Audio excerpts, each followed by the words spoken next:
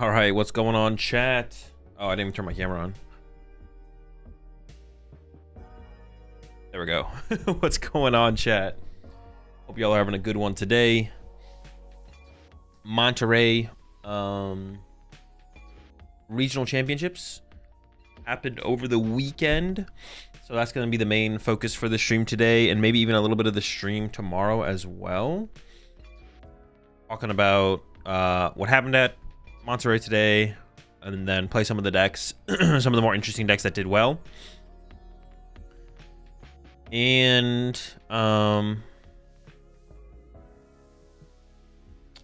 tomorrow there might be more decks to take a look at, play with, and then Thursday we're gonna bring back the dude streams on Thursday. Excuse me. Then Friday, probably playing the Doom tournament on Friday. Actually, maybe not, because the Sevilla special event is happening on Saturday. I mean, I could like play the Doom tournament.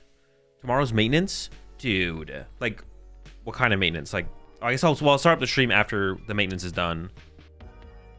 It'll probably be around like 1 or 2 p.m. my time, so it's like fine.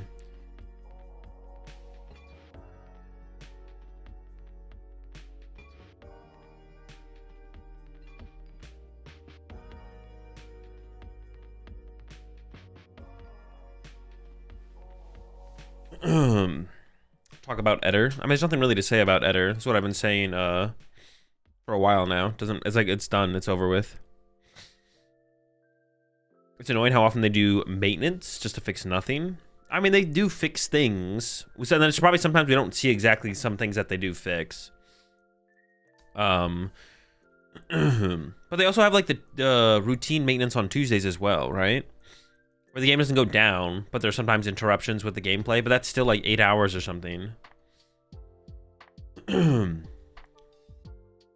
the 4 months there, Leighton. Appreciate the 8 months there, Dark Snake. Appreciate the 14 months, badbuilds.com. And I appreciate the 9 months there, Cups. If you have a Bolt with River Room / Aventia instead of Owls to help with late game Iono / Stamps, or the game seems slowish, but I've been finding late is better. I think the Zorak build would probably be better, to be honest. Appreciate 3 months there, Trash. My question is, do they really use all the time for maintenance? I mean, yeah, they usually say maintenance is usually scheduled till 5 p.m. my time, but they're usually done around like 1 or 2. Sometimes they are done at 5, or sometimes it goes further than 5, but usually it's on most of the time it's done at like 1 or 2, but it's scheduled for 5. So the answer is yes. They use all the time. They're using the game's down. They're probably doing maintenance because they don't even take the full amount of time. Appreciate 3 months there, Duncan. Appreciate the 7 months there, Isaki. I can't believe Fernando just played a deck close to what I've been grinding the past year before rotation. How can a caught cheater get to top 8? Because he is not banned from the game. Not saying he should be banned from the game. Well, the problem with Eder specifically is not that it's not that he should be permabanned. It's that how long he should have been banned isn't really the question. That doesn't really matter that much, to be honest. Some people would probably argue he should have been permabanned for what he did on stream, what, 2 or 3 years ago now. But I think the thing that the community finds most frustrating is there was no ban at all. Like, even if he had been banned for a year and then come back, I mean, I wouldn't have really complained too much. I don't know if he should be permabanned. I haven't really thought about that hard. It's just the fact that he did no time. He did the crime with no time.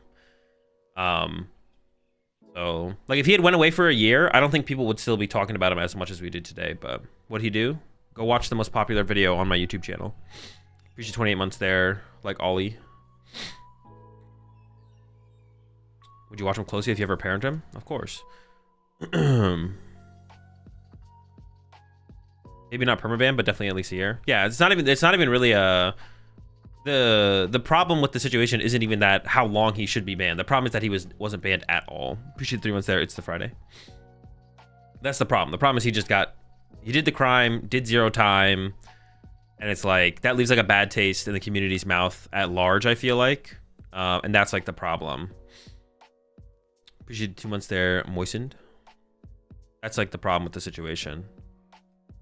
I think it's pretty fair for the community to be like, I mean, talking about it at this point doesn't really matter too much. Like, yeah, talking about it that much at this point or worrying about it that much at this point, like there should be a discussion around it to like try and hopefully hold TPCI more accountable in the future. But like caring whether or not he's banned is kind of pointless. Like he's not getting banned anymore. It's been like 3 years. Like being mad that he's still playing the game or making top cut or TPCI still hasn't banned him yet. Like they're not banning him. He's not going to get banned for what he did. He could get banned for other stuff in the future possibly. But appreciate 10 months there, Chris. Moving day? No, I just got a bunch of stuff out of the garage last week. I was away for the weekend. I just need to go through it. I just need to go through it. I just got some boxes out of the garage. Just want to go through them, get it figured out.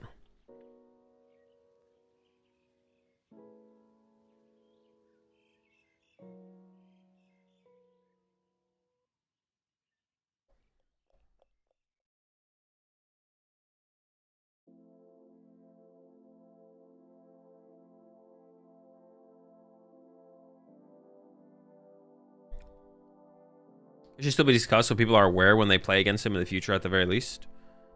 Sure, yeah, but usually like when people bring it up, they're like, how is he not banned or why isn't he banned? Like, dude, he's not getting banned. Like, there is things that are worth, I guess, talking about around the situation that do involve like, this is who he is, this is what he's done in the past. I think the biggest thing to talk about is the fact that he didn't get banned after what happened. Is kind of crazy. That's like the thing to talk about, and we should definitely like look to hold TPCI more accountable in the future and make like a big deal about if it happens again, something like that, and someone doesn't get banned. It'd be good to make a big deal about it, but making a big deal about the edit situation doesn't make any sense anymore. As far as like why isn't he banned? Azul, currently playing with your non-Terra Raging Ball list feels awesome. Should I try going in a tournament with it? If you want to. Appreciate 21 search random.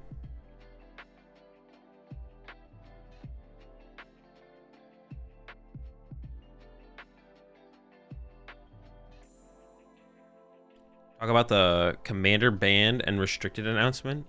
No. Are you gonna play Oblivion Remastered? No, probably not. Actually, no, I know I'm not.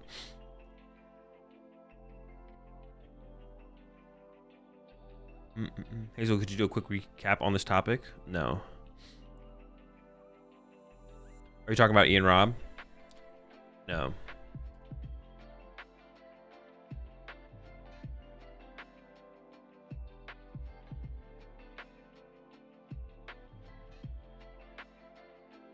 Would you consider yourself a PokeTuber? Yes. I mean, I don't really have a choice in that though. I make YouTube videos about Pokemon. Yeah, I think I just am in that category.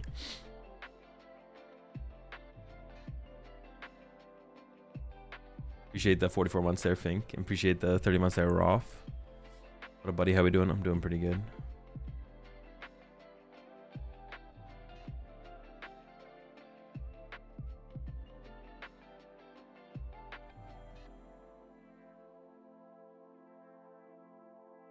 I've been playing Dragapult Dusknoir with the results of Monterrey. Should I switch to Dragapult no Dusknoir? I don't know. They're both probably fine ways to play the deck. I don't really have a strong opinion on the best way to play Dragapult. Why didn't Henry win Monterrey? Is he washed? Some have been saying that, yeah. What languages do you speak? The one I'm currently speaking. If you weren't considered a PokeTuber, would you be offended? No, I don't care.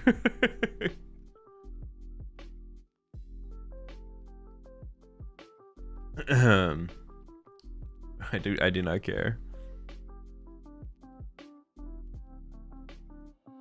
Why Tropicos performed not that well? Because I think Tropicos is not that good of a player right now. It's pretty obviously not going to be a great play going to the weekend. So you're gonna go to Spain next weekend? No.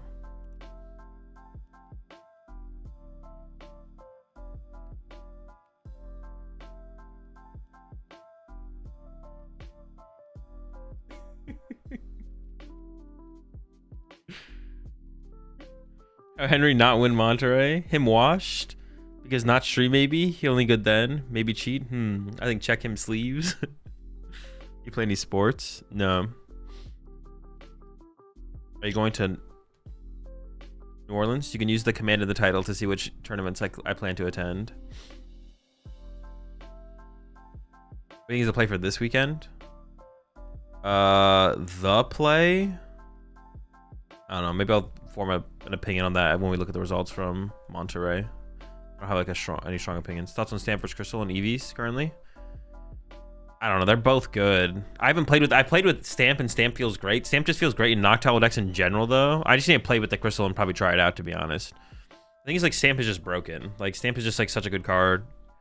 As long as your deck actually functions, and the deck functions without Crystal. That's like another big part of it as well. The deck functions without Crystal, right? You don't need Crystal for the deck to function. I'd have to actually play with the Crystal to see how I kind of value it compared to the Stamp. The Stamp feels good. The deck functions. Yeah. Usually 7 months there. Raging Raven. You think we might see Crobat Zubat builds to augment Pult builds in anticipation of Psyduck, etc.? That sounds like a question that involves cards from next format.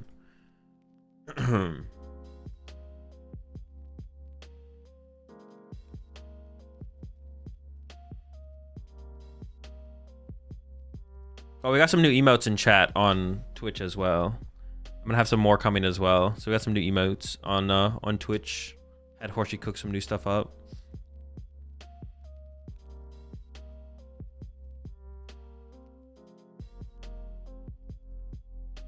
What is that emote?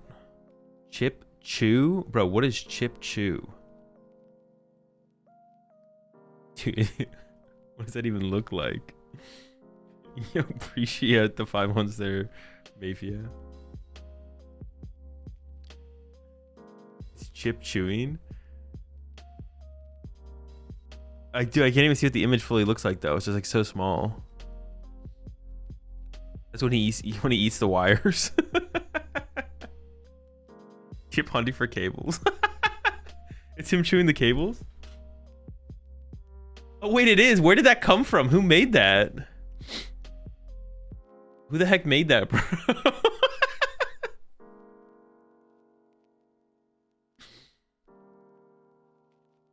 So we're going to my first regional in Milwaukee next week. Super undecided about what deck to play. What would you recommend between a Duskbolt or the Dango list you played the other day? Probably Duskbolt. I mean, yeah, just Duskbolt. Good deck. There's definitely matchups where the Stamp feels like an auto win versus Crystal. Yeah, I could see that.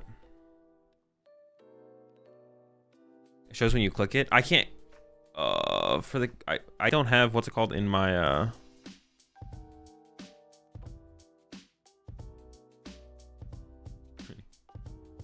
I believe you. You think Psyduck is good in general? Think of the headaches he gets. Nah, he's probably not having a great time. Appreciate the 13 months there, Wonder Bread. You watching Andor season 2 tonight? Probably not. I mean, I'll watch it at some point for sure. So what's the Roaring Moon deck from the thumbnail that you want to try?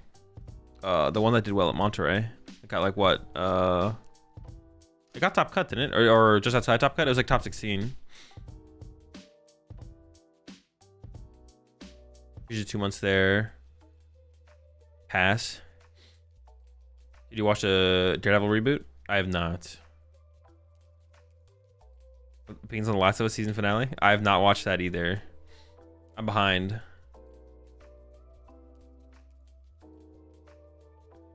I'm just a little bit behind.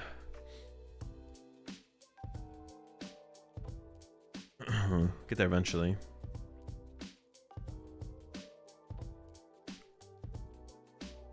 We're gonna play Cifuentes Broken Blissey. That's the plan.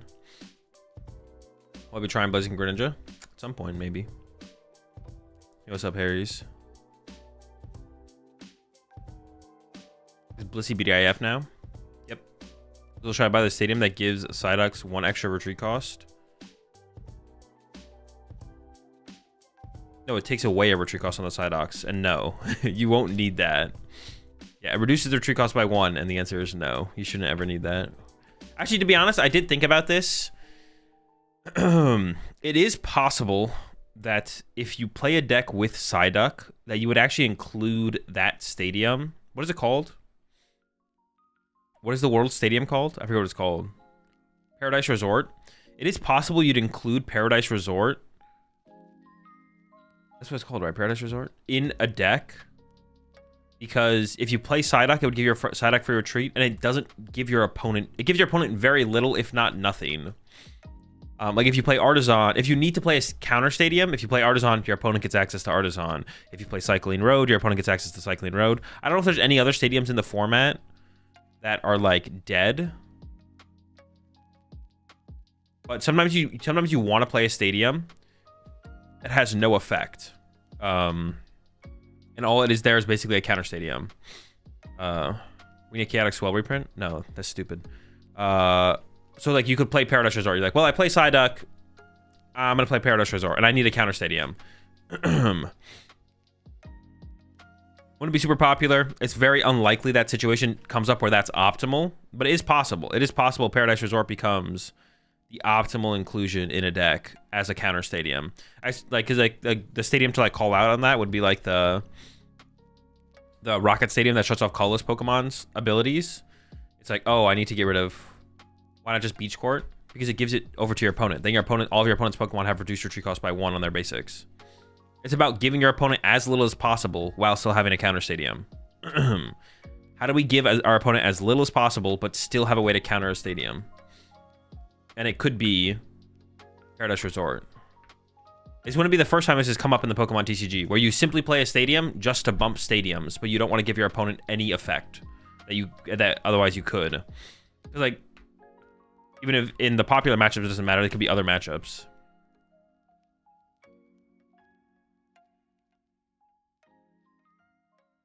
That's Festival Grounds? No. I mean, it depends. If your deck applies special conditions, then I would say nope, probably not. That's what I'm saying. It's possible. The situation would have to be super specific, but it is possible. It could be the optimal one. Could be Paradise Resort. That's all I'm saying. A Synactor in a major. I mean, probably bananas, but...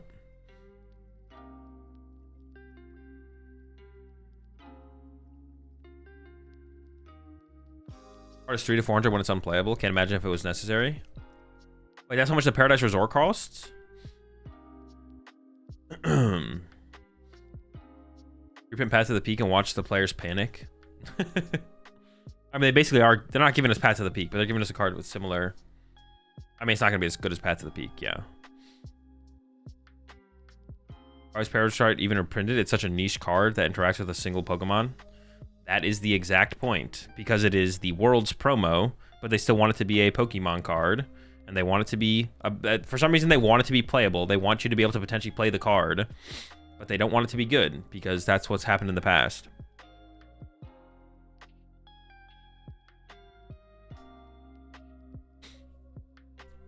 So what's your opinion on the WWE Undisputed Champion being in Fortnite? I don't care. Appreciate the 4 months there, Total Chaos. So have you tried the T-Tar item lock Frostlass deck? Nope. They don't want another Tropical Beach incident? Exactly, yeah. They don't want like a good Worlds promo, because then the card's going to be super expensive. And if it's actually good and played, then it just creates a... what's it called? What would you even call it? It creates like a what's it called in the game? Barrier of entry. It creates a barrier, a higher barrier of entry than what they want. Also, like Pokemon doesn't make any of the accessibility issue. Yeah, barrier of entry goes up up. Unfair advantage. I mean, I wouldn't really say that, but are you gonna look at city leagues? Honestly, maybe we should, because it has the Rocket set is out, right? How long has the Rocket set been out for? Dude, is it even winning? April 20th? When did the Rocket set drop? 3 days. Oh yeah, so 19 on. I mean, there's a lot of city leagues have happened since Rockets has been out. I don't see any Rocket decks winning though. What the heck? No dubbies? No dubs, man. What the heck? Yeah, we could take a look at that. We could do that too today, I guess, as well. Or we could wait a little bit longer for stuff to develop, I guess, before we take a look at it. Not try and read too much into the early developments.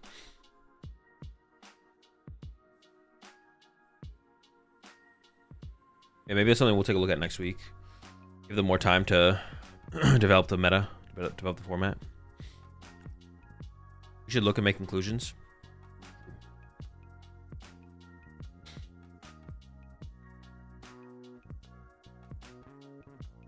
Maybe we should make like City League Watch like a weekly thing that we do. I mean, me and Chip already kind of do it on the podcast, but I could do it on... We don't do it like every week on the podcast, so...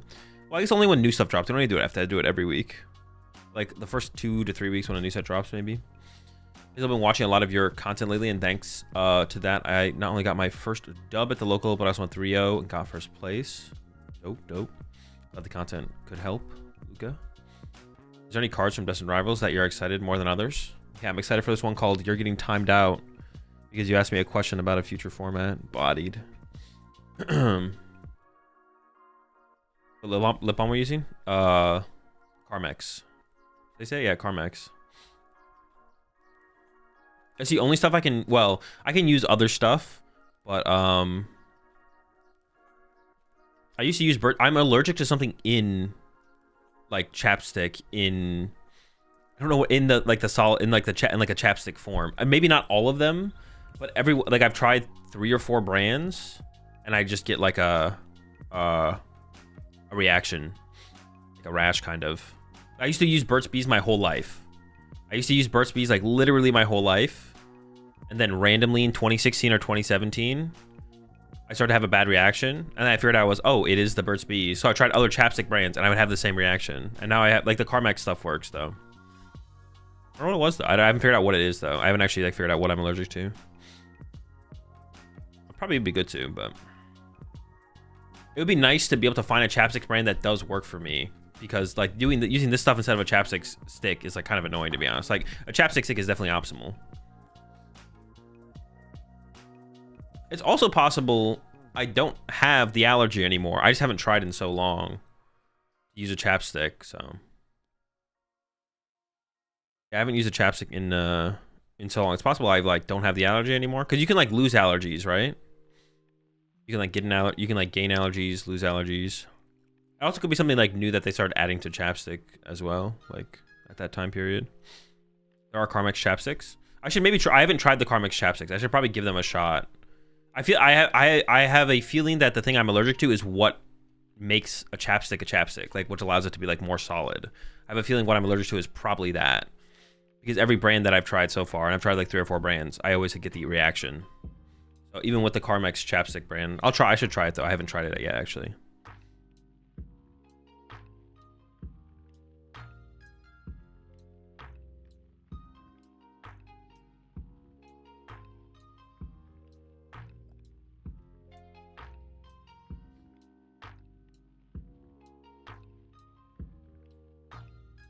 Try a vegan brand. Maybe it's the beeswax that's in a lot of chapstick brands. Could be.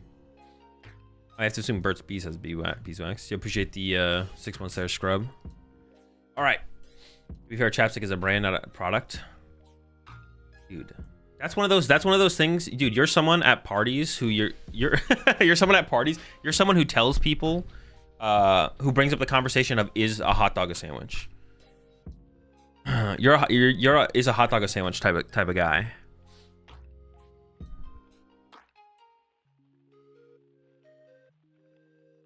Exposed. How many holes does a straw have? Dude, I've never heard that one from. I've never heard that one before, bro. Well, technically, how many holes does a straw have? What are my top 3 Dragon Shield colors? Magenta, tangerine. And I like the new amber color as well, to be honest. I haven't actually used them yet, but I like the color.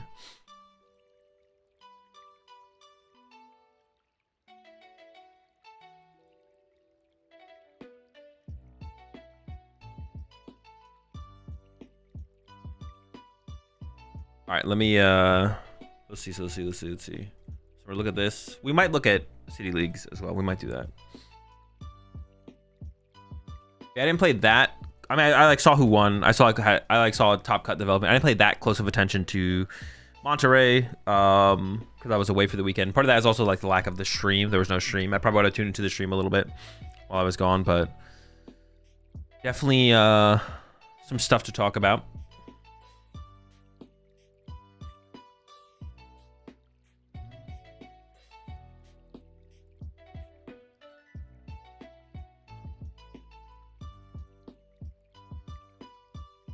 Watch Fontenot's Scuff streamed. I tuned in for like a second, but it's like, dude, you couldn't see anything.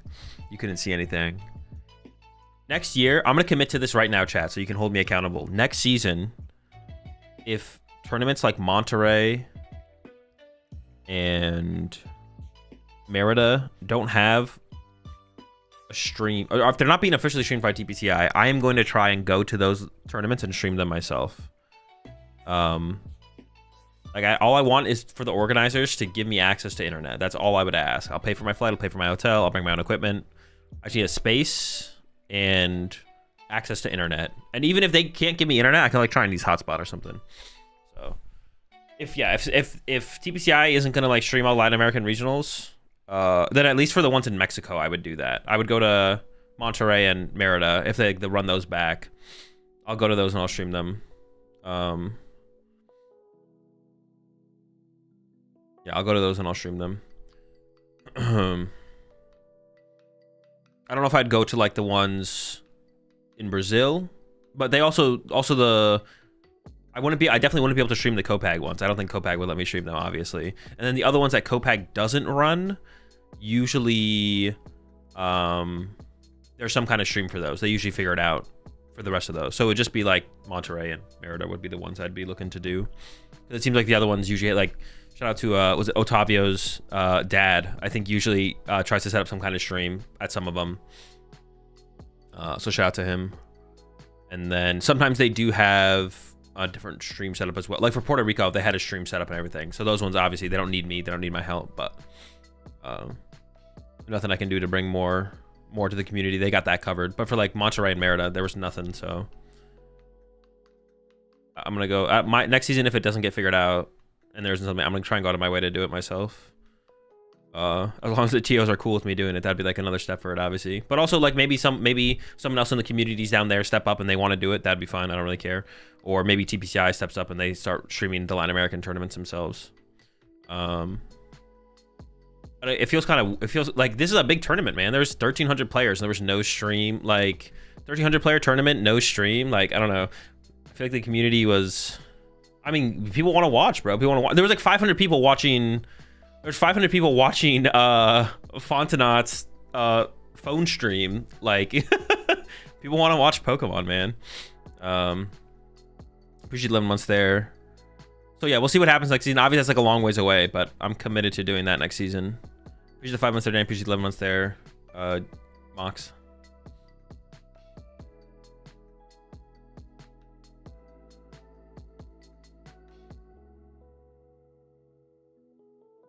Bag is no longer running tournaments here. We don't know how it's going to be going forward. How do you know? Like, how do you already know that, Eric? You just know that? I want to ask how you know that. We can't jeopardize our inside source. Bird told me. Well, that's interesting. I mean, I that's almost like a good sign. I would assume if Copag is not running stuff next season, if that's true, of course, this is coming from someone in chat. I would assume that would mean TPCI would be stepping up and taking over or something like that.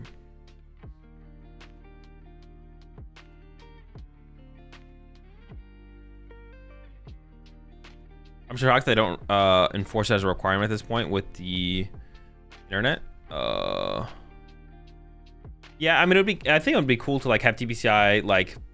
I mean, if TPCI isn't gonna step up, if TPCI isn't gonna step up and do it themselves, then I don't know if it's fair for them to force the TOs. Maybe, but it's not that hard to like find something. I don't know. You think Drifloon is necessary in Guardy decks now? I have no clue. I mean, it seems correct because there's stuff like because of like the Golden Go matchup. I think you want a way to one-hit KO a Golden Go, or multiple Golden Goes in a. Yeah, I would say you probably do want to play it, to be honest.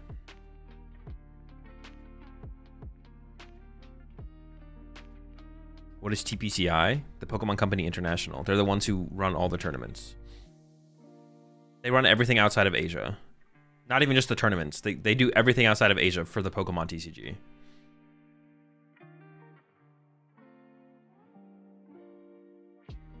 Or an Ethernet cable from your house to the venue. Yeah, true. Are people not playing Drifloon? Initially, people weren't. With initial Guardy builds, some people did not have played Drifloon. But it was like at the beginning of the meta, it definitely felt less relevant for sure. It definitely seems like it's become more relevant as the meta has progressed. So I wouldn't say it's like a bad thing that people weren't doing it, to be honest.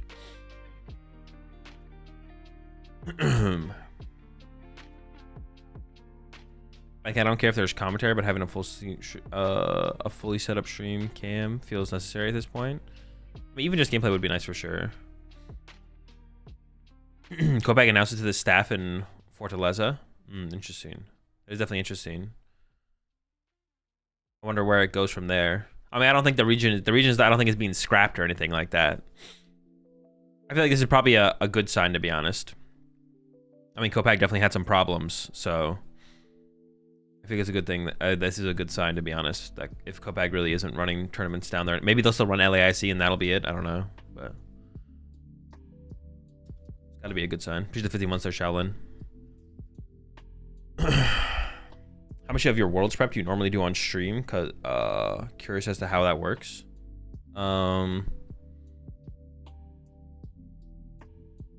It just kind of depends on the year. There's not like a consistent. We'll see about this year. I'll probably do most of it will probably be on stream this year, to be honest, but there really isn't like a consistent thing that I do year to year. I would say, I guess, like the one thing I do is like usually for worlds and even ICs, I usually get to the location a couple days sooner than I normally would for regionals, and I do grind games with my group. I mean, the way I'm gonna be approaching the rest of the majors this season though is what I've done, what I did for all the other majors that I've done this season so far, which is just grind on stream. I might approach worlds differently. I haven't really thought about it too much, but as we get closer to worlds, I'll probably figure out what I want to do and how I want to approach preparing for worlds. Yeah.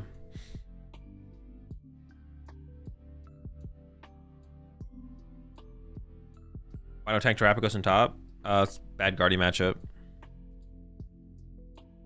And honestly, you have a bad Golden Go matchup if the Golden Go deck plays any tech card for Cornerstone. When is an AIC registration? I think the first wave already happened, didn't it? Am I trolling? I thought I saw that people were saying they registered for an AIC. I could be wrong. Maybe it's coming up, actually. I had priority reg, so I actually did not pay attention at all. I have priority reg, so I haven't paid attention at all. And AIC reg is tonight at 8 p.m. Eastern. Okay, there you go. 8 p.m. Eastern tonight. All right, lock in chat. All right, we'll make sure to remind chat as we get close to it. We gotta get all of chat registered. Well, anyone who's going. Tank Pago still good, or is it useless now? I don't think it's great. I don't think it's good right now. Good deck, bad play right now. Good deck, bad play right now. All right, so start off here. Let's take a look at the metagame percentages. Once again, I gotta give a big shout out to Robin Schultz. For anyone who's unaware, all of the Limitless sites, the tournament site, the database site, this new lab site that Robin has set up. I'm really excited for when Robin has this site basically be live. I believe the goal for this site is to basically have this be similar to PokeData for anyone who's used PokeData in the past. So as the tournament's going on, you'll be able to go to standings and you'll see like updated round to round tournament progression live during a tournament. Currently, this is only post-tournament stats for us to look at, but even then, it's still pretty nice. So show anyone who's unfamiliar with this site, this is labs.limitlesstcg.com. On top of all the other sites that Robin has made. For anyone who doesn't know yet, it's all, I don't know if it's all Robin Schultz. I'm sure Robin has had some help with some of this stuff, but Robin is definitely the guy we can point to as being the main catalyst and reason for all the Limitless sites. So huge shout out to Robin Schultz. Not only is he one of the best players in the modern era, he's also doing all of this for the Pokemon community. So it's kind of insane. Let's take a look at the metagame. Day one metagame. One thing that I didn't dive too deep into, and it's really hard to dive really deep into it, like just live on stream, but like is like the win percentage stuff that you also have here available that Robin has made available to all of us. I guess I'll say with that, Limitless also does have a Patreon. So if you're looking to just give back to anyone in the Pokemon community in general who does stuff for people, definitely go become a patron a Limitless TCG patron for sure. If you're just looking for someone to get back to in the Pokemon community, it definitely should be Limitless. Limitless should be like #1 on people's list to like get back to in the Pokemon community. So go check them out on Patreon. Yeah, so there's like the win percentages here as well, like the overall win percentage, but you can go deeper than that, right? So if you click on Day 1, Dragapult, Dusknoir, and then matchups, you get like the matchup win percentages here as well. So there's like a lot of data to like look at here. Now, I wouldn't read too much into these numbers. I feel like people overly read into like the Trainer Hill online tournament win percentage data. I wouldn't overly read into that. But it is cool. It's also like more data to look at is always cool. So if you have like the time to like dive deeper into that, I'm not going to dive too deep into these win percentage numbers here today. And you also have to be like kind of realistic with it as well. Like last tournament, or like it's because if I click on like win percentage, make that the priority. Like Roy and Moon to Dunsparce, 91 win percent, right? What? But there was only one person playing it. So like, got to slow down, be like, hold up. You know, you have to have like a decent sample size before you lose your mind. Before you lose your mind, you have to have like a decent sample size. So you have to like set like a number of decks. You'd be like, okay, this is where all of a sudden I think. Well, you could look at all of it and then decide when you think it's like not like a huge outlier. Yeah, Day 1, Dragapult was the most popular again, 20% of the meta. Raging Bolt was actually, oh wait, we have to turn the pairing on though. Actually, no, hang on, it goes further. Actually, I had pairing off here. Pairing on, Dragapult was actually 27% of the meta. Raging Bolt was actually #2 at 14. And then Golden Go was there at 11%. So Golden Go kind of fell off a little bit from the last tournament we had over in Atlanta. Golden Go, I think, was like 14%. Now we're seeing it drop down here to 11. Gardevoir at 10, not a huge surprise. Terra Box actually hung around a little bit better than I thought it would. I thought it would have dropped a little bit lower. I don't think Terra Box was a ridiculously good play for this tournament. I don't think moving forward it's still probably not a very good play. Our Chaladon's an okay deck. We see it here, still 6%. Tank Terrapagos, I think, actually became like a pretty bad play going into this weekend. Yeah, I think Tank Terrapagos became a pretty bad play going into this weekend, and the meta responded, right? I feel like a lot of people kind of realize that. You have a bad Gardevoir matchup is the main one. Like the Gardevoir matchup is just bad. So if Gardevoir's going to become a more popular deck and also be like a pretty successful deck, it makes it hard to want to play Tank Terrapagos. And then on top of that, if Golden Go decks are running a partner, if Golden Go decks have a partner Pokemon, a Scizor, a Dragapult, a Dunsparce, even something like any kind of thing that can help you get through the Cornerstone, any kind of thing to help you get through Cornerstone, then that matchup is pretty bad for Tank Terrapagos as well. And it's not like the Dragapult matchup is like an auto win. It's still like I'd say you're like slightly favorable, but I'd say like slightly favorable. So yeah, Tank Terrapagos down here at 3%. Charizard for some reason at 3%. I don't understand how Enzorg isn't like more popular than Charizard, but I guess it's just not. So the meta is getting pretty narrow. I feel like the meta is narrowing down quite a bit. The beginning of this format, the meta felt really, really wide, for sure. The meta's gotten starting to get pretty narrow though. I think with that as well though, and this is what I've said about with rotation happening, there's a lot of decks that still feel pretty good into the top decks, despite the decks not being quite as good. Like the power level of decks across the board isn't as high as it was like obviously pre-rotation. So then Day 2 meta percentages here, Dragapult lost a little bit, Golden Go had the gains. Actually, even Raging Bolt went up in meta percentage from Day 1 to Day 2, 14 to 15. So this is like one of the few times that Raging Bolt converts positively. Usually it loses meta percentage going into Day 2. Guardy still around 10, Terra Box still where it was, Archaladon. Tank Terrapagos did come up a little bit, but not a ton. We did see Joltik Box. We can actually take a look at the conversion percentages here. And this thing gets a little bit weird because I guess we do it like a conversion Day 1, Day 2. You just go Day 1 highest here, yeah. So this is how you want to look at it. You want to look at just like the most popular decks, how they converted. Dragapult 12%, Raging Bolt 16, 22% from Golden Go, 15 from Guardy. Tank Terrapagos had like so it had a decent conversion, and also I think yeah, Pikachu did here. Joltik Pikachu, Joltik Box, whatever it's called, 44% conversion rate. Obviously the sample size is a little bit smaller, so that's going to be a factor. But I feel like it is one of those decks. This deck was getting a lot of hype and I don't want to say notoriety. What do I want to say? A lot of people were recognizing this deck and like playing with this deck, trying this deck out pre Monterrey. I still haven't tried this deck out myself personally, but I'll get around to it eventually. But yeah, I had a pretty good conversion here in Monterrey. I wouldn't overly read into that too much and as, oh my gosh, it's like the new best deck. Deck's fine. This deck is like a lot more exploitable. Like Joltik Box is a lot more exploitable than something like a Golden or like a Dragapult or a Gardevoir still. So if Joltik Box catches too much steam, does a little bit too well, it'll probably get checked. But so far, seems like a decent deck, especially from what we've seen. From its results, it seems, or from seeing what the deck can do, seems like a decent deck. It's kind of its first weekend of major tournament results. We did see it pop up at Champions or City Leagues over in Japan and was doing pretty well over there, but no major tournaments yet. So it's okay. There was one in top cut, I believe, as well. But those are all the things to talk about as meta percentage. I guess one deck I'll call out here that I predicted that I thought was like pretty good. I guess I didn't think this deck was like that good of a play, but Flareon Noctowl I thought was a pretty, like after playing with it finally, Isaac, the deck seems pretty good. One of your problems with Flareon Noctowl though is definitely the Gardevoir matchup. That matchup is tough, but the rest of your matchups are honestly like fine. I feel like Flareon Noctowl has like a fine matchup into like your Dragapult matchup feels favorable, Golden Go feels favorable. I don't know about the Raging Bolt matchup. It's probably close.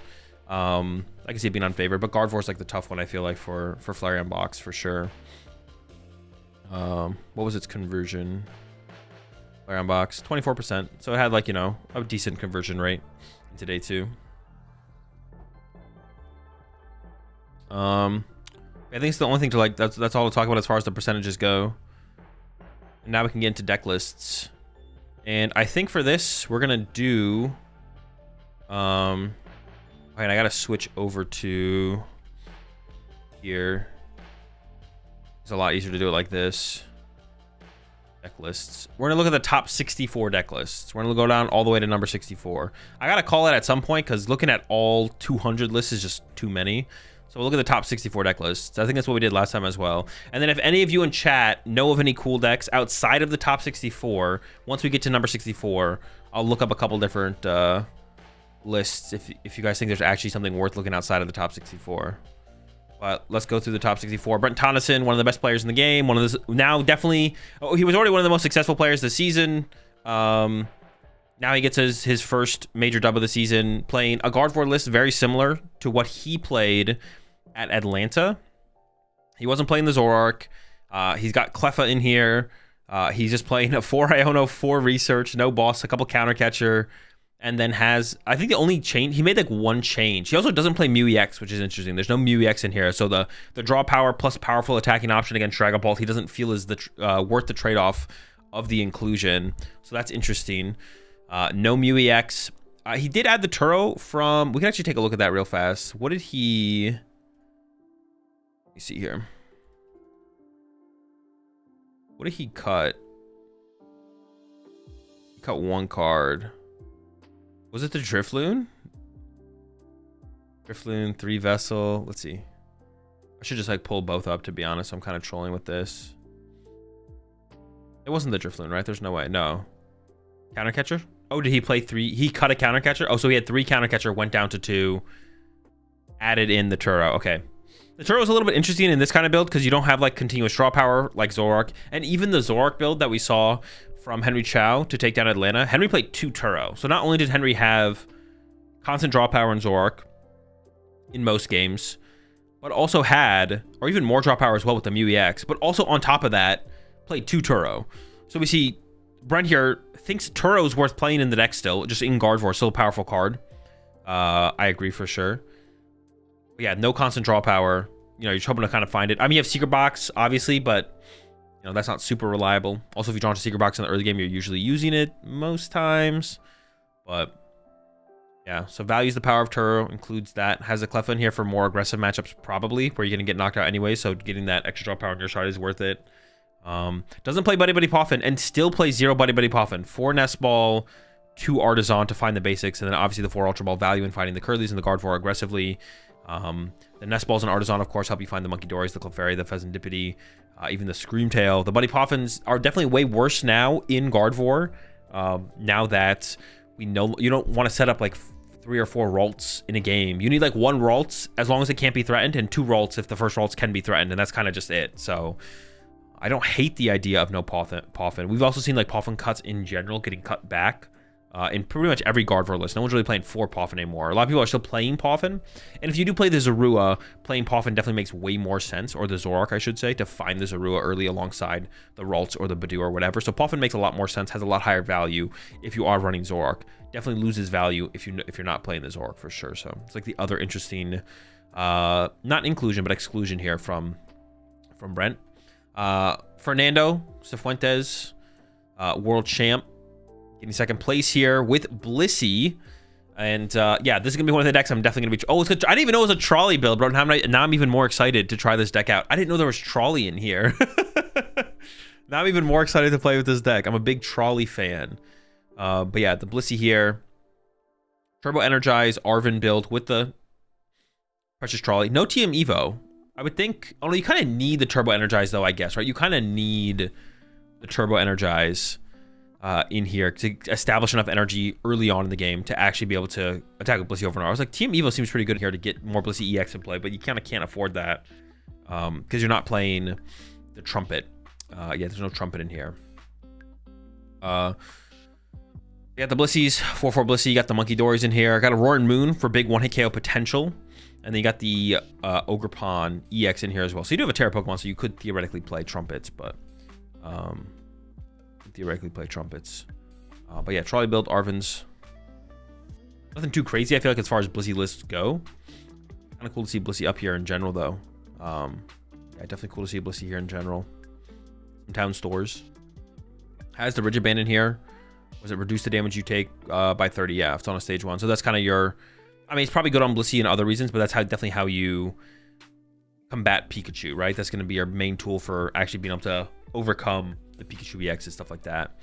So yeah, pretty sick builds here from Fernando getting there with the Blissey. There's definitely like a question of, is Blissey just a good deck? Might be definitely meta specific, right? Because of like your Raging Bolt matchup is probably not great. Probably don't have a great Raging Bolt matchup. So it definitely is like, depending on the way the meta goes. This is like, Blissey is not like a Gardevoir or a Dragapult where no matter what the meta is, it'll find a way. This deck will definitely struggle in some metas more than others, but right now, it could be pretty good. It definitely could be really pretty good. What about changing this Chansey for Chansey with the prize ability for the 1 more prize chance? Does the HP... I mean, the Lucky Attachment is just really good on this Chansey, though. Lucky Attachment is so good. I don't think so. I don't think so. Can you see what he played against? Yeah, we could take a look at what he played against here, actually. We could do that. Curious. We see here, beat a lot of Dragapults, beat some Gardevoirs, did lose to the Raging Bolt. Like I mentioned, that one's going to be tough. Actually beat 2 Golden Goes. Does the Golden Go deck just kind of run out of resources to get over Blissey after Blissey after Blissey? Cyclops plus Dragapult is 110, so maybe that's why. It's another reason, yeah. Cornerstone. Oh, you do have, but this is Golden Go Dragon, but still, yeah, the Cornerstone is going to give you some time, right? That's going to give you a lot of chance in that matchup for sure. Yeah. Beat a Zoroark in the opening. That makes sense as well, probably. Archaludon dub as well. I mean, it's Poison Archaludon. That's a free dub for any deck. Yeah. Yeah, the Cornerstone is going to be a big deal in that one for sure. Up next, Yurko with the Terra Box, a deck that I was not too hype on going into the weekend. I still am not. I don't think Terra Box is that great, to be honest. Yeah, I still don't think Terra Box is that great. I'm not surprised to see it do decently, but the deck seems okay still. Moving forward, that seems very, very okay. Monkey can force Dango to use 2 additional energy. Monkey can force Dango to use 2 additional energy. Wait, how? Ooh, Monkey.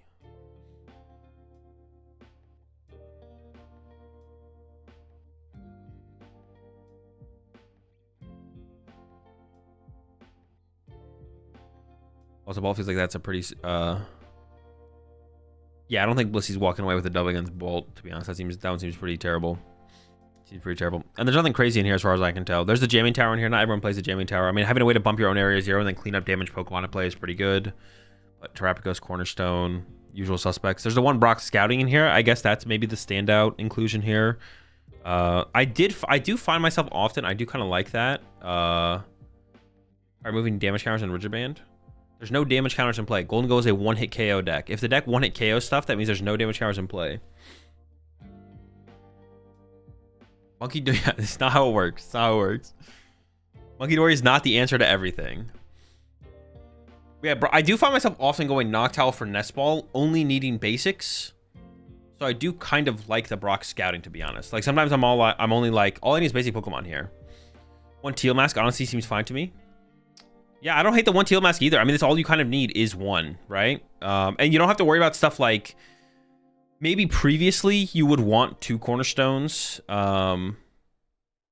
Maybe previously you'd want 2 Cornerstones when like Charizard is like a threat in the meta or something like that, right? Like early on in the meta, like Charizard and stuff was like more of a threat. So you want to be able to like bench double Cornerstone, start to build both of them up so they can't just counter catch or KO one of them with the Charizard. But now that like, well, I mean, what? There's no Charizard. Wasn't there like another Pokemon that was like weak to grass? Not that I can think. Mamoswine, but that's like not. Now we know like that's not a thing to be worried about. So yeah, one Teal Mask honestly seems fine overall. You have to hope to not prize it, I guess. Zoroark, yeah, Zoroark's like less of a threat in the meta than it was at the beginning. Yeah. Caleb Rogerson here, another top 8 this season. It's like his 3rd or 4th top 8. He's 24 months there, Killicam. Yeah, it's like his 3rd or 4th top 8, I think, this season. Did take the Golden Go Dragapult, and actually the most successful build of Golden Go was Golden Go Dragapult. A build that I personally was not the most hype on for Golden Go. I'm still not convinced this is the best way to play Golden Go. This is an interesting take on the deck, though. I will say that for sure from Rogerson, and I think was the same 60 that was played by Grant Shen? I think so, right? Yeah, so Grant Shen played the same 60, and I think there was another player or two who played the exact same 60 as these 2 players. But you got the Dragapult line in here, so you get a little bit of extra draw engine from the Dracloak, and it feels like that's how they're mostly utilizing it in here.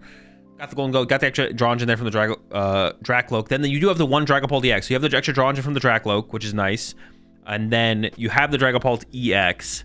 You have the Dragapult EX in here as well, but they don't play any Crispin, so it is, you can still use it as an alternate attacker.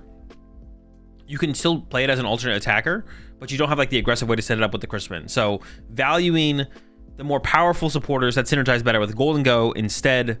Cypher Maniac still in here. I have a count of 3, 4 Arvins obviously, and just being like, if I need Dragapult, I'll attach to it twice, right? If I need Dragapult at some point, I'll just attach to it twice to get through the Cornerstone or whatever else you might need it for.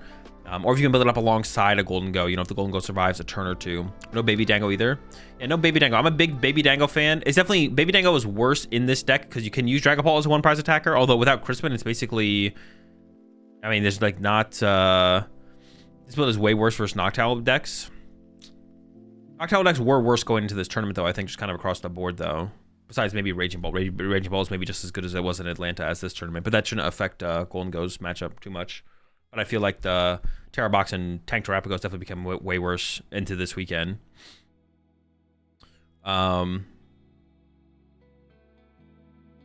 Is Grafaiai just not worth it? No, that card is like, it's like, the card's just bad. It's like, the Grafaiai, the only thing Grafaiai does is KO Cornerstone, but it's not good against, it's not good to do anything else. Only 1 Psychic and Fire too? Yeah, only 1 Psychic and Fire as well. So it's like the minimum you can play and then still be able to attack with a Dragapult EX. 1 Dragapult EX, 1 Fire, 1 Psychic, no Crispin, and then Dracloak is just nice in there to have like as extra draw support. Extra draw support with Golden Go is just really good. Now you get the added bonus of being able to play the Dragapult EX in there alongside as like an alternate attacker, but investing literally the minimum into the deck to get that thing set up. And then you got the Pheasantipede EX in here as well. Draw Power Monkey Dory, obviously. And there's the Genesect in here. They did play the Genesect, which is really good against Dragapult to stop the unfair stamp, and it's also really good in Mirror to take away the opposing Golden Go player's Energy Search Pro. So you can be more aggressive with your Golden Go, and then your opponent just can't respond to get the return 2 prize knockout, even if you just took a 1 prize knockout, because you took away their Energy Search Pro. So the Genesect is a pretty sneaky, a pretty cool inclusion, a pretty sneaky inclusion here for Mirror Match and Dragapult, because then you also just can't get unfair stamped, which is really nice. Is it okay to play Dragapult with 4 Iona 4 Research instead of 2 Arvin 2 Research? Asking if something is okay in the Pokemon TCG doesn't really exist. We're only concerned with what is optimal. If you're asking me what I think is best, I don't know. But yeah, if you're asking me what is best, I don't know. But the way you should be thinking about it is like, it's either correct to play 4 Iona 4 Research, or it's correct to play 2 Arvin 2 Research 4 Iona. 11 energy, I don't know. I'm so used to 12 energy now. I think 11 is fine. I'm actually surprised that people were like playing 12 to begin with, because honestly, once I went down to 11, I'm like, oh, this is fine. You don't really need. It doesn't feel like you need 12. It doesn't feel like 12 adds like a ton to the deck or anything like that. Yo, appreciate the 9 months there, Fammy. The only thing you'd maybe want to, the only reason to like play 12 would be if you're trying to increase your odds of not prizing an energy for some of your like attacks. So like playing 2 Fire, 2 Psychic in this build with Dragapult would make sense. But also playing 11 doesn't seem bad either. If you're really trying to mitigate your, the prizing variable, then like going up to like a second Fire, second Psychic doesn't seem bad, but is it worth the spot is the question. Yeah, standard as far as the supporters as go, like I said. And like I said, with the lack of Crispins in here, you have more space to play Cypher Maniac. So there's either 3 Cypher Maniac, 2 Boss, Turo, Iono. Only 1 Nest Ball. Chose to play an Artisan for a Stadium. No Super Rod, just 2 Night Stretcher, Double TM Evo, Counter Catcher. Did play the Eventual Punch in here as well, which I think was probably pretty good going to this weekend. I mean, Terra Box wasn't going to be completely dead. And then there was some hype around the Joltik Pikachu deck, so just like having an answer for Pikachu. Also, if you're going to play the Genesect, you kind of need to play a tool card that you can put on the Genesect and have it stick on the Genesect for multiple turns. So Eventual Punch just kind of makes sense to running here. I guess you could have played the Rocky Helmet instead. I don't know which one is exactly better, but you need some tool card to put on your Genesect. Could have played a Rescue Board, but may as well play like something that answers Pikachu as well as something that you can put on the Genesect. Because up against, I mean, I guess like, you kind of want to put Eventual Punch on the... Like, taking away Crystal against Terra Box specifically is kind of cool, but it's probably not that big of a deal. But, like, up against Dragapult and... up against Dragapult and the other deck that I was mentioning, Mirror Match, the Eventual Punch doesn't need to be on your Golden Go in either of those matchups, so... Did choose to play Stadium of the Artisan, didn't play the Jamming Tower. Although someone did mention... I forget who it was on Twitter. Someone, like... I think retweeted or commented on Davidson's post is like, you could play Jamming Tower and you put Jamming Tower in play, and then you can put TM Evo on your Genesect, and then the TM Evo doesn't get discarded, but it still triggers the Ace Nullifier Genesect ability. So you can like put Jamming Tower in play, attach TM Evo to Genesect, the TM Evo gets stuck on the Genesect, it doesn't discard itself, and then you take away their Ace spec, which is kind of cool. And then you don't, like, if you prize Eventual Punch, you still have a way to use Genesect. And Jamming Tower did seem kind of good in Golden Go going to the weekend as well, to be honest, but...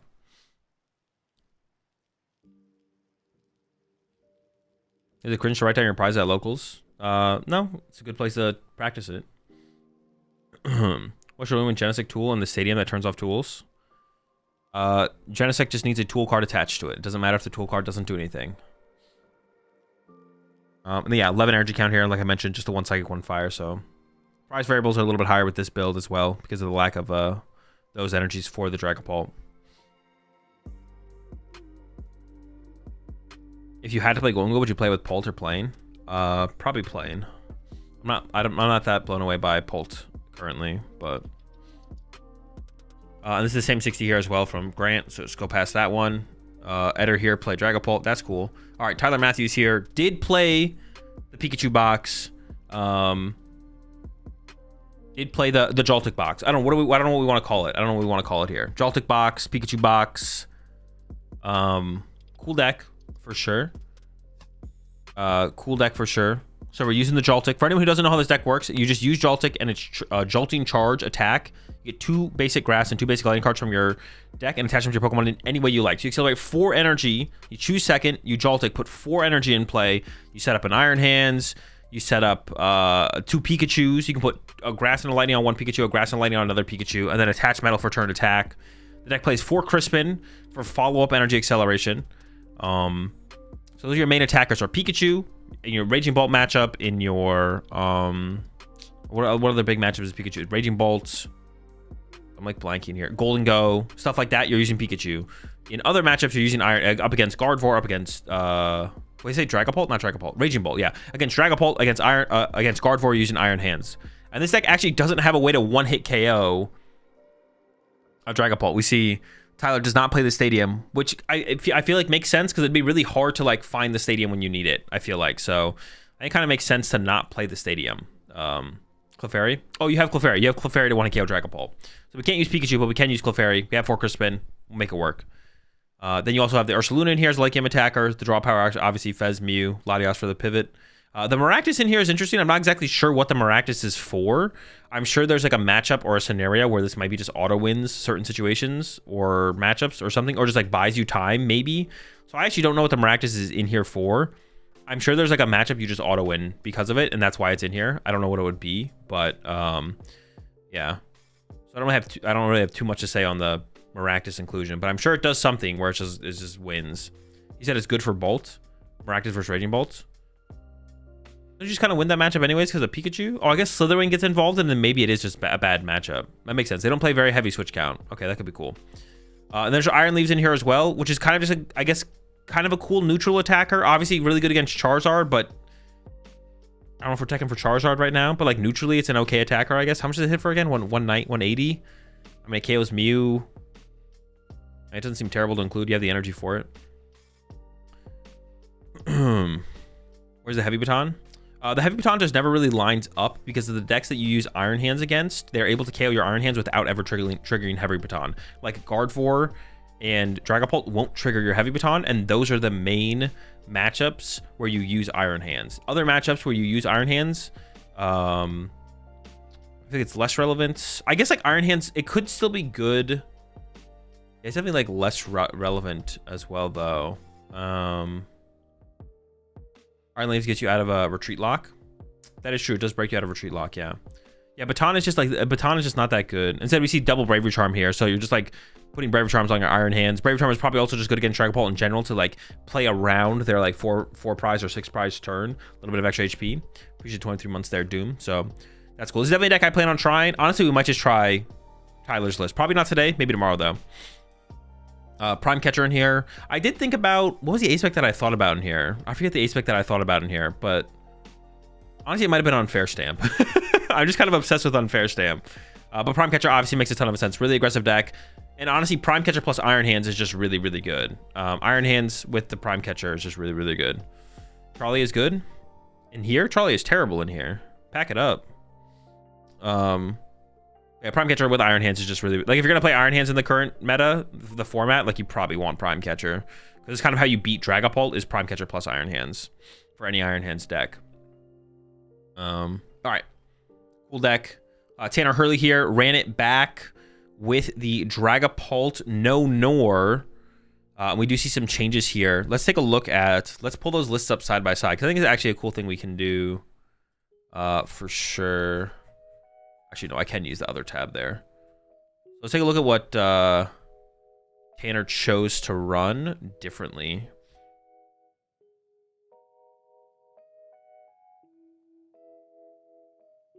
Oh, wait, I gotta go to the other tournament, excuse me. Tournaments, Atlanta, Tanner. So cut some Arvin. Let's see what else is in here. Cut back on the Nest Balls by 1. Includes a Bravery Charm and the Luxurious Cape. EXP are still in here. Energy Search still. Cut back on the Arvins by 1. Added to Jack. Increased the boss count to 3. I would have liked to have really seen... I feel like I talked about this, I think, in my Metafy group. I think Iron Bundle is really, really good in Dragapult to break the Badoo wars in Mirror Match and the Gardevoir matchup if you play Artisan. And even if you don't play Artisan, there is an argument to still play Iron Bundle because up against Gardevoir specifically, they play Artisan. So there's like an argument to include Iron Bundle. But if you're going to play 2 Artisan, I feel like you should have an Iron Bundle in here, like 100%. Because to break the Badoo wars in Mirror Match and the Gardevoir matchup, I feel like Iron Bundle is just so broken. Now, finding it is the question. We do see that Tanner did play towards that by including the 3rd boss. So Tanner played more boss so you can boss around the Badoo. Maybe that's not the only reason he played it, but that becomes one of the things that like the 3rd boss is really good at, is getting around the Badoo. So down 1 boss out of bundle. I don't know if I would cut a Gust card. I still like the idea of 5 Gust cards. I don't know if I'd cut a Gust card for the Iron Bundle, but if you're going to be playing Artisan, Iron Bundle just seems kind of like a no-brainer to me. If you're not playing Artisan, like if you look at the Hedrick list, like I don't think you'd play Iron Bundle in this build here from Hedrick, because you have no way to find the Iron Bundle if you're getting item locked. You'd probably just rather play another boss. But if you're playing, there's still like an argument for it though, because one of the matchups that you're going to be Badoo warring against is Gardevoir, and Gardevoir plays Artisan, so is it better to play a 3rd boss or an Iron Bundle at that point? Probably the Iron Bundle if you're like really trying to hone in on the Gardevoir matchup. But I feel like if you're looking at the mirror match and the Gardevoir matchup at that point, and you're playing 2 Artisan, I feel like Iron Bundle's a no-brainer at that point, to be honest. But yeah, yeah, we do see some adjustments here from. Take a look if there's anything else to like noteworthy to look at here from the adjustments from what Tanner played last week. Back-to-back top 8s as well, though. I mean, that's worth recognizing there for Tanner as well. Back-to-back top 8s, 2 weekends in a row. Just made some adjustments to the list. No Defiance Ban was another one that someone called out in chat. The Pokemon lineup. Also, oh no, kept the Genesect. Pokemon lineup is basically the same. I'd use the Trainer Hill tool for this next time. Cut a Nest Ball. Yeah, so really just getting the Jackson there is like the big adjustment there for sure. Victor here with the Raging Bolt. It's just Owl Bolt, nothing crazy. I do think the one like opinion I had on Raging Bolt is like you need to play more good late game cards. I think Raging Bolt just needed more good late game cards, and we see like this build here from Victor has the Mew EX. I like highlighted all of Blitzel's build. I think most recently I was like I like the Ursaluna, I like the Mew EX. We don't see the Ursaluna in this build here from Victor, but also has the Glass Trumpet, which can be a good way. I kind of hated on Glass Trumpet when people had asked me about it in the past, but the more I played with Raging Bolt, the more I've come around on something like Glass Trumpet, because you just need more cards that in the mid game help set you up for the late game, and Glass Trumpet can just get more energy in play. So that way, when you get to the late game, you need less cards to get your last KO with a Raging Bolt. And Ursaluna obviously does that because it just has a low energy attack. But Glass Trumpet can help you, before you get Ionoed, use your Glass Trumpet, get some extra energy in play, or after you get Ionoed, it's like another piece you could draw into to aggressively accelerate energy into play to close out the game. So the Glass Trumpet's interesting. I don't know if I like it more than the Ursaluna. I really like the idea of the Ursaluna. And I also like the idea of the Mew EX. You see the Mew EX is in here in this build. But no what's it called? No Ursaluna. It does have the E-Switch in here as well. All right. Next we got Raul with the Moon to Dunsparce deck. Dude, this deck, the first time this deck ever popped up was UIC last season. I think, right? UIC last season. I don't know. I'm going to play with this deck today because I'm curious to see how it feels. Honestly, that was the deck that Dunsparce felt the best in ever. Like, that was the best Dunsparce deck ever. In my opinion, the best Dunsparce deck ever by far. Not even close. And it did okay at EYC. It got like top cut at EYC. Orlando 2, it got 6. Okay, it got 6th at Orlando. I thought the deck was actually just bad, to be honest. I don't think that deck was good. The Moon to Dunsparce the last time it was played, I think that deck was actually just bad, to be honest. I'm not gonna lie. Right now, who knows? Gotta play with it. Give it a chance. Yeah, the A-Spec is the neutralization zone. So you can play down to just like a 1 prize board state and throw that in play. And if they don't have an answer for it, you just Roaring Moon them over and over again. It's kind of interesting to see the neutralization zone without having something like Iono or something in here to like disrupt their hand. But I don't know. Gonna give it a shot. See how it goes. It was way better with Dark Patch. Well, yeah, obviously the deck itself was better with Dark Patch, but it's like, how does it compare to this format, this metagame? How does it compare? That's like the question. Is like, how does it compare now in this format, this meta? Every deck was better last format. Every deck was a better deck, but was it a better play? Was it a better deck to bring to a tournament? I don't know. Ross here did also choose to play Golden Go Dragapult, and we see Ross playing, I would say, like a more I don't know, traditional list. Honestly, this list is really close to the list that Grant played, I feel like. The double Crispin, -1 extra energy here. Just the 1 Dragapult, Vengeful Punch. Is this actually like the exact same 60 that Grant played? I actually want to, let's take a look at that as well. I'm actually kind of curious if it is actually the exact same 60 that Grant played to Atlanta, except a different energy type switch. It's like the homework meme. It's effectively the same 60. It's just the energy change difference. That's funny, yeah. It's literally the homework meme. You can copy my homework, just make sure it's not obvious. And Ross was like, all right, I'll cut the grass energy and I'll add a, what is it, lightning fighting? What is it? Cut the grass out of something? A water? Ross couldn't be caught. Ross was not going to get caught being dehydrated during the tournament. Adds the water energy back in. We do see another Golden Go deck here. Not far away. This is the first Golden Go deck that doesn't have Dragapult in it, actually. the first Golden Go deck that doesn't have Dragapult, and this one actually has, you got the Baby Dango, you got the 1/1 Caesar in here. That's actually something I had played against recently, and I actually talked about recently. I like the idea of the 1/1 Caesar on Golden Go right now. Moving forward, I don't know how good it is. I think the 1/1 Caesar is like really good against stuff like Raging Bolt specifically. Not that you'd like need more, like that matchup already feels fine, so it's not like you need more for that matchup. But another thing I like with the 1/1 Caesar, I will mention that isn't played here. I like 2 Iono. If you're gonna play the 1/1 Caesar, I like second Iono because it allows you to like aggressively play as a 1-prize deck for like a couple turns in the mid game. So you can go like Iono, send up 1 prize, or Iono, send up 1 prize, or whatever. Obviously you can't do that if you only play 1 Iono though. So that's one thing I'll mention about, like, I do like the 1/1 Caesar line alongside the 1 Baby Golden Go, because it allows you to be like 1 prize or 1 prize or 1 prizer. But I do like 2 Iono with it, so you can actually like double Iono them 2 turns in a row or something like that.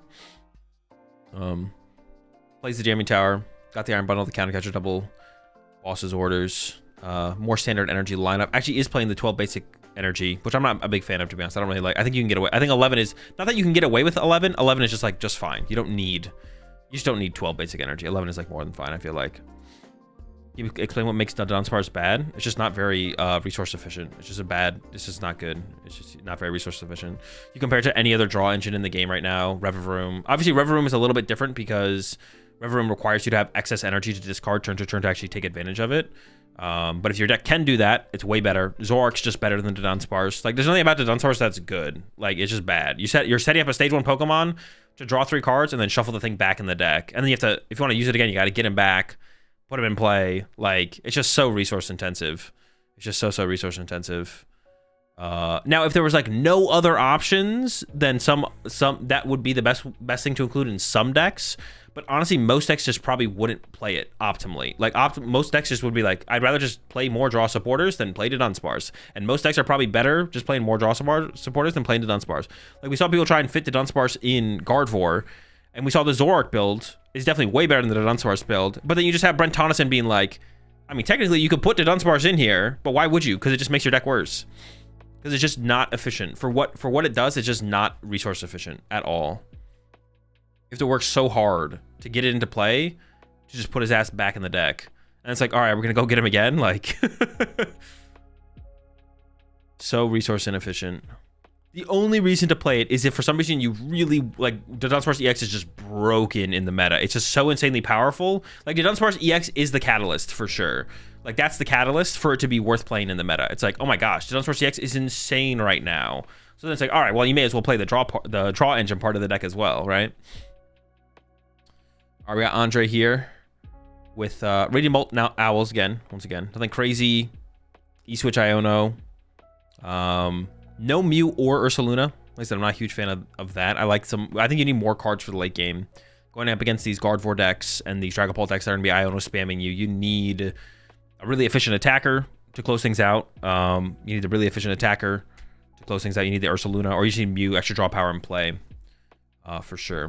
What would you cut for bundle? In here? I don't know. I don't even know what deck you're talking about. Radiant Bolts aren't respecting Pikachu anymore. Oh, that's a good shout out right there. Yeah, no Slitherwing. I don't like that. I think that's incorrect. I think Pikachu is still... Yeah, this build as well. That's a good point out there. Yeah, Koraidons. We see Koraidons over Slitherwings. Which you'd rather play Koraidon because it's a little bit less... I don't know, just a better 1-prize attacker, I think, overall. I mean, the card's not great, but it's better than Slitherwing. But Slitherwing is specifically good right now because of Pikachu. I think Pikachu is still big enough where you want Slitherwing, though. With the Joltik deck will probably be gaining more and more steam moving forward, unless it gets checked in the meta, which I don't think it really has yet. So I think people should be playing Slitherwing for sure. You definitely should be playing Slitherwing. Koraidon is maybe the correct thing to play when Pikachu phases out. And then, because you can still play a pretty aggressive 1-prize. You can go down like the 1/1/1 prize line with this kind of build still, like Raging Bolt into Koraidon, or Raging Bolt into Koraidon into a Fan Rotom. Like, you can go like the 1/1/1, but you definitely should be playing Slitherwing over Koraidon right now. Koraidon is good into exactly Tank Terapagos. That is true. Actually, that is fair, maybe. But yeah, Tank Terapagos is definitely not that good of a deck right now. I guess maybe there's an argument to have played Koraidon last week, but this week definitely Slitherwing was the better of the two choices. And moving forward, Tank Terapagos is not going to rise in popularity, so you definitely want Slitherwing moving forward. But even for this week for Monterrey, Tank Terapagos did show up pretty big at Atlanta, but it was pretty predictable that it was going to come down in popularity because the meta was not looking good for it moving forward. Or at least it wouldn't be successful. Diego here, world champ. Two world champs in top 16. Playing Dragapult, no Nor. Nothing crazy. The unfair stamp. Did have the Genesect in here. Brought one Brock Scout and one Jack. So playing some of those Pokemon Search supporters. We're seeing those still stick around, obviously. One Artisan, so not super heavy on the Artisan. Only 2 Boss. If you've seen it, do you think Brent's Guardy list should go second? Yeah, you want to go second with Guardy or Dragapult. Maybe not every matchup, but yeah, go second.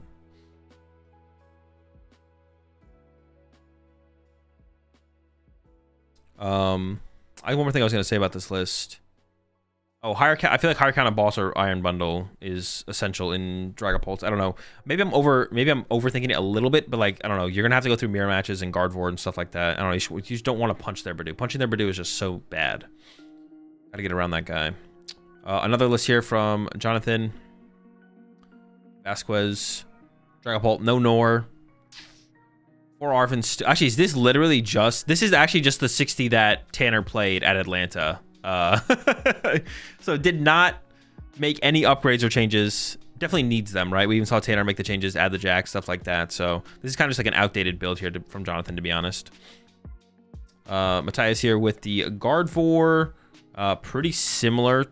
I wouldn't say it's that far off. It's not exactly what Brent played, but it's like not that far off, right? Only 2 Monkey Dory, 3 Darkstill. Playing some Arvins, no Turo, 2 Counter Catchers still playing Secret Box, 2 Artisan, only 2 Bravery Charm. Doesn't... 2 Badoo, doesn't play the Cleffa. I'm actually not sure what matchups the Cleffa's good in. Screamtail, Drifloon. Yeah, another no Zoroark build. Nothing crazy. I don't know if I'd say this is better or worse than Brent's, but... Why does Slitherwing counter Pikachu?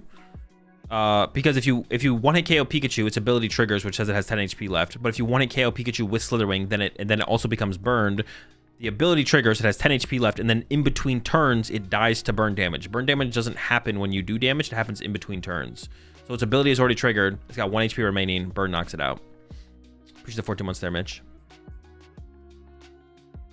Nor's already dead before Psyduck release. Maybe. And honestly, it feels like that happens a decent amount of the time, where it's like a new counter card is about to drop, and then the card becomes just the meta naturally relegates the card before the counter even drops. But I think Dragapult Dusknoir is still pretty good. Like, yeah, the deck is still pretty good. The top 5 decks usually stay the same during expansion. It just depends. It's not, yeah, just changes. Depends on the deck. Depends on the set. Depends on what comes out of it. House 3 Luminous possibly good because it gives you it allows you to set up your Monkey Dory but still utilize them for Dragapult as well. And if you think about it, if you slow down, I did have to slow down and think about it as well. If you attach a Luminous energy to Dragapult, you have 4 energy outs that allow your Dragapult to attack. But if you look at a Dusknoir build of Dragapult, if you attach a Psychic or a Fire, you only have 3. The Luminous, for the count that it is, alongside the basic energy count that it is, you actually have a higher chance of getting back-to-back attachments on a Dragapult and attacking with the Dragapult in this build of Dragapult than Dusknoir Dragapult. I know why Luminous is good, just how is 3 good? I mean, how is 2 good? How is 1 good? How is 4 good? How is 0 good? It's just like a pointless question. If you're not proving anything else, then why ask? Then that question doesn't matter if you don't have a proof of something else. How is 3 good? Because with 2, you know, yada yada yada. If you're not proving something else, then the question is pointless. I really like that energy lineup. I think energy search over a vessel is egregious. I agree, Grant. I just don't get why there's an energy search in here instead of a vessel. It just doesn't make any sense. It makes no sense. You can always find a card to discard, and in a lot of situations, you want to be able to discard a card and thin out a bad card. I don't know, there is 4 Ultra Ball in the deck, so maybe I could see it, maybe. But I feel like every time I watch this deck play out and they use energy search, it's like, yeah, you could have got away with an energy search there for sure. Appreciate the 4 months there, Geese. All right, Aiden Koos, Dragapult, Dusknoir, and is this just the Hedrick 60? Bravery Charm over the Luxurious Cape. Bravery Charm over the Luxurious Cape, but this is pretty close to the Hedrick 60, right? This actually might just be it besides that change. 2 Duskull, 2 Dusclops, 1 Dusknoir. Yeah. Sorry, right? What if you draw into multiple Luminous instead of drawing into basics that Luminous works with? 3 seems like that would happen a lot. I mean, okay, that could happen, Zeki, but we're just doing it based on, like, what are the odds that we can set up a Dragon Ball? We're just trying to set up a Dragon Ball to attack with. And like I said, if you compare this to Dragon Ball Dusknoir lists, where they only play 3/3 energy, this list's energy lineup has a higher chance of setting up a Dragon Ball 2 energy on it. So we could just take that. This seems to work fine. Just 3/3, no EXP share, no Crispin. This works good. So if we increase our odds, then this has to be fine. Based on that, right? So we don't even have to think too hard about this. We either have to assume there's a flaw with this, or this is just fine, right? So the first thing we'd have to do, if we think there's a flaw with this energy lineup, then we have to assume there's a flaw with this energy lineup, basically. But if we think this is fine, and this is fine, then this also has to be fine. Because once you attach a Luminous energy, you have 4 energy outs, right? But once you attach a Psychic energy, you have 3 energy outs of just 3 fires. So, I mean, that's how I think about these things, right? If I think this is fine, then I have to assume this is fine. It doesn't mean you need 3 Luminous. You could play 2 Luminous, 2 Psychic, 2 Fire. Like, you could do that. Like, it doesn't mean you need 3 Luminous. But, like, your diagnosis of the situation was, like, why would you play 3 Luminous? Doesn't that increase the odds of drawing to, like, back-to-back Luminous? It does. But if we're assuming that's a problem, then this is a problem. That's how I think about it. I don't think this is a problem, so I just don't even think about the other variables. I just don't even think about this because I think this is fine.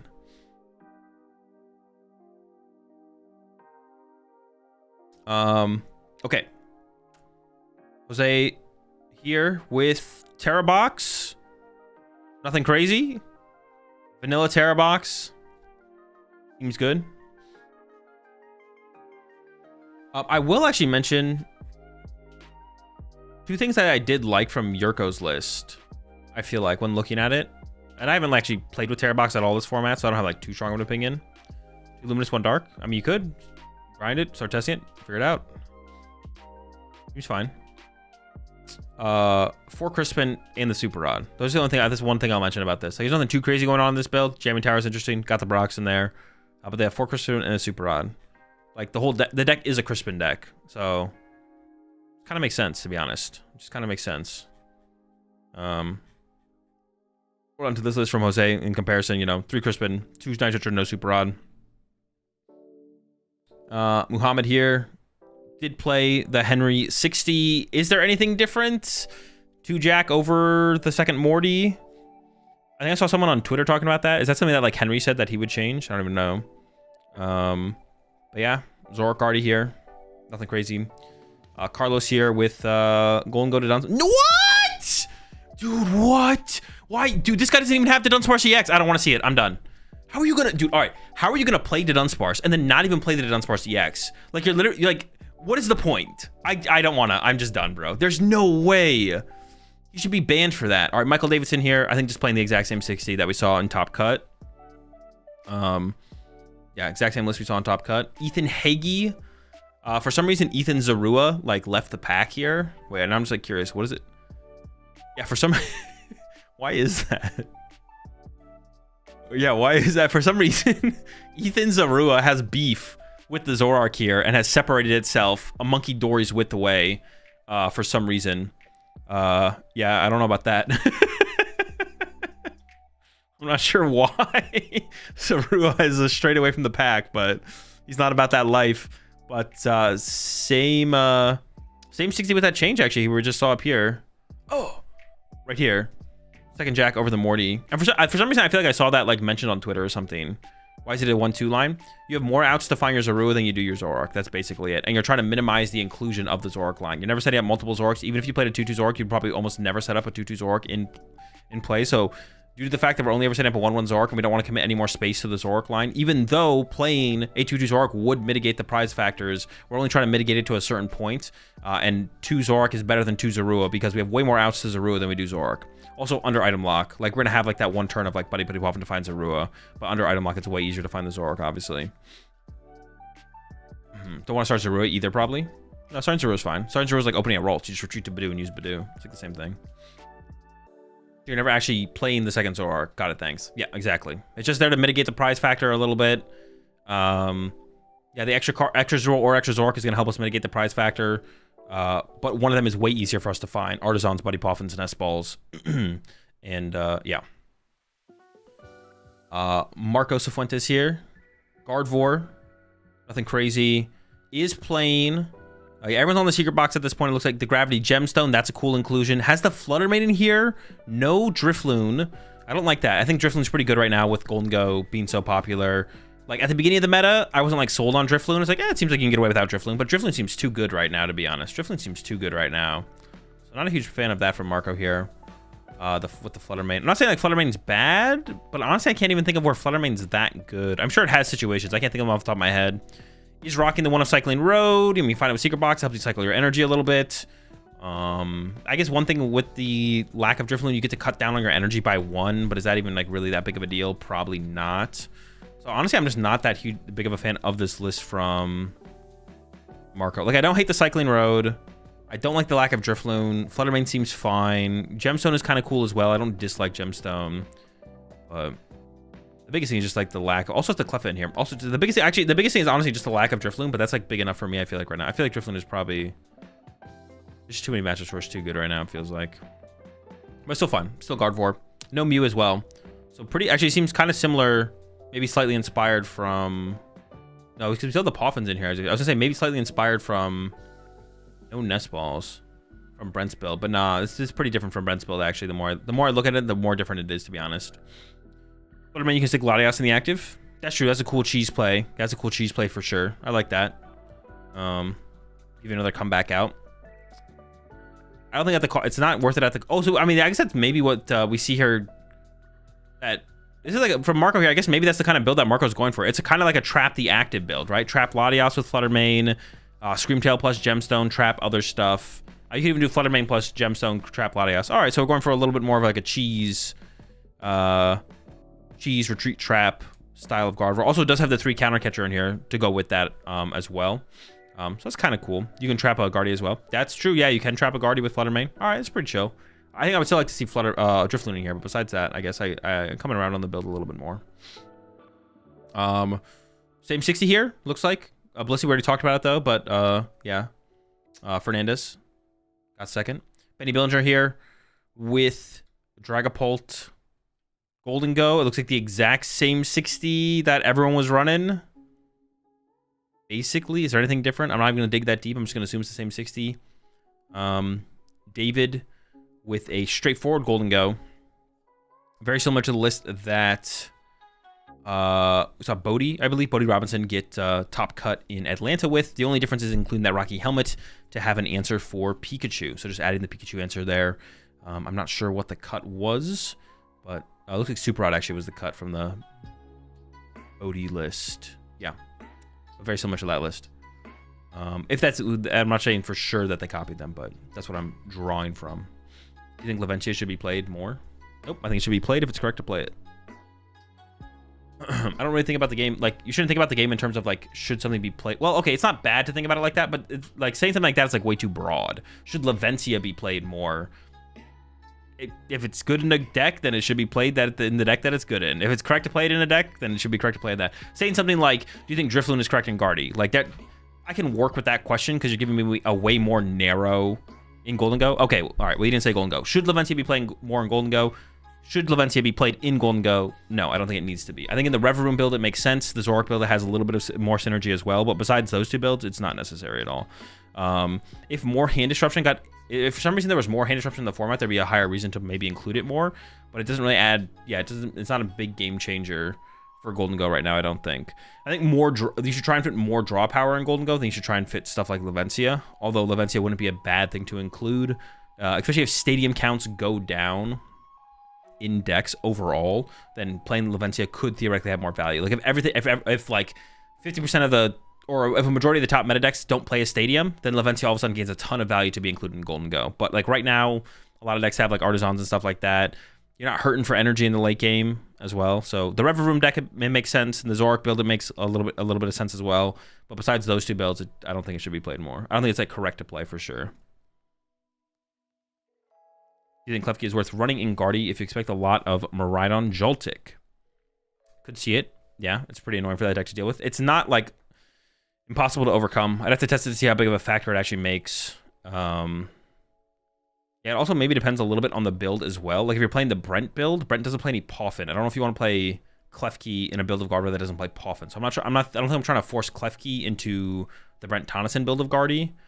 And even like the problem is one of the biggest problems with Klefki in Gardevoir is that it eating up a bench space was already felt bad last format, but it feels so much worse this format to put Klefki in play. It just feels miserable. Like if your opponent just gusts around it, you're just like, bro, I have this guy on my bench the whole game.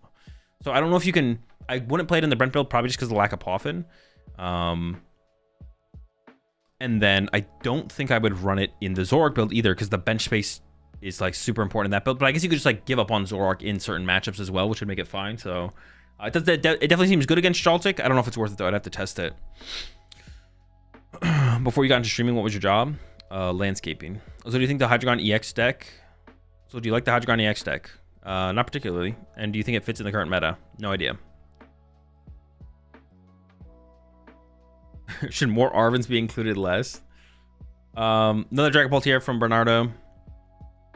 Nothing crazy. Jack, Brock Scouting. No Nor build. No Genesect. Honestly, I don't like the no Genesect. I think Genesect is actually really, really good in...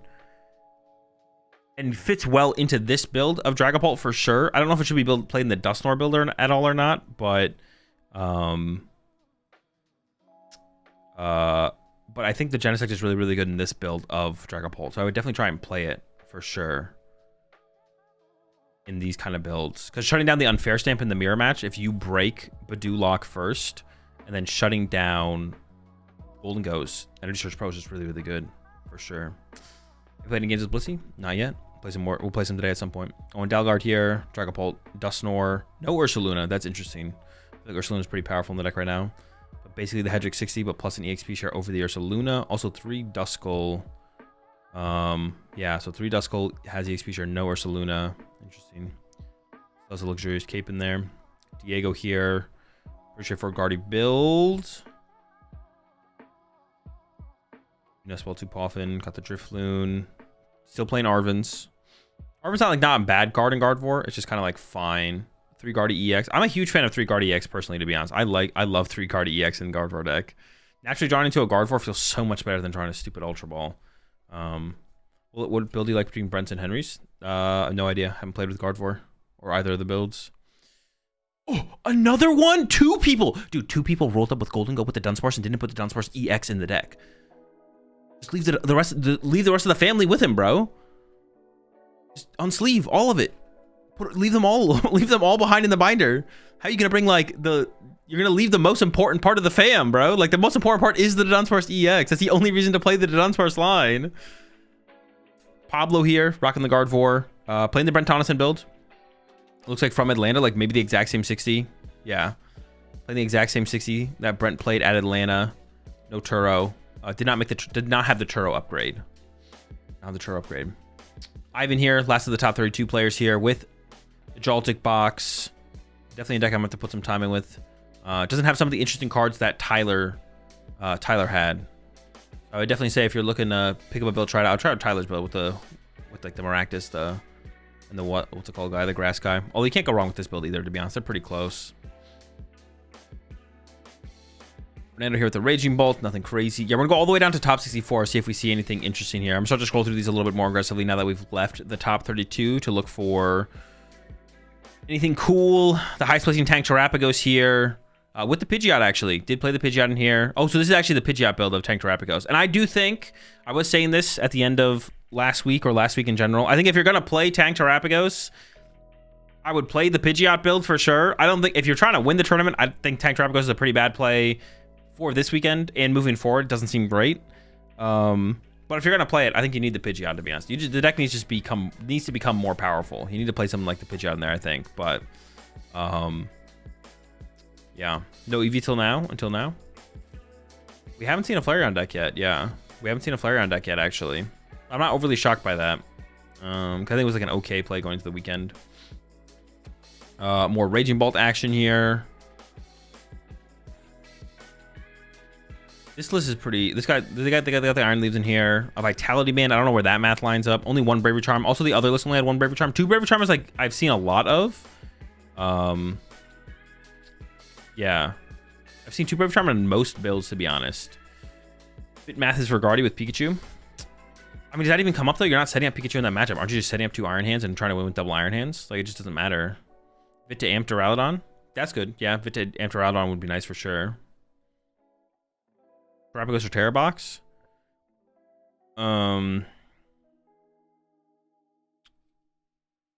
Probably, if I pick between those two, probably Terrabox, to be honest.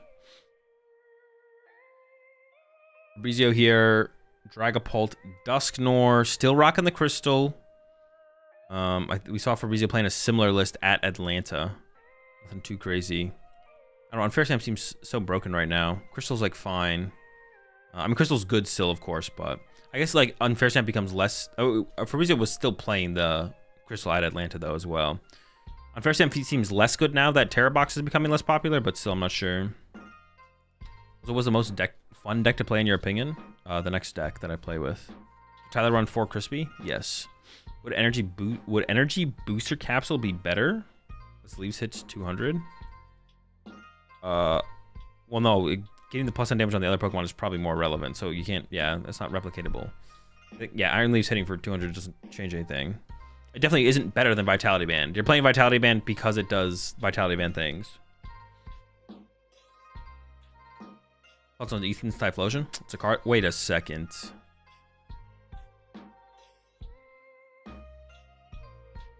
My YouTube chat died.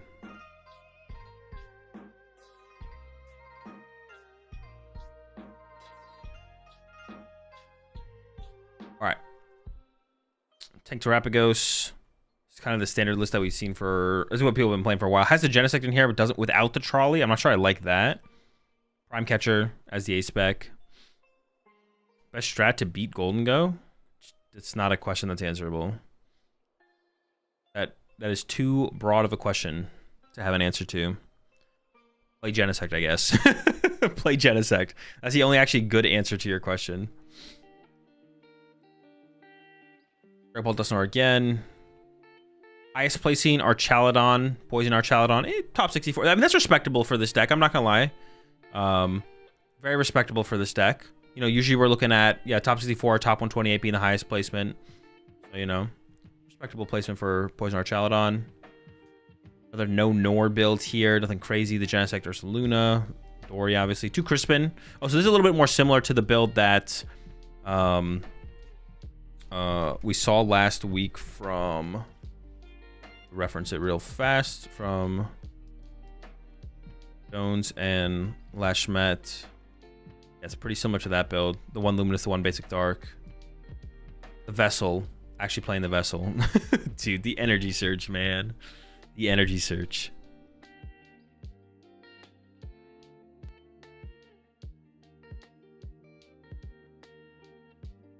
For another day, which decks have good matchups into Dango? Poison Archaludon. It's got a good Dango matchup. No-nor Dragapult. This one, double Monkey Dory, is still the Luminous build. It's the triple Luminous build, but it fit the second Dory in here. I actually don't hate that. I don't know if that's like worth it, to be honest. Yeah, I don't know if the double Monkey Dory is worth it, to be honest, but I don't hate it. It doesn't seem bad, you know. I'll say that, I guess, for sure. It doesn't seem bad. I guess like the one thing to like think about with that though is like lack of Crispin, only 1 EXP share. Like, are we really gonna be able to set up a Dragapult to attack and a second Monkey Dory? Like, is that even gonna happen? Like, what is the chance that that even happens? Not very high, right?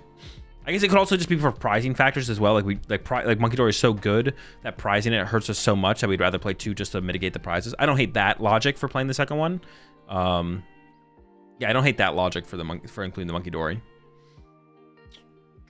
Similar once again to that list that I just talked about. Smart here did play EV Box. So highest placing EV Box here, 47th. Gabriel Smart. I mean, nothing too crazy here. This looks pretty similar to Means' build. Does have the Sparkling Crystal in there. Yeah. Nothing too crazy going on here, though. It's pretty standard as far as the EV Box lists go, I want to say, especially with the Crystal here. Like the biggest difference I've seen from list was just Jonathan Means list at Atlanta playing the unfair stamp over the crystal, to be honest. Another Poison Archaladon, you know, once again, top 64, very respectable for this deck, you know. Can't really expect too much more out of this deck's power level. Highest placing Charizard deck here. Oh, I see why the previous Golden Go players didn't have the Dunsparce EX, because the Charizard players were playing it. Man, there's a lot going on here. Charizard. It's a Charizard to Dunsparce draw engine with the enriching energy. I've seen this before. I think we saw it at Champions League once, but I've heard people talk about it and stuff like that. I mean, I still think Charizard's terrible, of course. There is so much. There's Charizard in here. You got the Rabsca in here without TM Evo. Rabsca without TM Evo. So that Rellor is just getting nuked by a Dusclops, theoretically.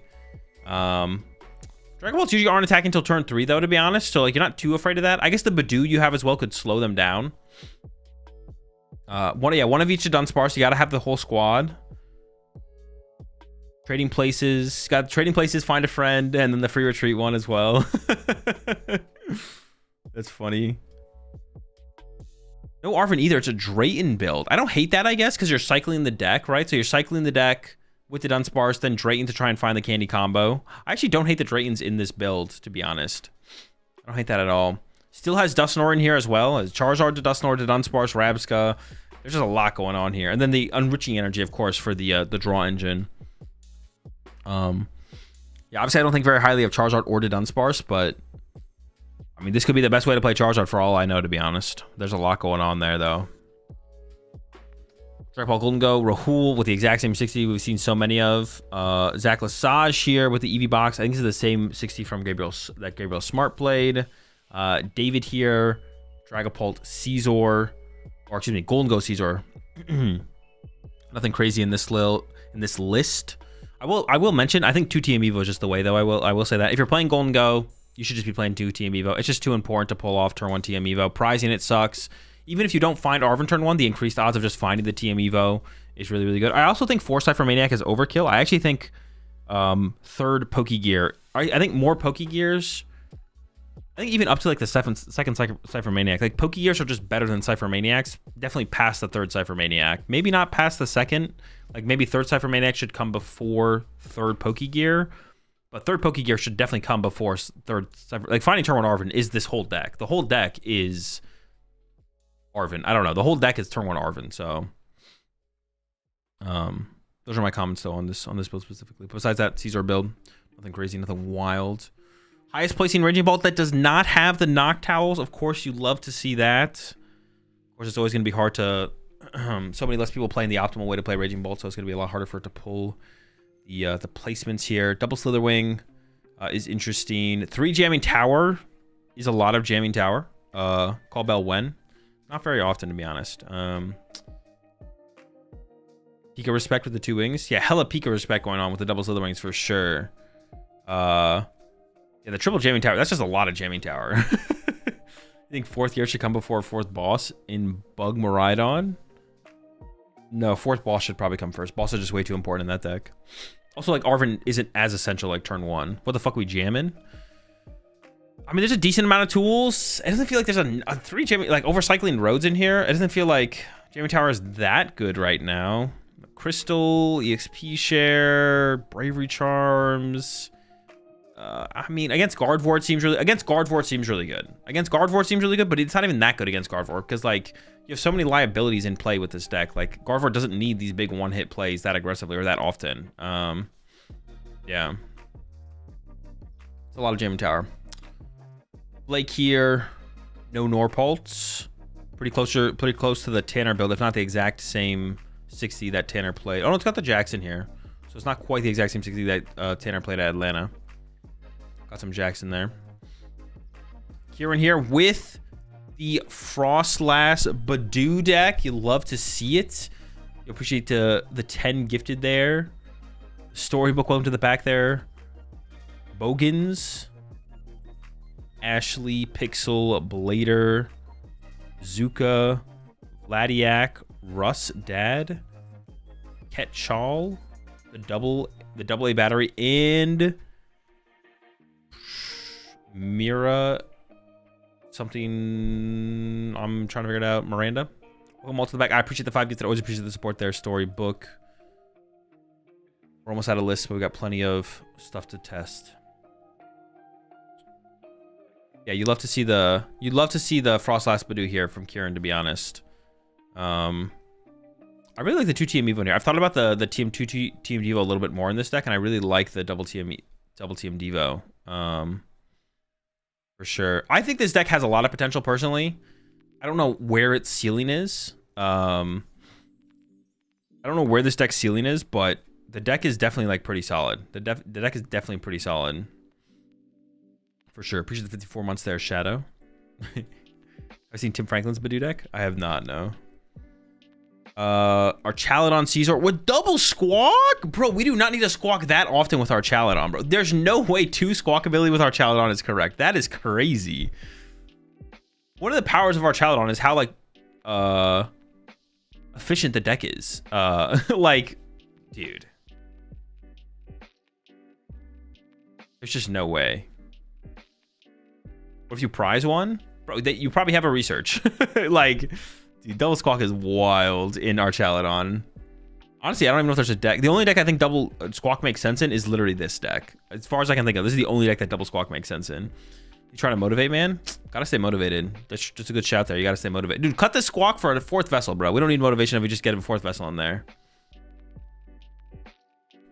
Terra Ledge, maybe? Oh, yeah, Poison. Yeah, Poison decks, Terra Ledge. Okay, there's some decks. There's some decks. Not this deck. Not this deck. Also, Triple Tower. I guess, like, really trying to mess with Guard 4, I feel like. That's got to be there for the Guard 4 matchup more so than anything is the Triple Tower. Not sure that makes a ton of sense. It seems, I guess it does, right? That's how you get around Drifloon. It seems okay. I don't hate the Triple Tower. I do hate the double squawk though. But besides that, Caesar build of our Chaladon. Got your standard options: Scuba Cyclone, Black Belt Training, Turos, Boss, and nothing wild. Another Joltik box in the top 64 here. This list looks pretty similar to some of the other lists we've seen. This one has a Power Glass. This is the only list we've seen with a Power Glass so far. Power Glass seems okay. It allows you to like attack with Pikachu and then Crispin Energy out of the deck, Power Glass 1 back to the Pikachu, and then attack with Pikachu again, which is kind of cool, right? That's kind of cool, so I don't hate that, I guess. More Dragon Ball Dusknoir. All right, we're nearing the end of the top 64 here. So if anyone in chat knows of any cool decks outside of the top 64, go ahead and put the number in chat, and we'll take a look at those briefly. Gardevoir, here's the first Gardevoir we've seen with the Klefki, actually. Klefki in there. I was mentioning earlier, Klefki's just kind of awkward. Another Poison our Chaladon. Yeah, Klefki's just kind of awkward. 136 or 139? 136, 139. Here's another Archaladon deck. The Dubwool, the Caesar, and the Toadscruel. The whole squad showed up in this one. Literally the whole fam. Literally the whole fam. And final top 64 deck here. Just another Raging Bolt with the Noctowl. Besides that, nothing crazy. All right. We're not going to take a look at every list, like I mentioned. 136 or 139. All right, let's start with 136 then. 93, someone mentioned as well. 93, that is just poison. That's not funny. 136. There's going to be more to Dunsparce decks without Dunsparce EX. 136. Oh, okay. Quad Clefairy making its appearance here. It's a trolley build as well. Trolley build of Quad Clefairy. The trolley feels kind of like off.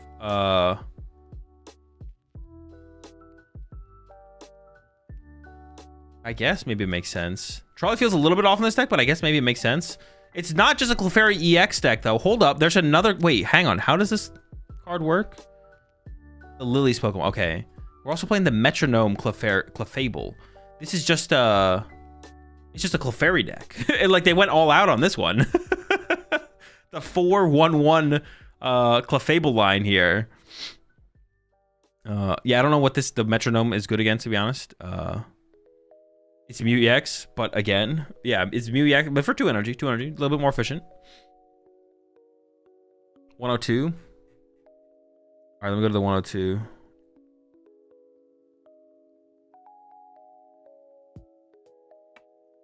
102. Oh, okay. Slowking seen an appearance here. This isn't anything crazy. This seems like it's probably pretty standard for Slowking deck. Slowking, a deck that I have not tried out yet. The Slowking is making an appearance here. 82. Sure, we'll take a look at 82 next. 102 with the Slowking. All right, 82, 82.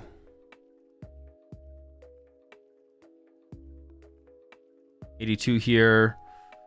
Zorark. Okay, see a Zorark deck showing up here. Arvin, no, but no TM Evo. Heavy on the Ultra Balls, 3 Ultra Balls, unfair stamp build. Nothing crazy. Has the Monkey Dory in here. I feel like a lot of lists have the Monkey Dory in here. 181, 188. Please use Control F. Oh, can I just do that? Oh, true. 181. True. Mamo in day 2. The Annihilate. 188. Future Hands. Bro, don't show me this garbage, bro. 152. I'm not trying to look at Future Box.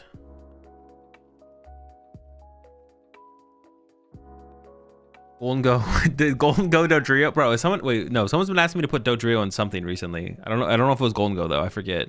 It might have been Golden Go Dodrio. It might have been Golden Go Dodrio. My problem with Dodrio is like it's not a good attacker in the deck because you're just never going to build up enough damage on a Dodrio to literally ever use it. The Fan Rotom, though, the Fan Rotom's kind of cool. I'm not going to lie. Being able to use Fan Rotom to get your Dodrio set up, kind of cool. But eating up the bench space, not a huge fan of eating up the bench space. Even if it gets you... Yeah, honestly, the Fan Rotom eating up the bench space is kind of an L. That kind of sucks because you need room for like Dory and Pheasantipity in so many matchups. The 1/1 Caesar I've already set up. I'm kind of a big fan of the Caesar. There's a Surfer in here. There is a Surfer in here. It's nice for activating Monkey for Pika. That is true. It does have that synergy in there. But you could just play, you know, like the Rocky Helmet or something. I think it's a little bit better of an option, but I don't hate it. I don't hate it. I don't hate that one for sure. 159.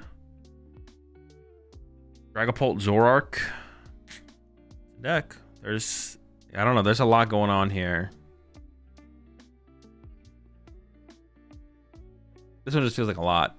I don't know. This one just feels like a lot. Oscar Madsen special. Yeah, this is what I saw Oscar tweeting about this one recently. 168's got a little sauce.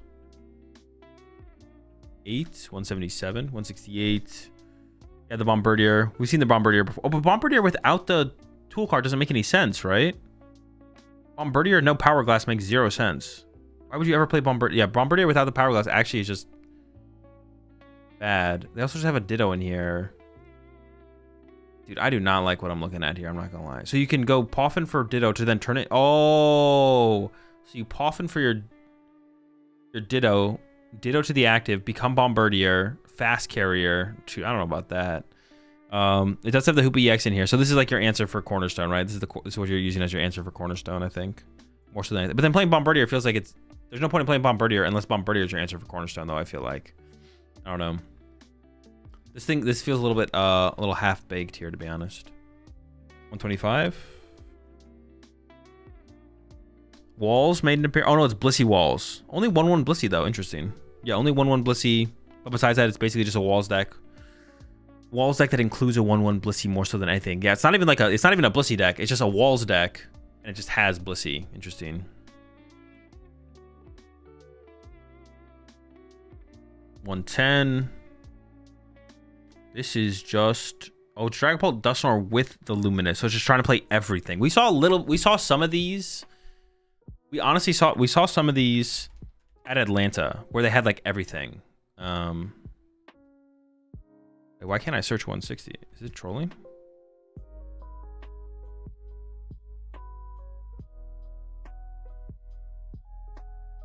$160 not exist?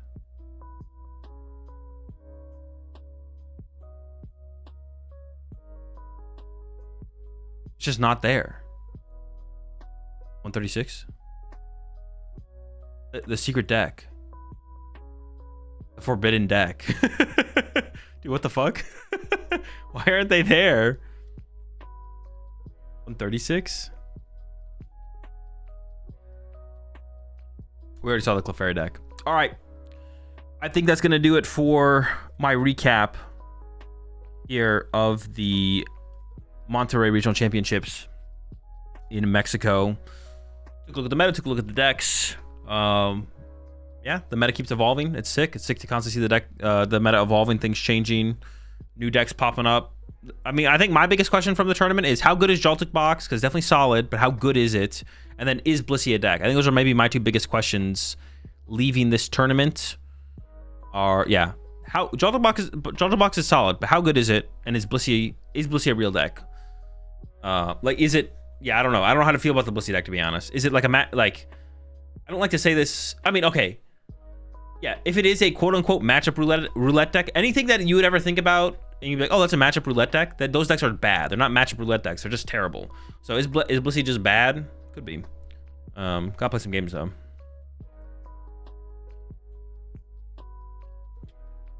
Yeah, if you ever think, oh, that deck's a matchup roulette deck, it's not a matchup roulette deck. The deck just sucks. There's no such thing as a matchup roulette deck. It's just another way to say this deck is bad. It's just trying to be nice about calling a deck bad. I just joined, but what do you think of Golden Go Dragapult? Seems fine. Seems like a fine way to play Golden Go. It's not my favorite way to play Golden Go. I don't even think I don't even think. Yeah, I'm not a big fan of that way to play Golden Go, but it's fine. Thorns was a matchup roulette deck.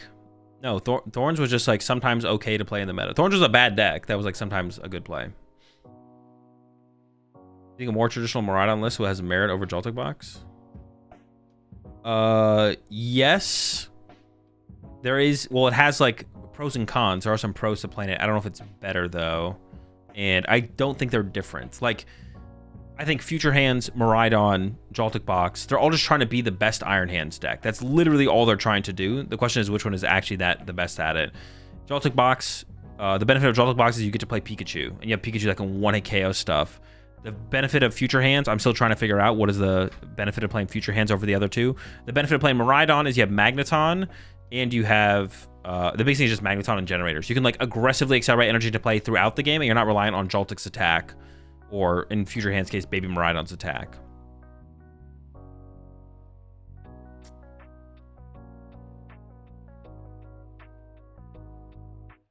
I think EVEX is good in the current meta. It's fine. Are you trying the Blissey deck today? Yep, that's what we're doing next. We're playing Blissey. Up next, we play Blissey. I don't even think I have PTCG Live open, to be honest. I gotta open that as well. I'm gonna open PTCG Live, import the deck, and I'm gonna go make some food.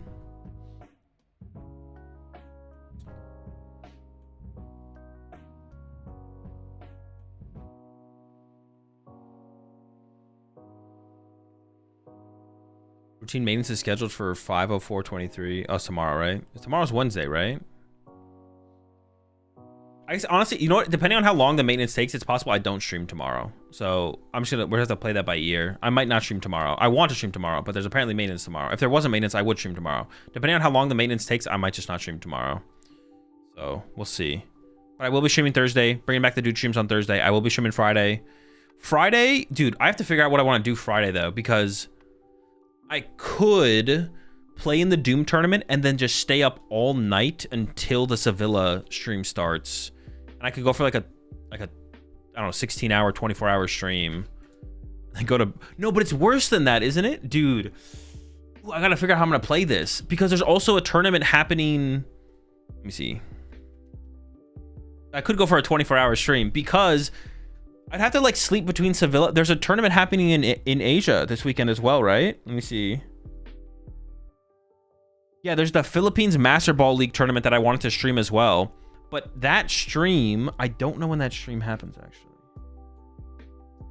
Asia Majors, they maybe have it scheduled on their live streams. Oh, no, I think they do have it scheduled on their live stream, so I can check what time it starts. Did I say Philippines? I think I said Philippines, right? Master Ball League Philippines. Master Ball League. That does start at 7 p.m. my time. So what I could do is we could play in the Doom tournament and then watch Sevilla right after. Watch all of Sevilla, and then I take a break and take a nap. Like I can actually like sleep for like 6 hours. Sevilla is streamed. Sevilla is streamed. Yeah. Then we watch Sevilla, and then I go sleep, and then I wake up at 7 or like 6 probably, eat something, and then we watch the Master Ball League Philippines. That starts at 7. That could be the move. That could be the move. Although, what's probably going to happen is I'm probably just not going to play in the Doom tournament. I'm just going to go to bed early, get a couple hours of sleep, and then wake up for Sevilla instead. So I probably will just actually get some sleep. That's probably the better way to tackle it. And then I'll watch Sevilla, get off, take a nap, and then please stream Sevilla. I'm gonna stream Sevilla no matter what. I just got to figure out how I'm going to tackle it. And then we will stream the Master Ball League Philippines as well. We also will stream that as well. So I'll take like a nap between Sevilla and Philippines. I mean, there's going to be like an 8-hour gap probably between those two tournaments. So I'll have like time to take a nap and whatever. Appreciate the 5 months. There's Smimo. So what's your least favorite question to answer? Just broad questions. Like you guys, like I'm down to answer any question, but you guys got to like asking me like stuff like is research underplayed right now? Like I don't know, like stuff like that. You could ask me, do I think research is good in a deck? Like just broad questions. There's no answer for these broad questions that you guys ask me sometimes. The more nuance to the question, the easier it is to answer. The more you're like, Azul, is playing the third research in this archetype in Golden Go, this specific archetype, if this matchup is popular, do you think that makes sense? Do you think it would be better to do that or not? Yeah. Broad questions in the Pokemon TCG, super broad questions are just like not answerable. Yeah, super broad questions are just not answerable. There's no like good answer for them. I mean, I could say something, but I'd rather just say there's not a good answer than answer something, to be honest.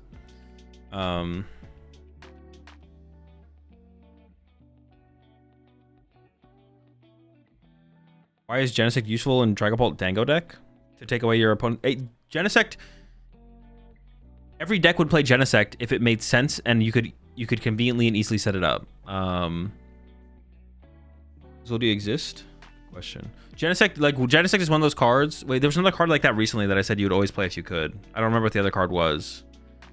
But basically, every deck would play Genesect if it could. Obviously, every deck can play Genesect. When I say if it could, every deck would play Genesect if it made sense to include it. Like if you have the bench space, you can get it into play aggressively. If you have the bench space, you can get into play early and get a tool card on it aggressively. Every deck would play Genesect. The reason not every deck plays Genesect is not every deck can do that. So, plan to give Henry's list a go at a cup this weekend, but only could get a hold of one Zoroark. What extra card can I add to the deck? Only one Zoroark, but you need another card? I mean, maybe just another Jack? I don't know, to be honest. Yeah, another Jack would be fine. The deck already has 4 Ultra Ball, right? Maybe another Guardy EX. Because that like is like another evolution you can just like naturally draw into that you just kind of need to draw into under item lock. So another Jack or another Guardy EX probably seems fine.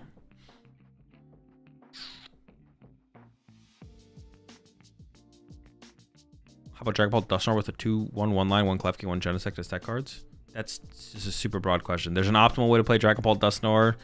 Klefki seems not great. Genesect is good, but I don't know if you can fit it into a Dusknoir build of Dragon Ball, to be honest. I just haven't tested the deck, so I don't know if I feel like it fits. I choose between Dusknoir / no Dusknoir build. I don't know what to pick for my next locals. Honestly, just whatever one you enjoy more. Yeah, just don't overthink it. Whatever one you enjoy playing more, you should just work on. They're both good. I don't think there's anything out there that would suggest that one becomes way worse moving forward. Does Genesect stop attaching crystal? Can you attach the crystal and it has no effect? I actually don't know. Can you even attach the crystal if Genesect's in play? No matter what, it won't have an effect, but can you attach it? Dude, what the fuck does Genesect say? You can't play it from the hand? Oh, so if crystal's in play, it has an effect. Oh, okay, so you can't play it. The answer is read the card. The answer is read the card. I forget what it stops though. Oh, because yeah, then I guess you could play on Fair Stamp, but just wouldn't have an effect, right? But you just can't even play it, yeah.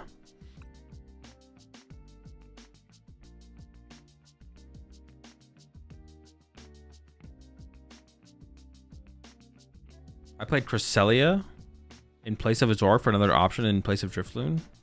Cresselia is rotated. Wait, yeah.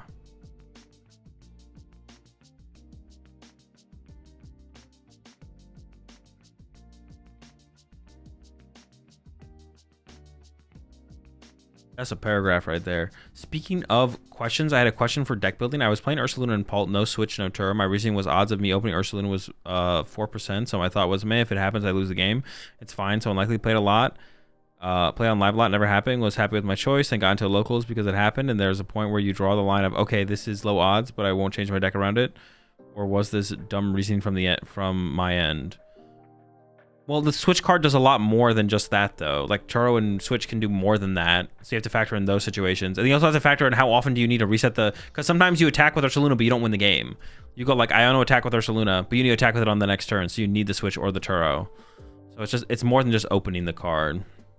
What justifies you playing Pult with or without Nor? I don't know. They both seem fine. Pick which one you like more. Start grinding games. I don't know which one I would bring either, to be honest. I don't have an answer for that. With the prevalence of Badoo, would replacing Arven with Drayton in a deck like Dragon Pult make sense? No, that card sucks. But playing higher counts of Jack and Brox over stuff like Arven makes sense. But Drayton's just not a good card. It's not as bad as Dunsparce, but it's not great. All right, let me import this thing. We did it. I think I have the idea to add Cramorant and Choice Band and Badoo Frostblast. Doesn't seem very good. That's just not what the deck tries to do. Giving your opponent's items at the trade-off of attacking with a Cram means you just lost the game basically most of the time. Not worth.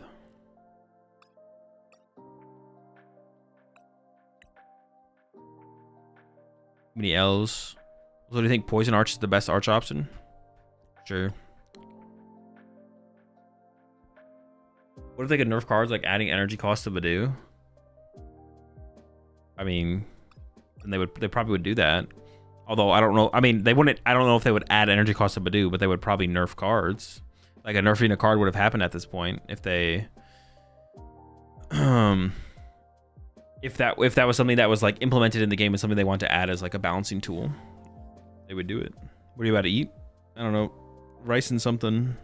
Rice and beef, I think. I actually started, there's like a local, I usually meal prep, but there's like a local meal prep place near me. And I kind of just I want to get like, I just want to get the time back that I usually spend meal prepping. So I think I'm trying them out this week to see if they're worth it. So far the food's been like solid though. I mean, something I couldn't eat at home, but Clean Eats? No. It's like a local place. It's like a local meal prep place, like a restaurant. No, like they are like a meal prep plate. Like they're basically meal prepping like bodybuilding meals. Like, yeah, all the stuff that they meal prep is basically stuff I would make at home, but I'm trying to get back like 3 to 4 hours that it takes me to go to the grocery store and then meal prep the meals. Like, I just want my time back. So I'm trying them out this week to see if they're worth it.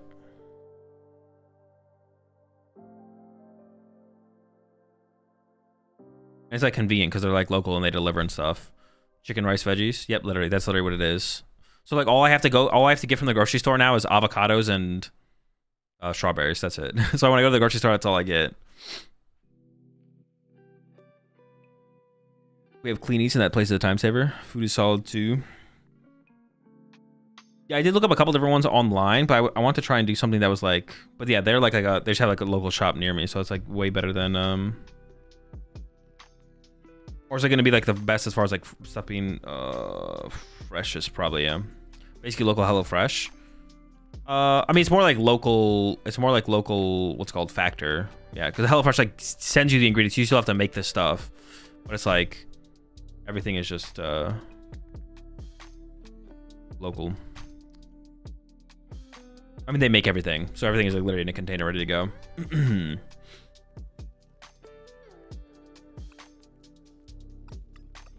Yo, appreciate the 10 more gifted coming in from the storybook. I appreciate the support.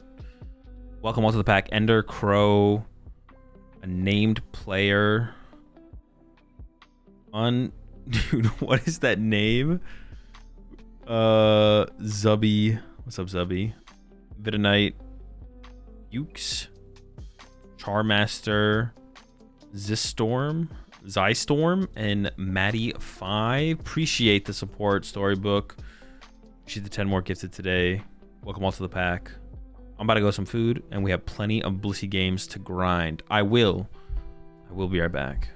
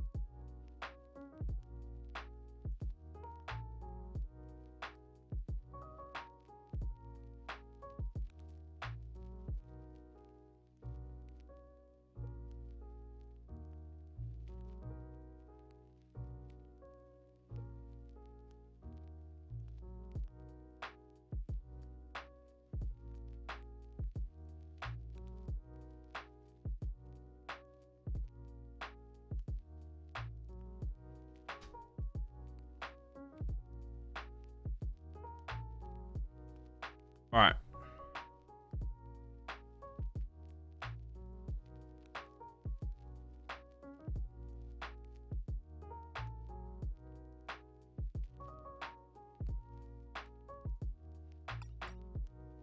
Yeah, I don't think I want to stay up. I don't know. I'll figure it out. Yo, appreciate the gift up there. Another one coming in from Storybook over to the MR02. Welcome to the pack, MR. Got plenty of food, but we're all out of food. No. There we go. Dude, I feel like I should set up a third account. Like, this one's already about I don't know, we're already at 1650. Like, what the heck? Third account time, I feel like. I don't know, I'll make my way back over to my main after this one hits, like, a plateau. It resets on Thursday? Oh, wait, does it really? Oh, okay, we're chilling then.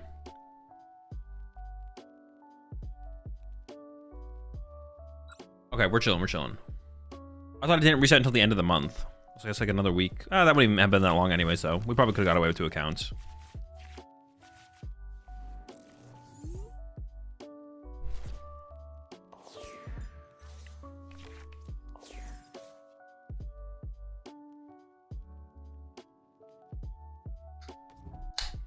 Is Lacey worth using over more consistent draw supporters for decks that play behind? No.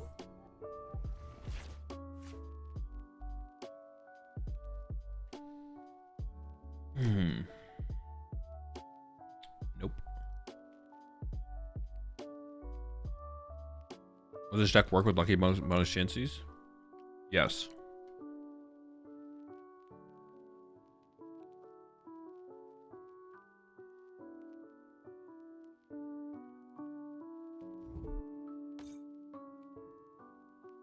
Those hands though, bro? You're trying that meal prep spell right now? Yeah.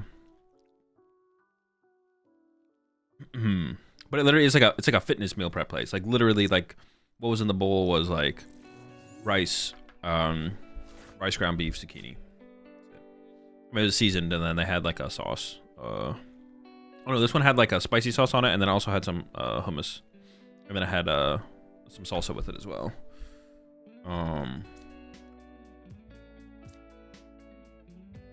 Ever mix egg in there too? That's actually what I did. This one I had avocados this morning. That when I got back from the gym, I fried 2 eggs and put that on top of the one I had this morning.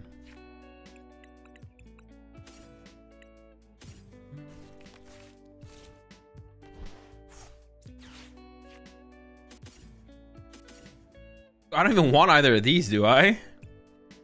Oh, the squad. This is my squad right here. Do I get the Chansey involved or do I get the Monkey Dory involved? I actually don't know. Wait, my hand's just dead.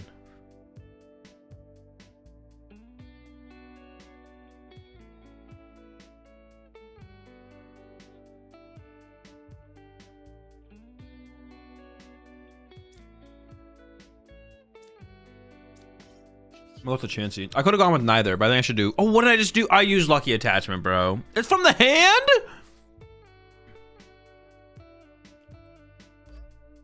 Dude, that is so bad.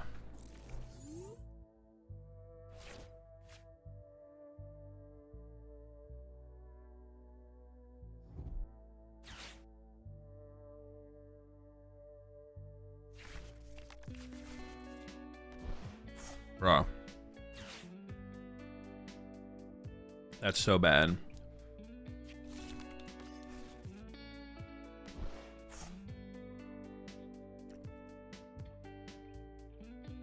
Is Iona ever the take over Arvin off a gear? Possibly, yeah. Honestly, it probably was just better to take the Iona, I'm not gonna lie.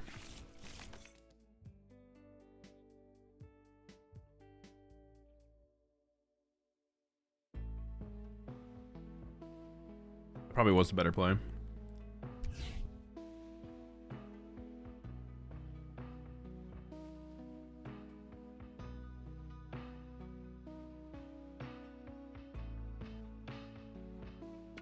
Cause like our hand was fine, and now we're like in full top deck mode.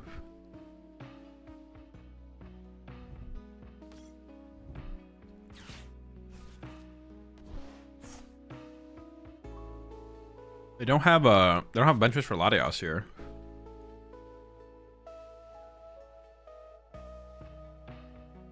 Not sure how many switch cards they play though. Okay.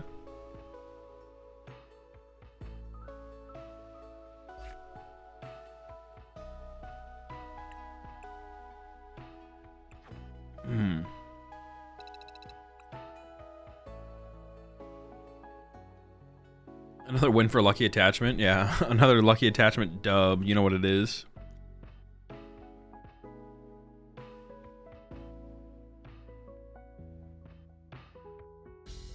Might as well always gotta be eating when I drop in. Bro, that's a you thing.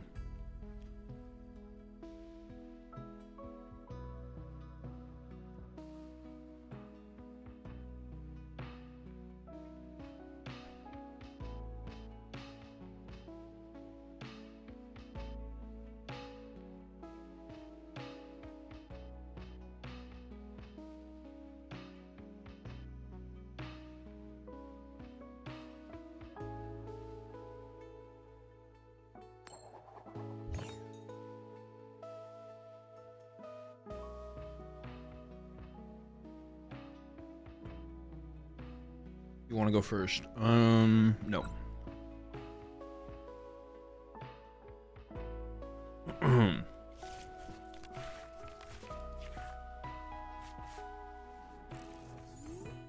I guess we play for the Lucky Attachment, right?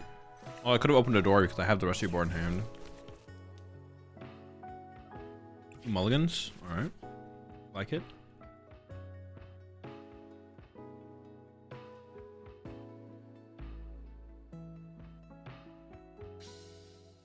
Or is that a heavy baton? That way you don't lose all of your energy when you don't need a rigid band? Seems okay. Was that Poffin I saw on Arch? Was it? Oh, it might be like a Zorak build.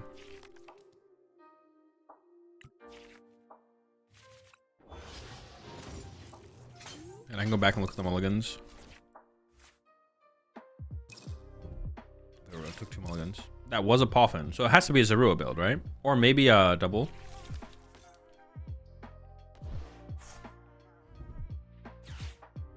Dude, you can't be real. I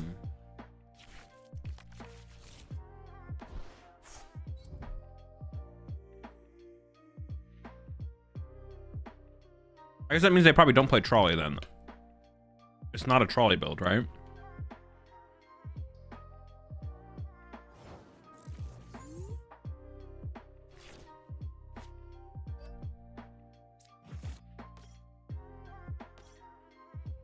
Theoretically, I want EXP share on Monkey Dory, right? So it should be like... Well, actually, I don't know if that's true, but I'm down to put it there. I just kind of want to play the Iono. Or get all these cards on my deck before I play the Iono is what I should say. Okay. Well. I guess I could have put it active, so I could have retreated my Chansey. Sure. Oh, I guess they, I mean, do they? They have one. I'm probably dead. I'm probably dead. We can still win this, though. Winnable, even though I am dying.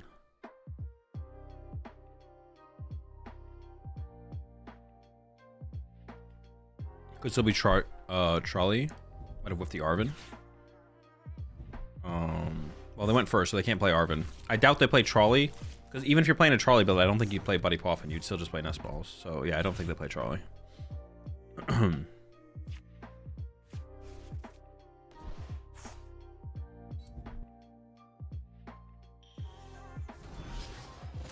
So why are you a Blissey main now? Isn't that kind of matchup dependent? I guess it fits your playstyle of being a lucky fuck. Dude, that's a pretty good meme. I'm not gonna lie. It's a good one. I guess that fits your playstyle of being a lucky fuck. You play Buddy in your list? Did I really? Wait, did I play? I played, what's it called though, right? Did I really play Buddy in there? I don't think I should have. I think it's just a mistake. I'm not gonna lie.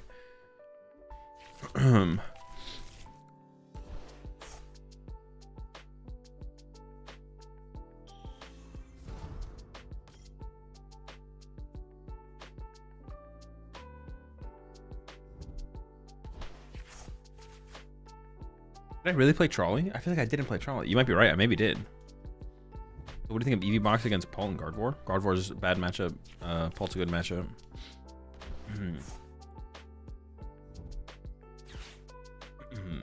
Yeah, the buddy should probably be cut, to be honest.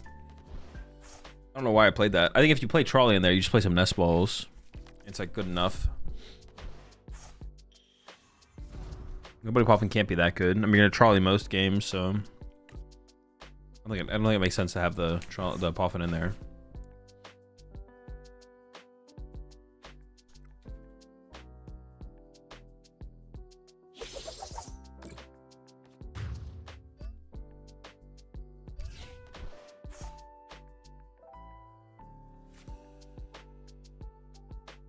All right. Well, I mean, we probably just lose. We'll see what we top deck. It's okay. I mean, if they have a Gust here, they just Gust my... I mean, I guess I could... No, Mind Bend's not good enough here. Mind Bend's not good enough here.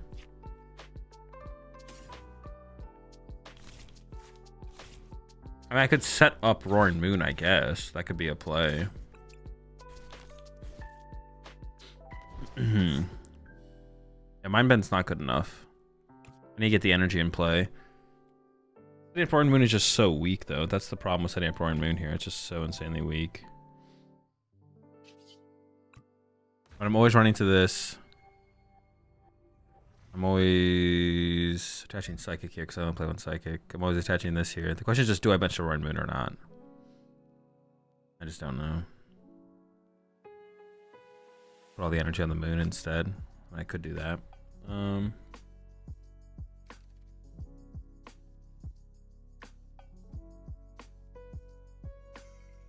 Doesn't Cornerstone just win?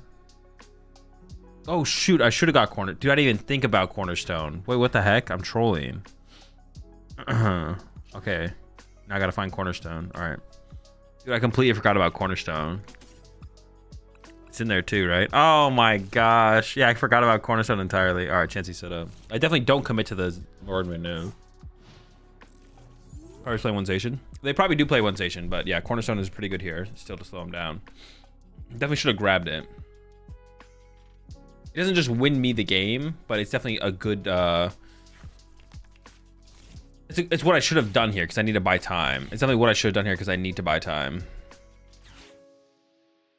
I mean, I can still make it work here, though, because if I just top deck an out... If I just top deck an out to Cornerstone or Cornerstone, you know, that can buy us some time here. You buy time. Is there fighting energy in the deck? There is, yeah. One or two fighting energy, actually. Two fighting energy. Always trade last. Remember, kids, trade last. Spreading the energy with Turbo Energizer is probably better too.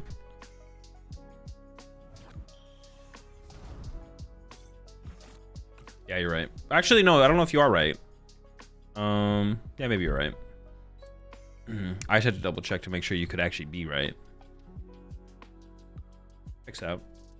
You got lucky this time.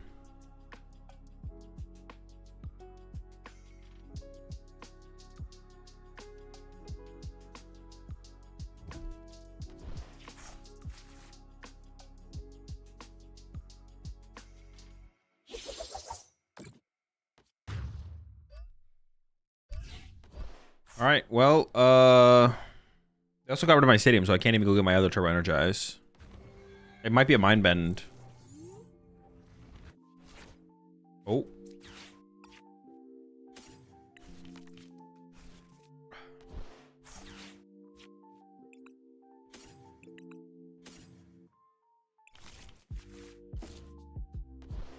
I don't even want to give them another prize card for free, though, I feel like.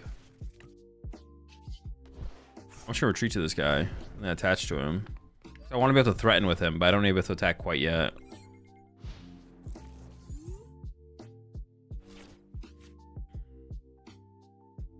You gonna try for an AIC? I have pre-registration, so I'm already in for an AIC.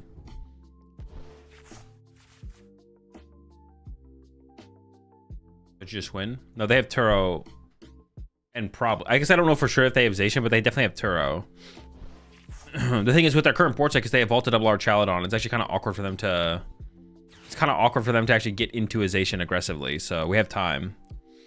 Maybe I should have turbo energized to the cornerstone, to be honest. Because like if they go bench Zation, it'd be nice to be able to go boss KO Zation. Or if they bench Duraludon, it'd be nice to be able to boss KO Duraludon.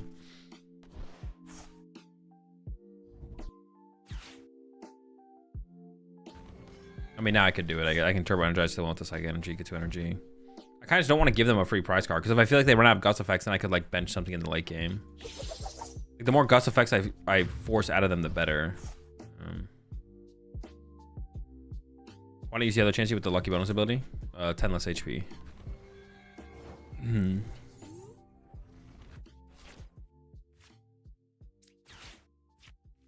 I have Vessel though, so I think I'm cool with this. I'm gonna keep the Roaring Moon. Honestly, I'm just gonna give this. Although I don't know. Actually, I probably should have kept that, to be honest. It's not a huge deal though. Hopefully, it doesn't turn into a huge deal.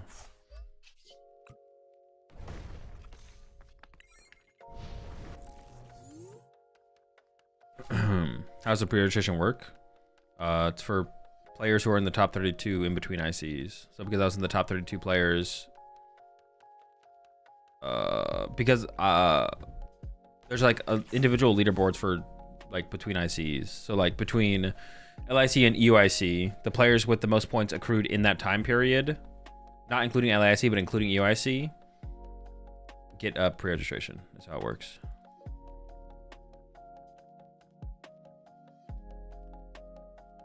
You should deck out here, no? No, they probably play Zation. They won't deck out. But the question is, how long is it going to take them to get to that point? Yep, there it is. But now they need to set it up. They can't just have it. They need to get 3 energy on it. The question is, can I find boss before they attach 2 more times, to be honest? That's kind of what's going to come down to, I feel like.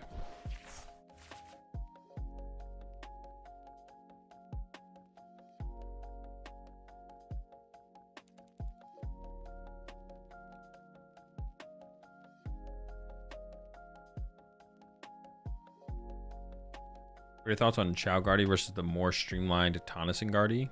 I don't know. No thoughts. I haven't played with Guardy at all recently. Although I would say both of those lists would be a good place to start. If you're looking for somewhere to start with Guardy and pick up a list, either of those are a pretty good place to start. I will say that.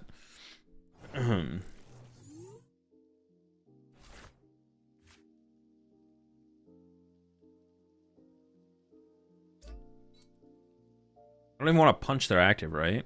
I guess I could punch it, though. Punching it's not bad. I just don't want to KO it, because KOing it gives them a bench space. But punching it seems fine.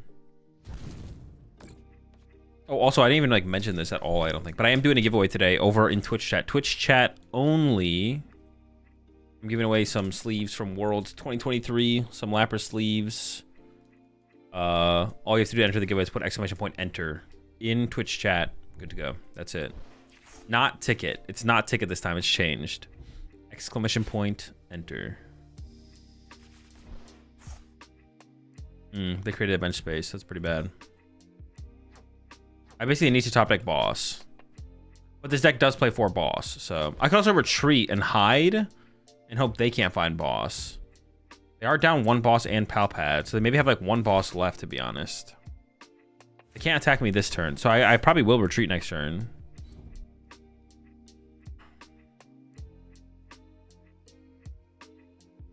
But also, if I had boss here, I'd probably boss the Duraludon, actually. I'd probably boss the Duraludon. Then hope they just don't have an energy in hand. Because they're down, what, 5, 6? They're down 7 energy. I doubt they play more than 7. They're also down double Night Stretcher, so they have to bench it Duraludon next turn. So I'm going to knock this out. They're going to bench it Duraludon, and then I have to boss that Duraludon.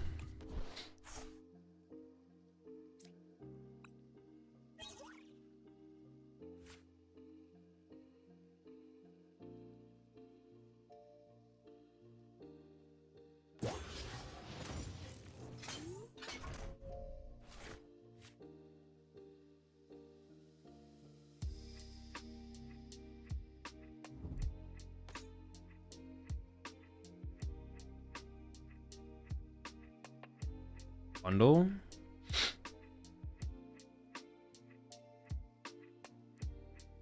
I mean, it's just always this guy, I think.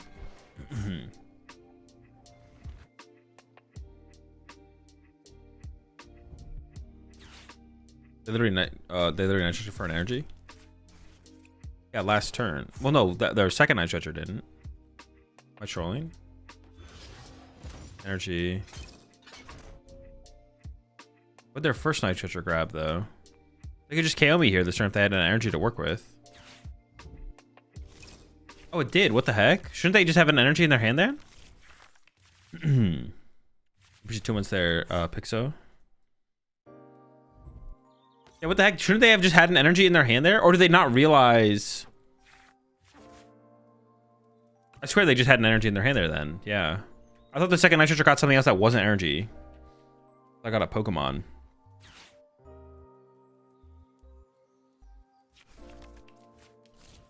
There's no counter catcher in here. No.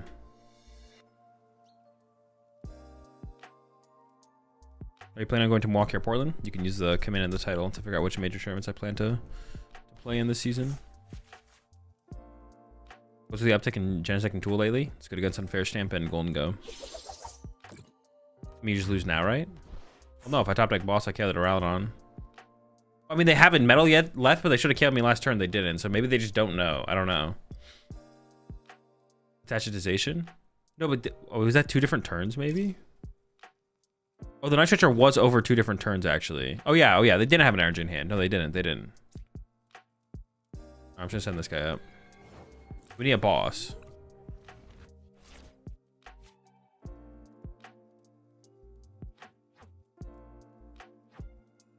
How many boss are they down? 1 and a Palpad? Do they play 2 boss? I guess is the question. I don't have boss, so I can't boss scout around on. So I just evolve to an Archaladon. Maybe. They are down 1 more over there. Maybe just like force them to have the gust, right? I can just go like... This guy hit for... So I can actually bench this.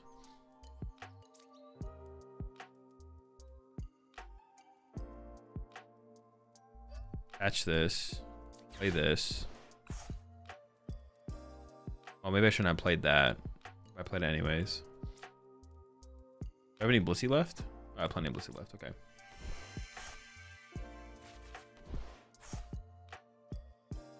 What was on the bottom of my deck there? No boss, right? Yeah. Now we just end turn, right? And we force him to have energy plus gust.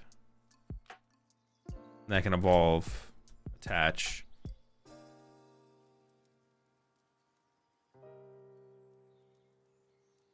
How many turtle do they have left? They're down 2 turn Palpat. So I could also boss this. Maybe, what if I retreated to... Oh, no, they win. They win. They have 2 prize cards left. Okay, so it has to be passed from here. Never mind. Yeah, so if they have Archaladon boss, we just lose. And they have access to their whole deck. So if unless there's a piece prize, they win. Okay.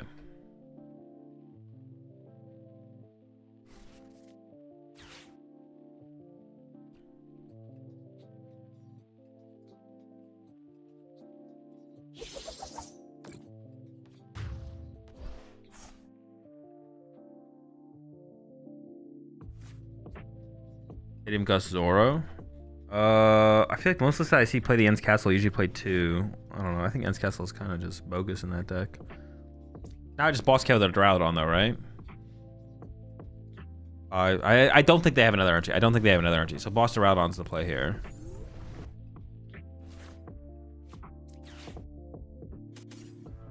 I honestly just don't think I need... Well, hold on. Maybe I can be a little bit more... Deck plays 2 research, 3 Iono. Nah, I think it is just this actually. Need this guy. Also arc deck out angle. I feel like they have 2 Ends Castle though. I feel like they're gonna have another Ends Castle. Are they down 2 Stadium? No. Every list that I've seen that plays Ends Castle plays 2 Ends Castle. I think they have another Ends Castle here. I feel like every list that I've seen plays 2 Ends Castle. I don't think they have an 8th energy, so I'm playing around that. I don't think they have a 3rd Night Stretcher either, so I think KOing this makes more sense. I think they have the 2nd Ends Castle.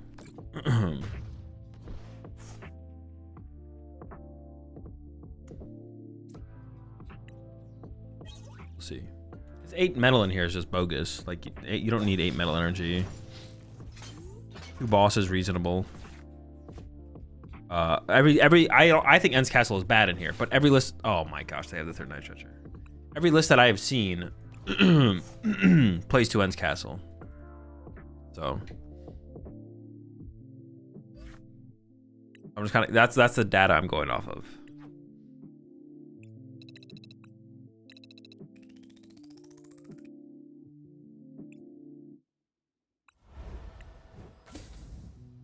Starting to make me think I should work to fit Genesect and Pult Nor build. It's a pretty good card. If you can make it work, then it's worth it. I mean, like I said, Genesect should literally every deck wants to play Genesect. But it's correct that some of the decks that don't play Genesect, it's correct that they don't play Genesect. Every deck wishes it could play Genesect. It's just like if you can just play a card that takes away opponent's ace spike, it's pretty good. I think it's not every deck has the bench space, or can aggressively find tools, or can aggressively find Genesect. Like, adding 4 Mew, 4 Genesect to every deck just to feel young again. I just want to feel like the old days.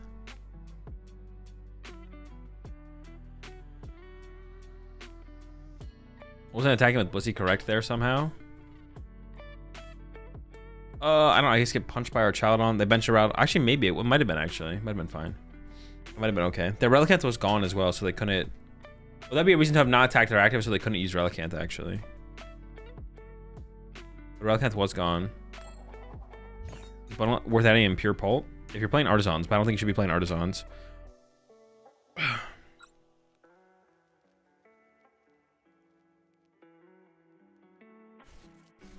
Why don't people play Area 0 and Dragon Ball so they can go wide when they need to? Because they don't need to. That's why they don't play it. The situations where you need an extra bench space is so low, it's not worth playing Area 0. Also, like, finding the card would be impossible as well. So what's your favorite pizza topping? I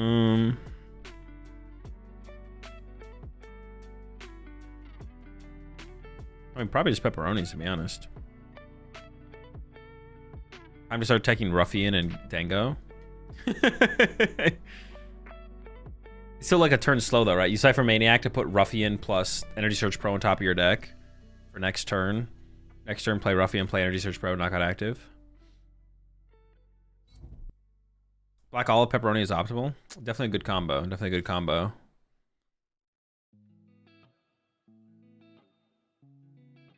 We're talking about like a single topping. I assume that's what we're talking about. If we are talking about a single topping, then I think it's got to be that. I mean, this hand sucks. So I don't know. We haven't got anything else. Bring him up. Catch him up. Pass him up. Do him up.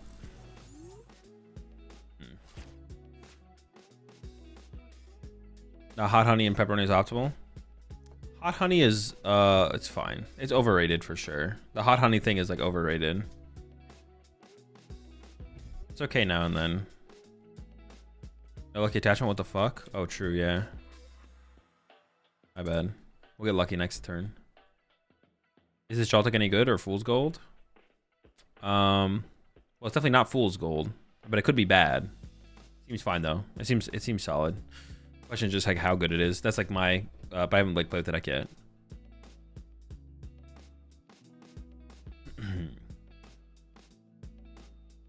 Yeah, the hot honey stuff on pizza, it's like fine, but it's definitely like overrated. It's not, dude, it's not as good as everyone makes it seem like it is. It's fine. Right. So how do you think Optic will do this weekend? Probably not great. They'll do like, I could see him getting like top 6. They could honestly get third. I see. I guess their peak is probably third, but probably more realistically a top 6. More realistically, top 6 for sure. Are you gonna play with Slowking today? Nope. Celtic box feels pretty bad going first. It does not feel great. Celtic is like better future hands. It really is. It well, definitely is better than, dude. Honestly, every iron hand deck is just better than future hands. It's actually kind of crazy. I thought future, dude. Theory in future hands, the deck seemed broken. Playing future hands, honestly, the deck's kind of ass. Yeah. Future Hands is sickeningly bad. It's actually kind of gross. Like, I think Chi and Pao is a better deck. I think Chi and Pao is better than Future Hands. Like, no memes. I'm not even joking. I think Chi and Pao is probably better than Future Hands.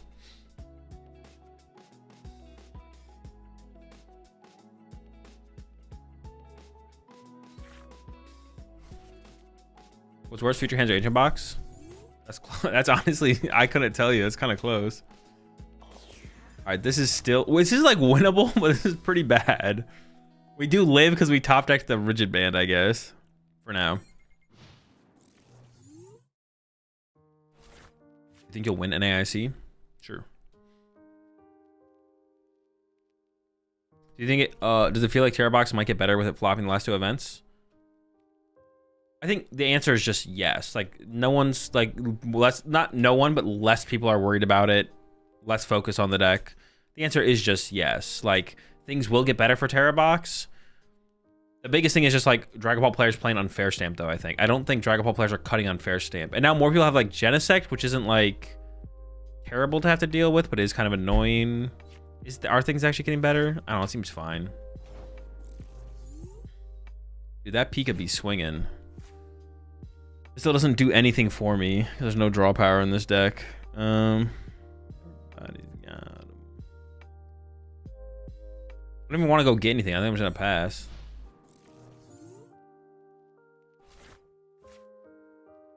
What is, in your opinion, the best way to play Dragon Ball, with or without Dusknoir? I don't know. I haven't tried either build yet. The non-Dusknoir build is the one I'd want to play, but I don't know if I think it's better.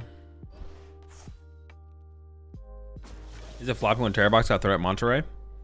I think the expectations were definitely higher for Terra Box than its performances so far. I mean, it did pull a top 8 at Monterrey. That is true. That is fair.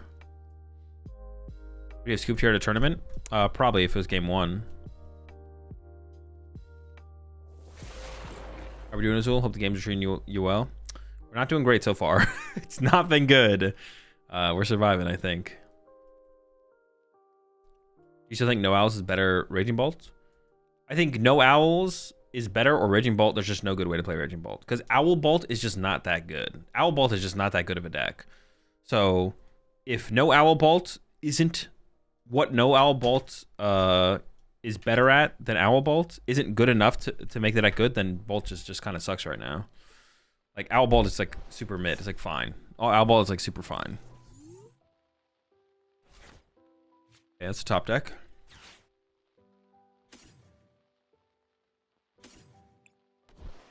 I gotta go after the Chanseys here, right? I feel like I gotta go after Chansey here. Oh yeah, I can like happy switch to the bench too. We draw. Monkey Door here would be huge. Not really, no. I don't. Yeah, Monkey Door here would not be huge.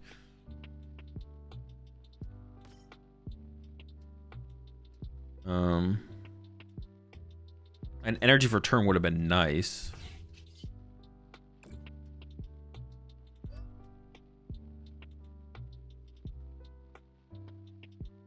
I could move this to my Chansey, I guess.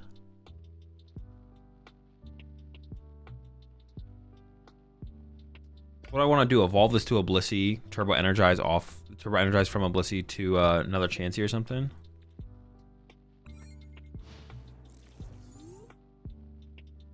Thoughts on bans for cheating? How long should they be? I don't know. Depends on what they do. Some amount of time. I don't really care, to be honest. I don't really have an opinion on how long bans should be for like what the what the thing was. How's the deck feel? Pretty bad so far, but we've only played like 2 or 3 games, so nothing crazy yet. Do you think Genesect popularity will make Dangos crumble? I don't actually think so. I don't think so. With already how popular it is and how much Golden Go continues to succeed, I think if anything, there is like a breaking point where there's definitely gonna be there definitely is gonna be a breaking point where you probably have to include a second vessel at least, but I'm not sure when that is in terms of like Genesect percentage in the meta.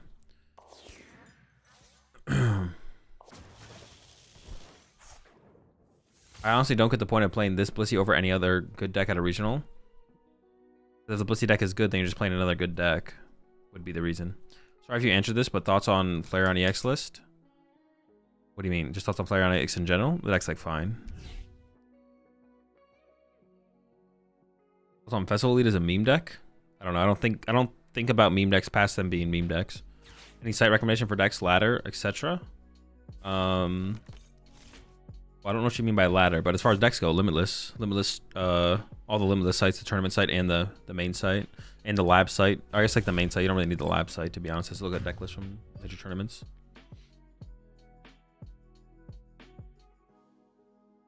A local was thinking of playing a letter of encouragement as a response to Genesect users locally.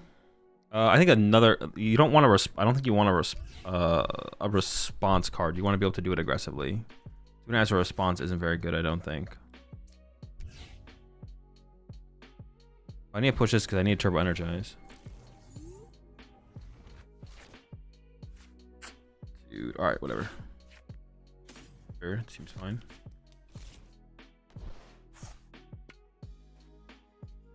Dude, oh my gosh, this is so bad. What website do you and Chip use to look at older cards on the podcast? PKMandcards.com. Dude, this is just... All right, we just need to go next.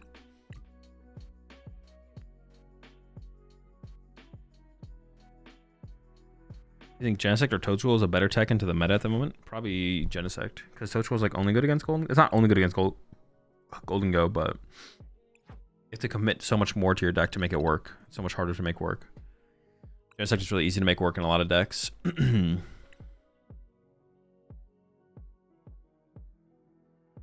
How does the deck get so far like this?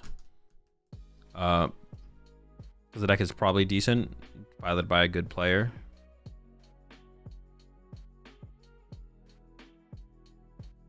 Does Golden Go have any potential with Zorix though?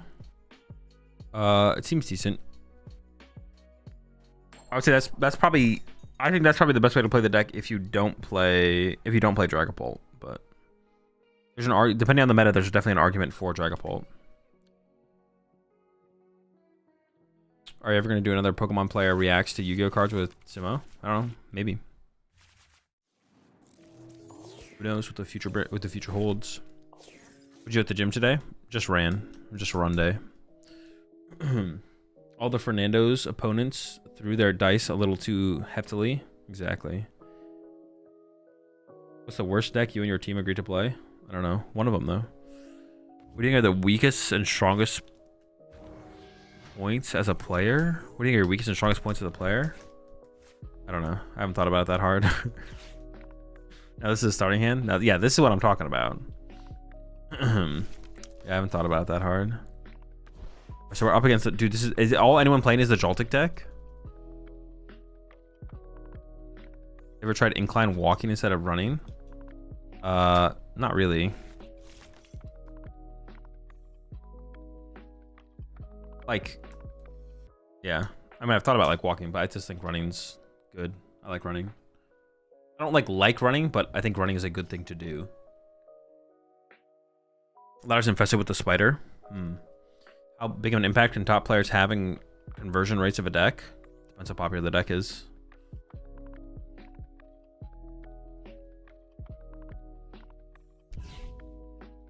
If the deck's super popular, even if a lot of good players play it, it probably has a good conversion rate and is really popular because it's just a really good play. Usually like the less popular decks where it has like the bigger impact. Where better players playing it will have a bigger impact, is what I should say. So what do we even take here? Like, I even want Dories in this matchup because hands just knocks him out.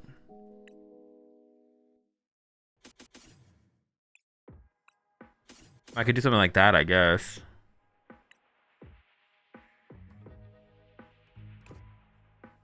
I actually just don't know what to grab here. I mean, this seems fine. This seems like a fine lineup. Well, I guess they're attacking with Joltik next turn, right? So maybe one less of these, one more of these. I don't want too many Monkey Dory on my bench either, because I want to be able to like just stop putting Monkey Dory in play if I don't want any more in play, right? So maybe like this lineup is where I should do like this, yeah. So yeah, there might be a point where I'm just like, all right, I don't really want a third Monkey Dory in play because now they can just hands one more time or something like that, right? I don't want to give them infinite options for sure. I don't want to give them hands or something like that. So we should take that away from them. Take away that possibility.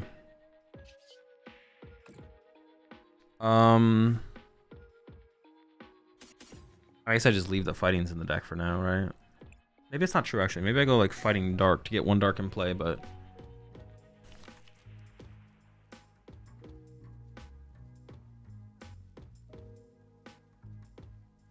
After there, maybe like this. Seems fine. Move one up, attach, return. Pick which one I want to move up when I have to move it up.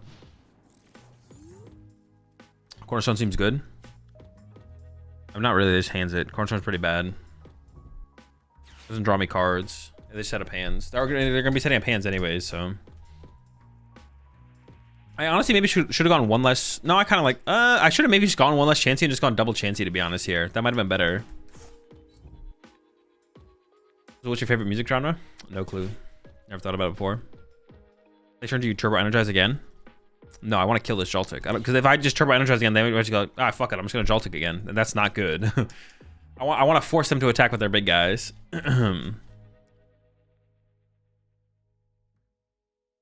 Like, you? Me too. I don't really want to give them that option. They don't play, like, what do they play? Like 2 Bravery Charm? They play, like, a decent amount of tools, but they also play 4 Arven. So I think I can put Town Store in play and be fine with that. I don't think it's a big deal if I put Town Store in play here.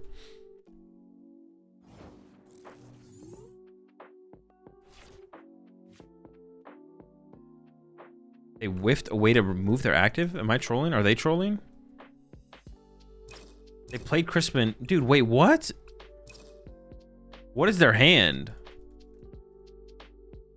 Okay, now we maybe turbo energize again.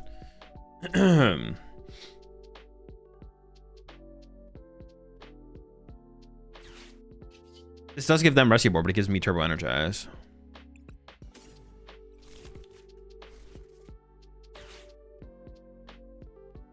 Maybe no, it's still fine. Yeah, it's still fine. It's still fine.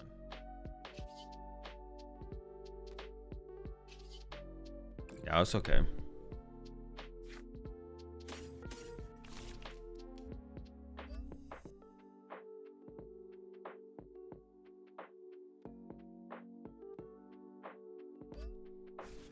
I need to get all these things evolved to Blissey though. I honestly shouldn't have gotten this third Chansey. Actually, getting the third Chansey was a mistake. It should have been double Chansey, double Monkey Dory, so I can play around triple hands. But now, it made it harder to play around triple hands when I have this Chansey in play. But was there a bossless meta? Yeah. If so, was it fun? Pokemon is just fun. So I got 3 words for you: Great Ball and Enzorark. I like that. I like those words, but I also like Hyper Aroma. But I could see it. I could see it.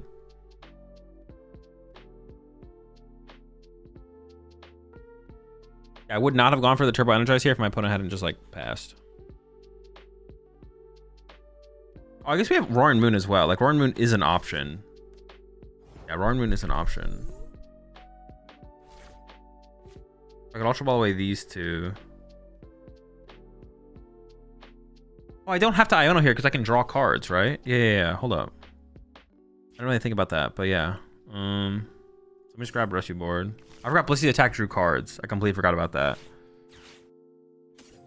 I literally, yeah, I honestly... I don't think it changes too much of what I would have done here, but... Maybe I would have, though. Maybe actually I would have done this differently if I ever remembered that. I honestly just forgot that we can draw cards with Blissey. I'm not gonna lie.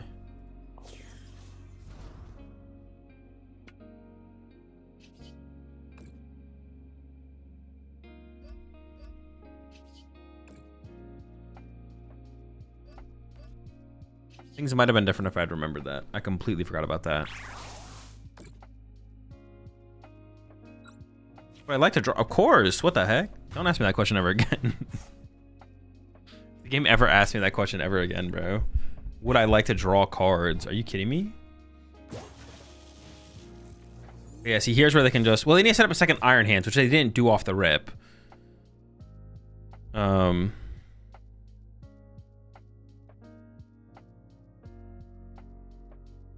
But Gus is potentially on the menu. Yep, they went after the Chansey. So now if they can start developing another Iron Hands, they can Gus Story.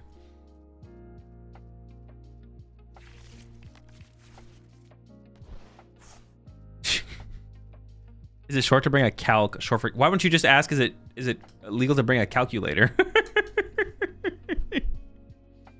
Is it legal to bring a calculator to a regional? I think the answer is yes, isn't it? Didn't this discussion happen on Twitter recently?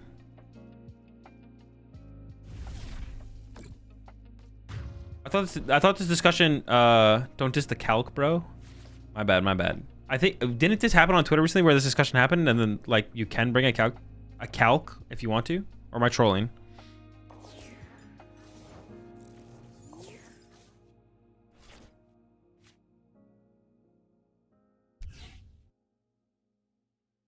Four cards in hand. What did they do last turn? They just played boss and knocked out, right?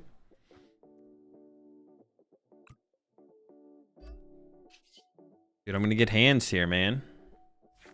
Calculus line for calculator. I know dude. Are you guys not even? He explained it.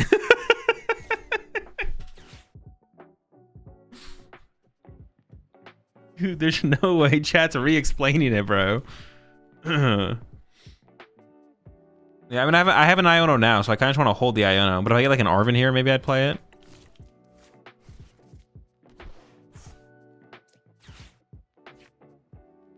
Flying is short for short language, by the way. That makes sense. Honestly, I didn't know that. See, I learned something. See, this is why Slap is one of the top chatters, bro. You actually like chat actually, or Slap actually drops some big knowledge sometimes. I love educating.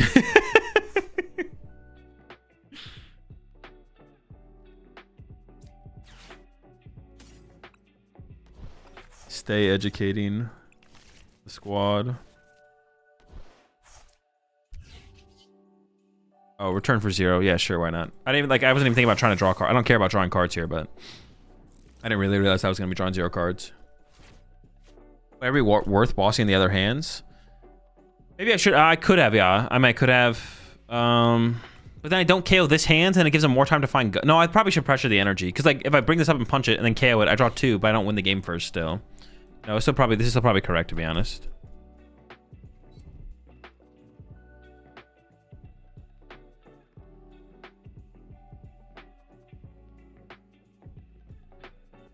Isn't the slang being short for short language thing not true? Is it not? That makes so much sense though.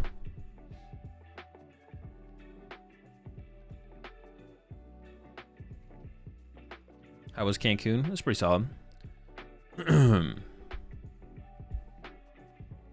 Boss would have been big, being Latias' prize though. No, it wouldn't. It doesn't change anything. Because I can't one-hit KO this effectively ever. So all it does is gives them more time to find boss if they don't have it right now. And see, they don't have the boss. Bossing this is actually just a misplay. Bossing the Iron Hands is just a misplay. Because I can't one-hit it, and trapping it for a turn to 2-hit KO, it doesn't put me ahead in the prize exchange. So we just both sit here for 2 turns while I kill this, and they push us up and go Gus Gus. Or there's a higher chance they go Gus Gus. Also, it gives them 1 more bench space for Mew and Pheasantipity. Actually, the more I think about it and I explain it, the worse it gets. Bringing this thing up would have been terrible. It would have been a terrible play. The more I think about it, the worse it gets. Then they also get +1 bench space to be able to have more draw power to work with when I try and take away their last Gus effect for this Iron Hands.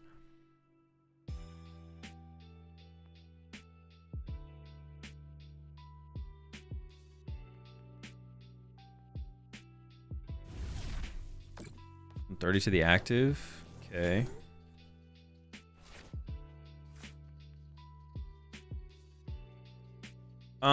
Man, I don't even know how to deal with this. Oh wait, I can go. Dude, now I need another. Now I need another boss, and I wish I didn't play that Poke Gear. I can go boss KO. I can draw a lot of cards though. Get up. Oh wait, this won't trigger EXP share, right? Oh wait, they're just cooked. Oh my gosh, this turn is about to be disgusting. Holy smokes, this turn is gross.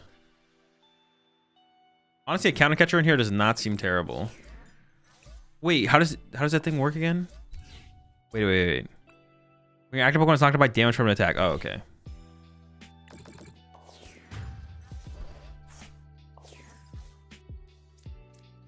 Or monkey, I'll need a calc for this deck. Y'all need the calc. Dude, this turn is so gross. Oh my gosh. Another one. I didn't even realize the potential of this turn until things started happening. We literally just bodied them. Like, this is just disgusting.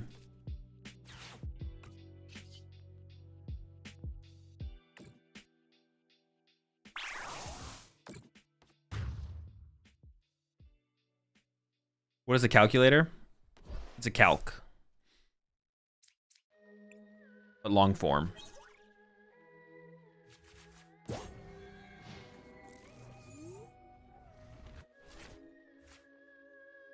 Calculator long for calc. How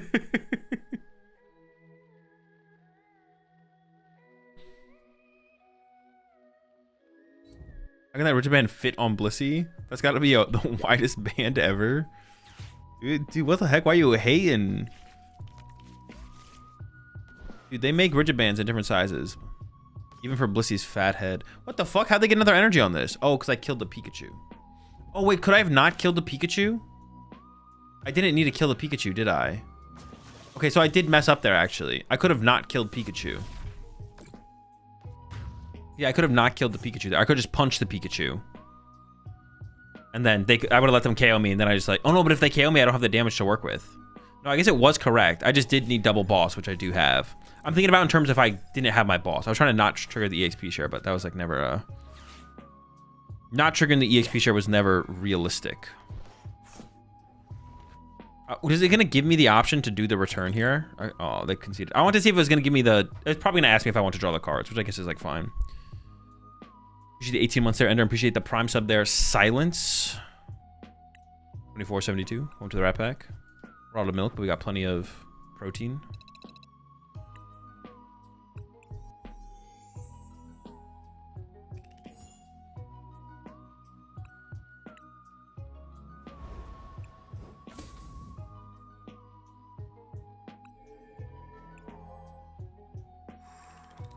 All right, we got our dub. We got our first dub.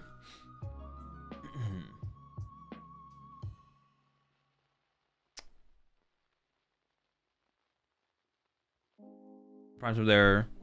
Shawski. Welcome to the rat pack. We're all the cookies. We got plenty of... Thoughts on Moon to Dunsparce getting top 16? I think it got top 16. I'm going to try out the deck in a little bit here, but that's about all I got for it. For me to actually like care about the results from a tournament, a deck would have to like dominate, or the deck would have to be like really cool. Wounded Dunsparce is not very cool, and yeah, or would have to see like some dominant. And honestly, I think you could make an argument the most dominant deck from the weekend was probably Golden Go Dragapult.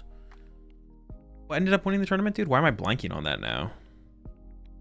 Oh, Guardy won. Yeah, I say that you could definitely make an argument the most dominant deck was Golden Go Dragapult, but also a lot of really good players chose to play it, so that's like something for sure.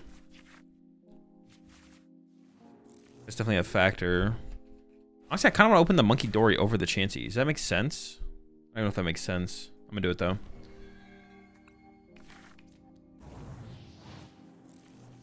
The Dun's #1 hater. Confirmed. I'm proudly its #1 hater. Mid deck. Oh, it's this deck.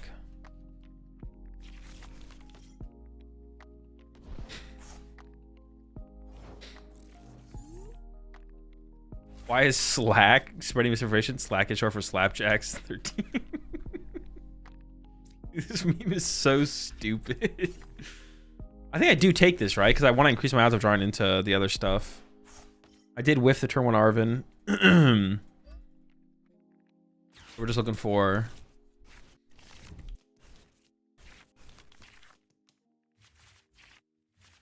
It's not great.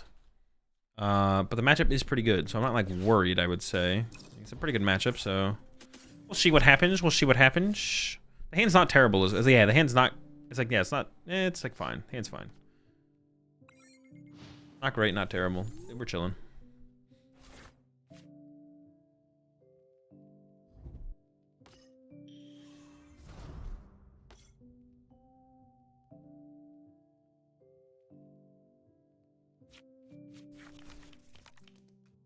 The damage counters in the bag, bro.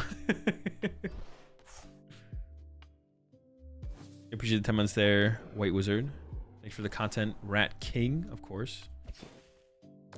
Are you still enjoying it? Can I get something? Anything, please? Oh, that's not good. All right.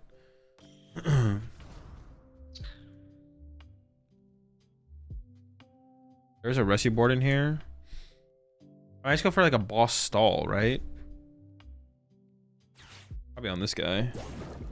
This little rat right here. I'm on speaker. Dude, there's just nothing.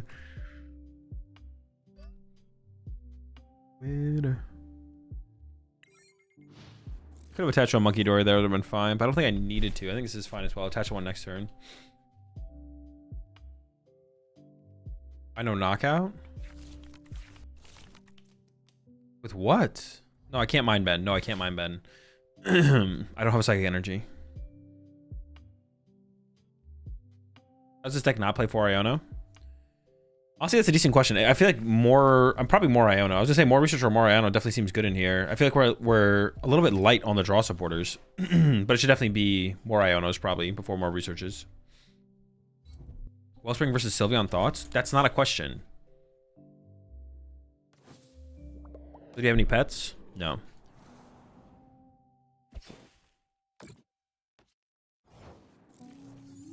Like using any alt art cards or prefer base rarity?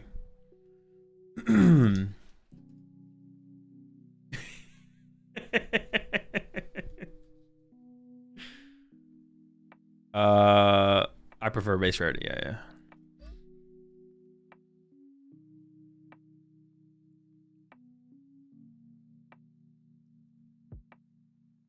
It's got to be a research angle. I was thinking about like not researching here, but I think it's got to be the research angle, right?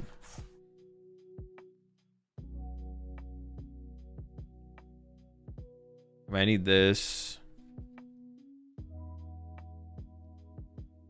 Dude, still just drew nothing, man.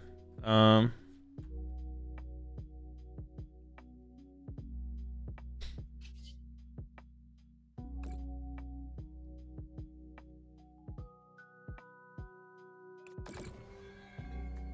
I retreat this Monkey Dory or just not care about it? Like if they attack with Dragapult next turn, do I want them to punch my Blissey for 200? Probably not, right? Just him with that switch. I may say just move it to the Blissey here, right? Because otherwise they could like boss KO whatever Monkey Dory has the energy, which I guess I don't want to give him that option. So I think I just go like this and I pass, I guess.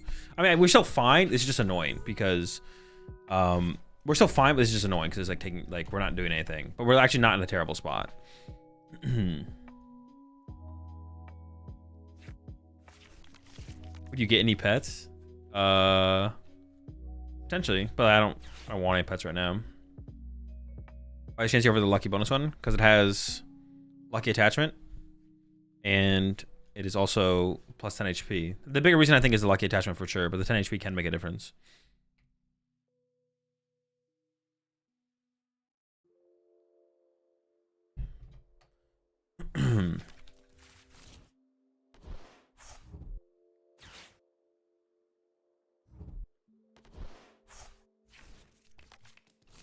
This like involves a lot of luck. No. Plus an HP lets you survive Clop's Pult attack. Yeah, you survive the Clop's Pult. But honestly, lucky attachment is probably the bigger deal. Because the prize card shenanigans just not gonna happen.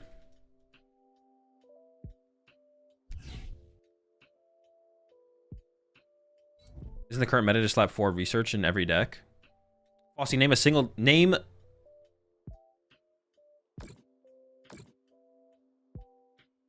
Name 3 decks that play 4 research that are meta decks.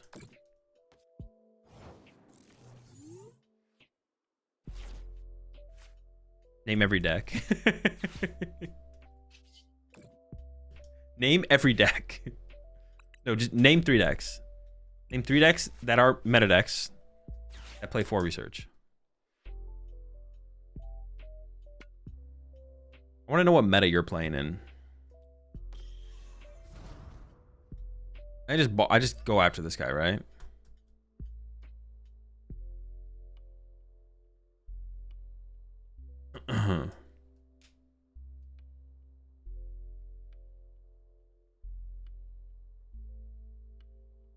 No, Frosty has to answer. You guys can't help him. What the heck? It's cheating.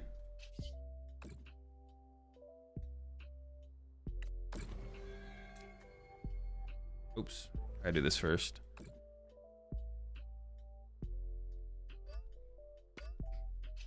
Well, you guys have already saved Frosty on this one.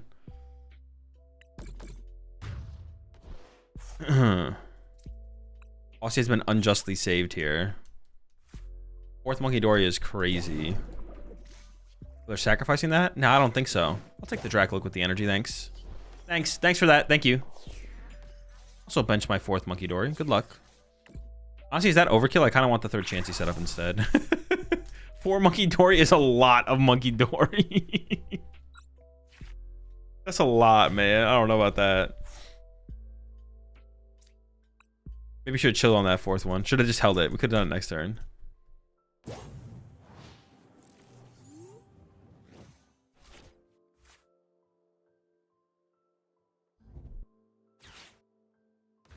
It's so funny that asks you if you like to draw cards. I mean, it is a you may effect. You may draw until you have 6 cards in hand. Why'd they counter catcher my Monkey Dory? I'm actually kind of confused on that. Did they play Maractus or something? Are they going to Maractus my Dory here? I guess they maybe want me to retreat the dark. Oh, they have a gem, of course. How could I forget about the gemstoned Monkey Dory? With the unfair stamp combo. How could I forget about this combination of cards? There's a switch in this deck, so we just go arm for switch here.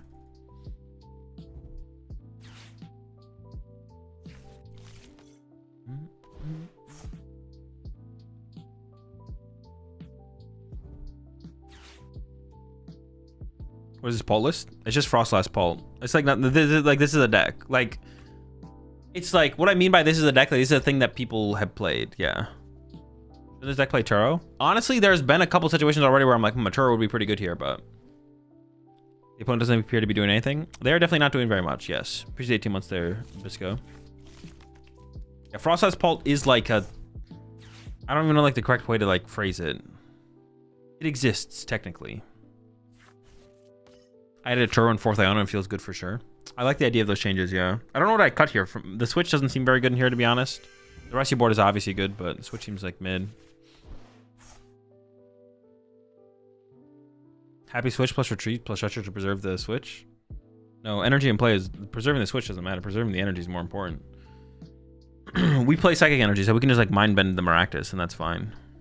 We just move the energy around, mind bend. I definitely would rather switch.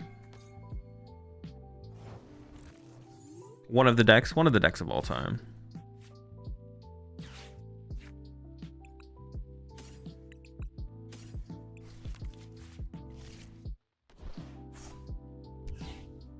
All right, that was enough. I mean, they literally did. I didn't do very much that game, but they literally did nothing. Well, no, they did more than I did, to be honest. My deck does more with less. More efficient. Like if Blissey was a vehicle, it would have been like a, I don't know, what's a fuel efficient? Some kind of like green car. Blissey Monkey Dory is like a Prius. And then you got the Ford F-150 that is the Dragapult Monkey Dory deck.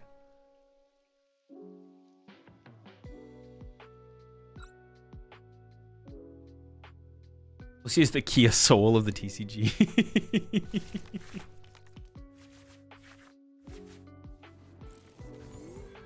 Yeah.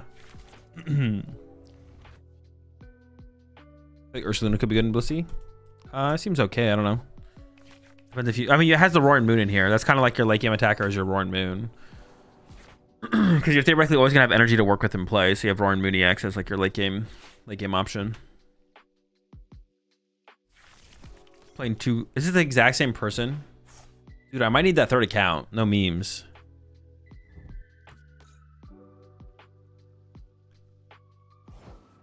Alright, they have a little bit better of a start here, though. They're kind of cooking with it, you know. They're kind of making it happen. Well, we hope Trolley's not prized.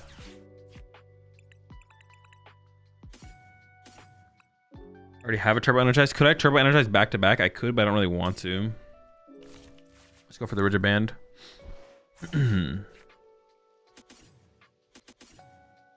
Is it literally 3 monkey doors? So dumb. Squad. Dude, it's just so dumb. If I got an Arvin off this, I always have to research because I have to find out Blissey anyways. Okay. I don't really want anything off this. Playing the research is always just good. It's just good enough, right? I could get an Iono so I could preserve the boss. Doesn't seem worth it though.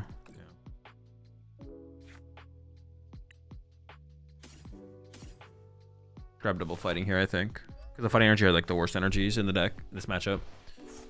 Let's play Team Rocket's Watchtower to counter Blissey. True. Uh-oh. It's a little scary. Oh, I guess they have the Maractus in the active, so I'm probably not getting... Oh, then I just be able to play the Pokegear and get what I want, actually.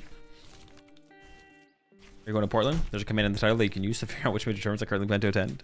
Dude, now my hand just sucks. It's okay, we can just set up Monkey Dories. Dude, we can just set up a herd. Dude, we have the whole squad. I can have quad Monkey Dory set up next turn with the Turbo Energize. Let's go. Well, hey, we could have seen the true... No, the Pokegear is 2 cards deeper. So it would have been this top deck plus the next card. Not bad. Definitely want that here to protect my energy.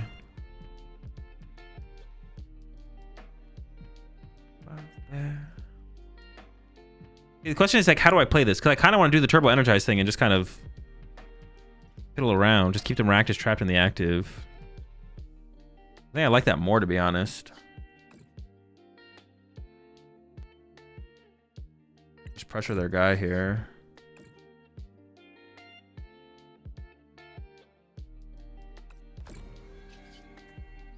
The Turbo Energize angle is just too funny to not do, I feel like.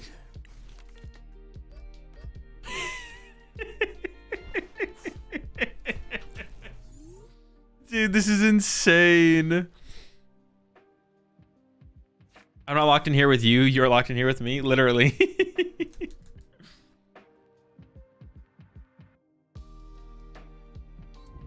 You can move 3 damage counters that turn. Oh, true. I did mess up. I forgot about my Blissey. True, true, true. Good point. Good point. Definitely a mistake. Oh, actually, I should have pressured their Monkey Dory, right? The most important Pokemon on their side of the field is Monkey Dory. Like, it's a Monkey Dory war. We want to KO each other's Monkey Dories. Maractus here, like, please KO me. Yeah, literally, he's like, please.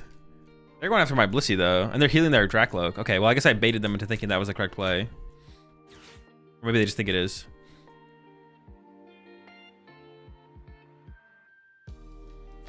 Yeah, their monkey is dead next turn. The monkey is getting KO'd next turn.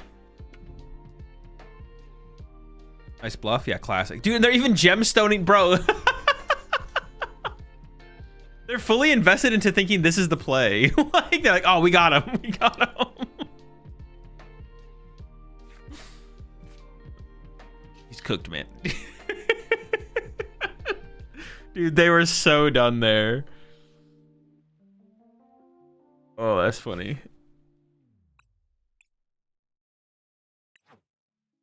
Wait to queue? Yeah, I'm gonna give it a second. What if they wait? What if they're like, dope, bro, I don't want to go through this again.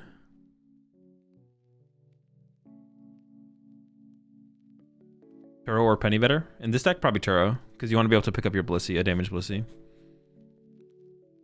We're saying the energy of the Monkey Door shouldn't matter too much. Turo should be able to do that sufficiently enough in majority of games. You just play around your happy switch correctly.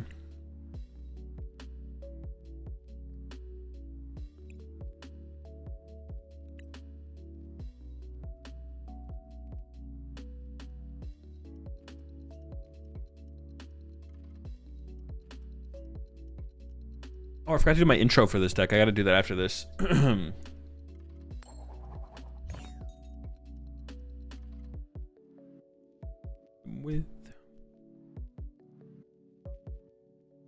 The objective of this deck is to monkey all the damage every turn without attacking?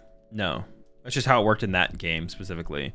The objective of this deck is to attack with Blissey, which is a tanky stage 1 Pokemon, put a rigid band on it, and then because of its ability, we can move our energy around to use multiple Monkey Dories pretty aggressively during a turn. to put damage back on our opponent's side of the field.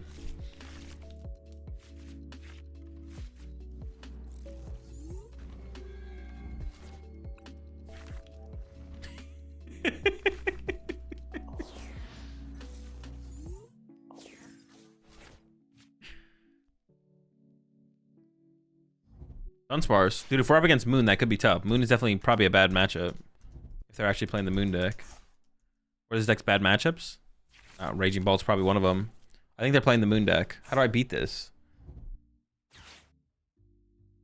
They're just gonna frenzied gouging me. And then we're in trouble.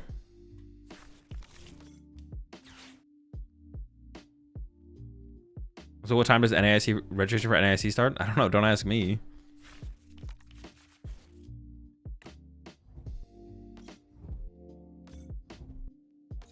Dude just got the whole squad.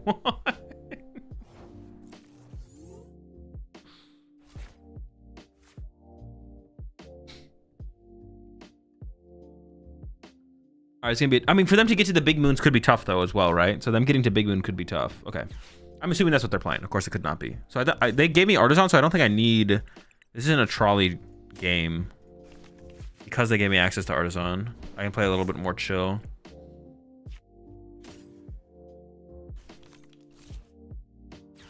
I could nest ball, but I honestly don't have to. I could just wait still. I wouldn't mind top decking a. They can make a big moon in one turn out of nowhere still.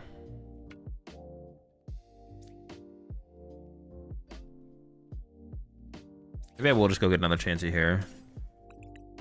Sure. Do I split the energy here? Probably not. Honestly, I should probably try and preserve the psychic. I might need that to be able to attack with the Monkey Dory later on to respond to Aurora and Moon. This honestly would probably be a double, this would probably be a good situation for a double. You can kill the only Chansey. I mean, yeah. I don't think it's gonna happen though. He appreciates 26 months there. Jesse appreciates the 12 months there. Bison. Honestly, I kind of need an energy drink. I'm kind of tired. And I got to do the podcast later tonight, so I'm gonna go get an energy drink real fast. I'll be right back.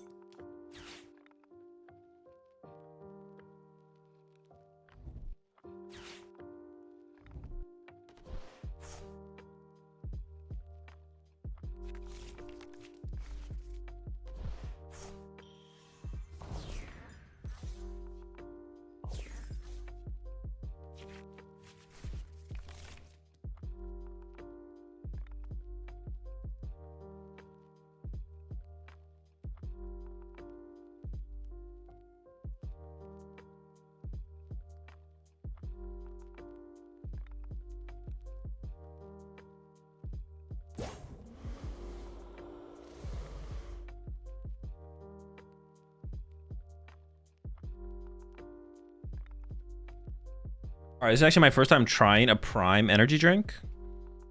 Because Lorelai was working at a convention this weekend, and there's like a snack vendor there who just gave her a bunch of stuff, and they gave her a Prime energy drink. So, we'll see how this goes.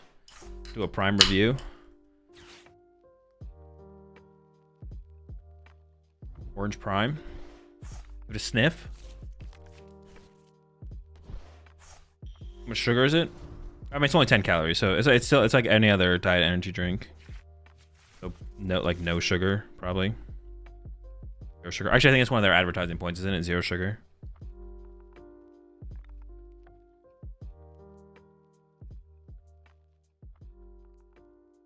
Oh, the flavor is orange mango. How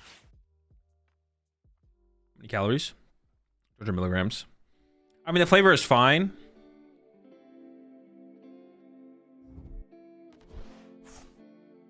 Flavor is fine. It's not like super mango-y.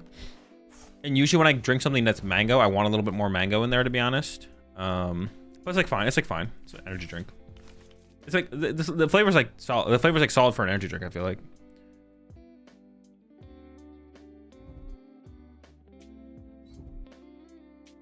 fine. I wouldn't get it again. I wouldn't get it again. You drink energy drinks during regionals at all?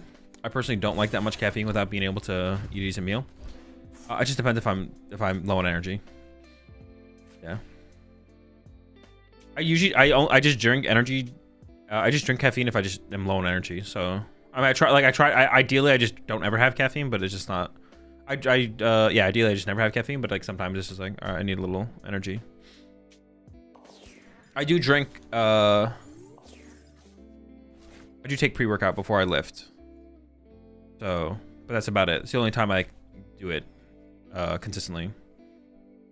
So ideally I only drink caffeine like 3 times a week. Most weeks I only drink it like 3 times a week. But then when I do like long streams or stuff like that, I'll have an energy drink or some form of caffeine, usually an energy drink. I mean, if I hit an Iono off this, I wouldn't hate. If I hit an I don't really need an Iono though. Honestly, the trolley would be pretty good. I wouldn't mind the trolley now. If I do hit an Iono, I wouldn't hate drawing a basic. Actually, I don't really need basics here though. Let's start with Artisan. Let's just use Artisan first here. I don't know when I'm gonna be able to use the Monkey Door, so I'm just gonna grab a Chansey. You drink caffeine on event days? If I need a, oh, I guess I'm still drawing cards. Not bad. If I need an energy boost, yeah, it just comes down to how I'm feeling. Yeah, it just comes down to how I'm feeling.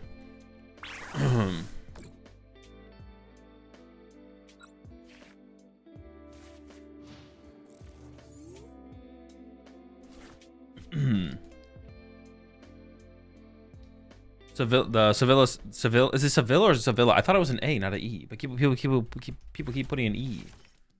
Sevilla? I thought it was a Sevilla. No, there is an A, bro. Yeah, the Sevilla special event will have a stream, yes. Every major tournament in Europe and North America will always have a stream, the official TPCI stream. Every Latin American event might have a stream, but never an official TPCI stream, except for LAIC.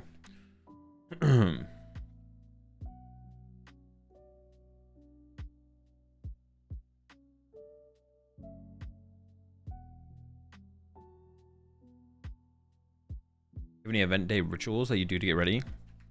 Sleep.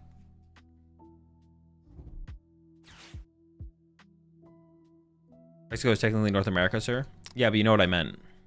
What happened to OCIC? They just stopped doing it. I thought Monterrey Regional was CA? California? No, it was in Mexico. I hate this song so much. What? That's crazy, to be honest. I know you're a hater like that. That's some good work. Kangaroos took over OCIC? Yeah.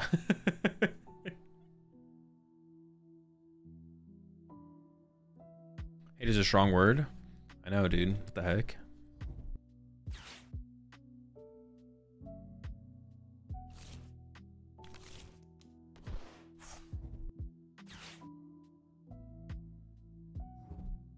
They're still cooking over there, bro. This is quite the turn. Any Pokemon superstitions? You had a judge shuffle at SAC last year, right? I wouldn't say it's a superstition. I just do a judge. I guess it is maybe a little. I guess it is kind of a superstition, right?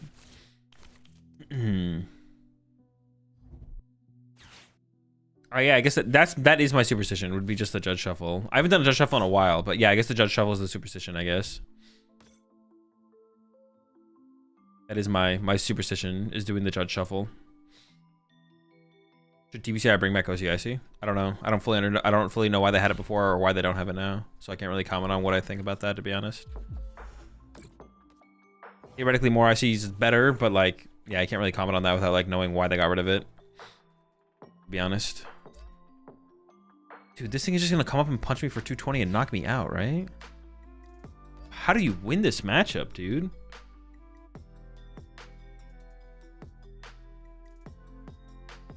I could Monkey Dory KO this. I guess I'm doing that, right? This matchup actually just seems awful. I guess I could double Monkey Dory. Yeah, okay, I can double Monkey Dory. Okay, that's what we can do.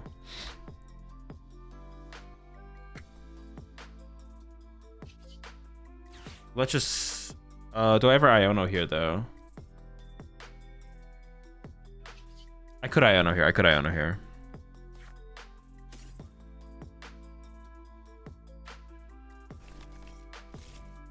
Move 30, move 30. I can force them into a frenzied gouging. That's what I can do here. I can force the frenzied gouging. But even then, that feels like we're not in that good of a spot.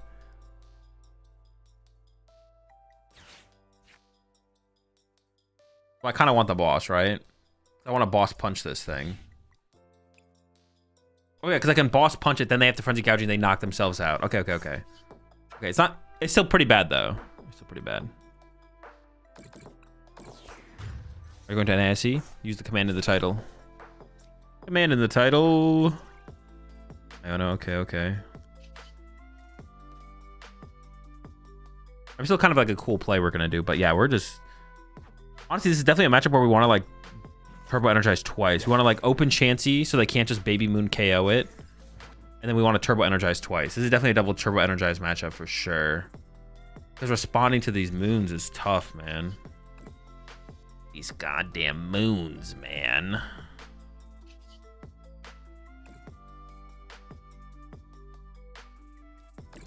Why didn't he put the damage here, though?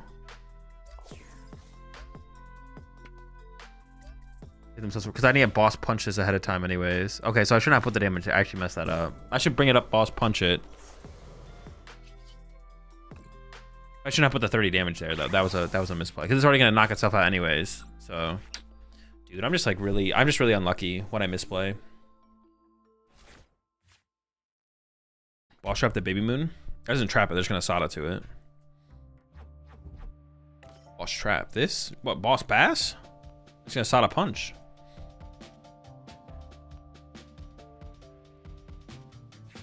Thomas on winning the Monterrey Regional on his birthday is just insane.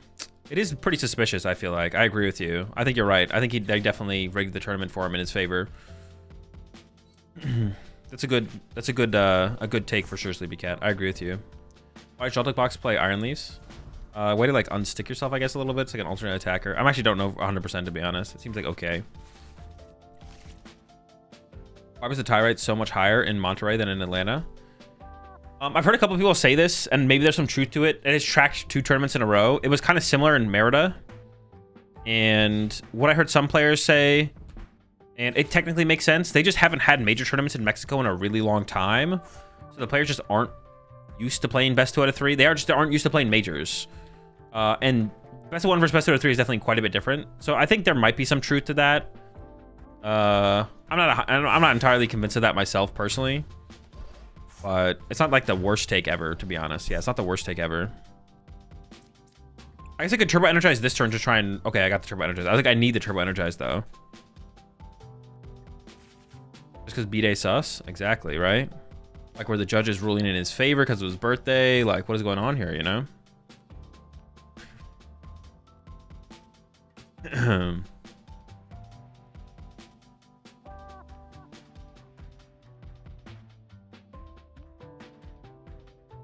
Alright, leaves used to get you out of the saw block. I get you out of saw block. Oh, because they can sob your Joltik, right? Because Joltik doesn't have a way to get out of it. Interesting. You can also just play a switch though as well, right? And just arm for your switch. I gotta push this guy. You drink coffee at all, just energy drinks? Now and then, not very often though. I'm not what you would call a coffee enjoyer. More of a coffee hater. No, not really that either. Yeah, definitely not a coffee enjoyer. I don't want to leave them with this, right? I want to take this away from them. Give me that.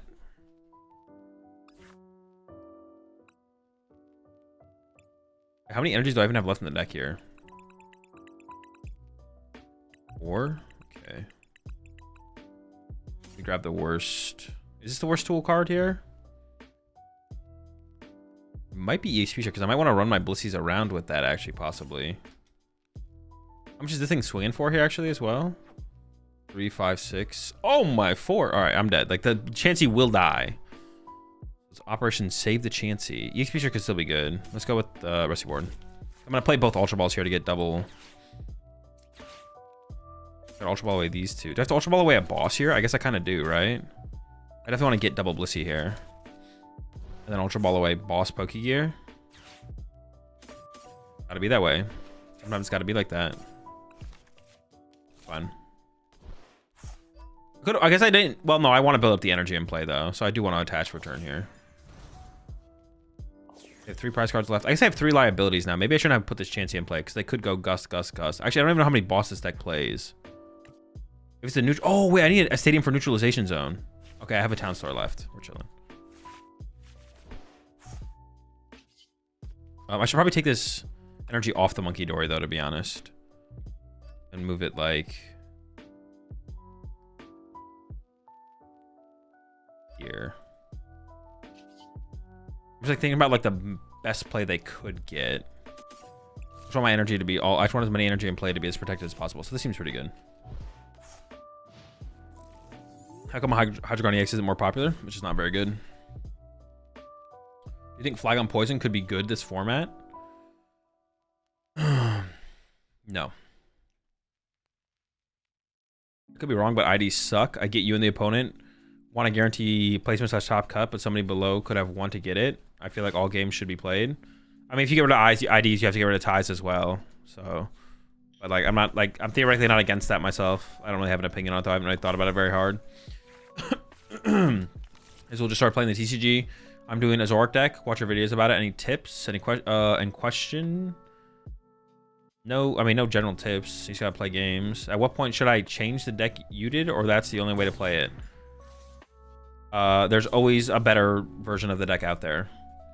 So whenever you think there's something worth changing, change it. Azul, how happy could the Switch really be? I mean, it can't be that happy, that's for sure. Wonder why no Heavy Baton in this deck? I guess because you want the active Blissey to have Rigid Band on it. Most of the time, yeah. And if your Blissey is getting 1-hit KO'd, you're usually just losing the game. Like, you're not beating those matchups very often. The ones where your Blissey is getting 1-hit KO'd, you're not winning those matchups very often. What's the play way to tell your opponent that they're playing slowly? Just be like, hey, can you pick up the pace of play? Like, something like that is fine. Like, you'll push you 29 months there, chance. Like, Heavy Baton theoretically is good against Raging Bolt, but the Raging Bolt matchup is so bad, who cares? Like, it's not worth including a card for a Raging Bolt matchup. Golden Go would be like the only one where it's like maybe there's an argument to tech for Golden Go. But I don't actually know how I think the Golden Go matchup is about them running out of resources, I'm pretty sure.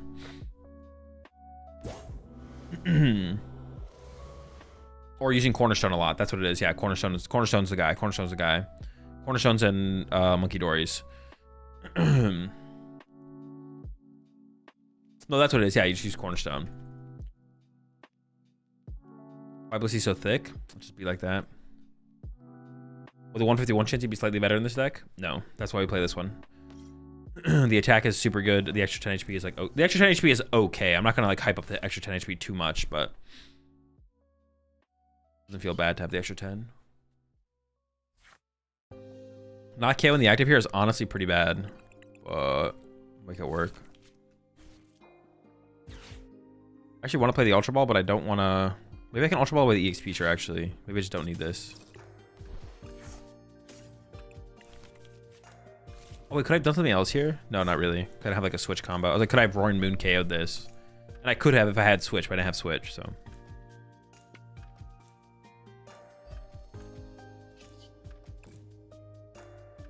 Ball's a good deck now? No. Ball's fine. Alright, we have all the options we should need next turn. They can Frenzy Gouging knock this out, but then I just go knock out Iono, and we hope that they don't get another Baby Moon plus Gust KO Monkey Dory.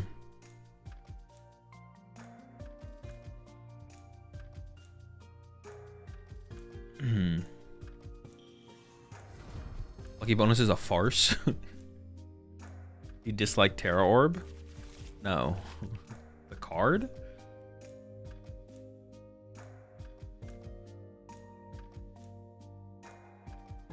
Terra Orb's a broken card.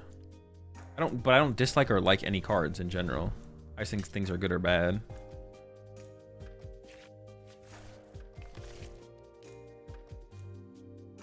Hazel just started playing the TCG. Oh, I already answered that question. Okay, I caught up on the questions there. Do you like Pokemon? Nope. Just never really see you use it. It's just not good in the decks that I play. The decks that I played so far are just not good. I played it in the deck I played it in most recently is Eevee Box. That's because it's good in there though. There isn't a single card that offends you just by existing? Not really, no.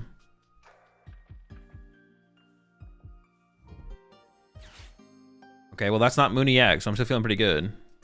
How's Blissey feel so far? I feel about as good as I expected. It's just a matchup based. It's like a more matchup based deck. Doesn't mean it's bad or good or high roll or low roll or anything. It's a little bit more meta specific of a deck. But in the current meta, like just thinking about it, I think it seems fine. Like for the current meta, it seems fine. Oh shoot, I do have the second one, right? But they still have to attack, which means they have to activate my Monkey Dory because they're decking out first. So I can just Monkey Dory all the damage back to their side. Yeah, I don't think this is cutting it, to be honest. They're not cooking like that.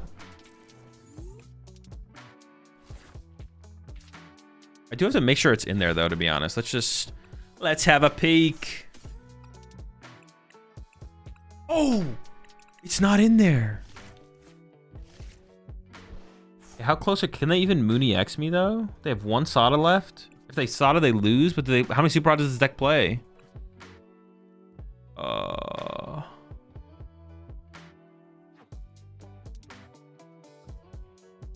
There's 2 Town Store in this deck, right? I'm not trolling. Okay, I'm not trolling. I mean, I can punch with Mind Bend eventually. They just deck out first though, so I don't even know if I'd really need to be worried, right?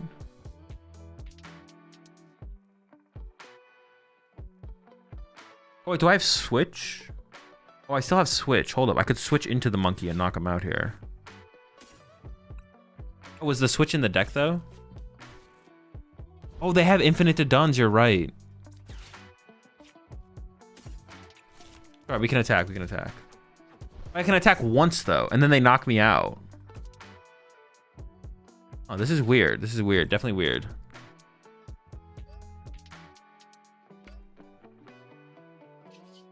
I feel like putting a...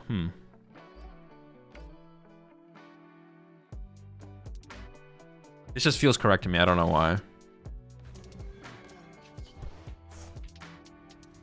Alright, whatever. This forces them to find an energy for this Roaring Boon at the very least. That's right. The Dun draws 3 and shuffles 2, though. No, but it's infinite iPod because you shuffle the Dun starts back next. Cornerstone can take a KO. Ooh, I can use Cornerstone. Good point. Oh, but dude, I have to get the Cornerstone set up, though. All right, I also didn't get the Stadium off the prize cards. I probably just should have never... Well, I shouldn't have put this in play because I prized the other one. So that was a mistake. This is actually kind of awkward now. I can use Cornerstone here, though. I need to go find the Cornerstone as well, though.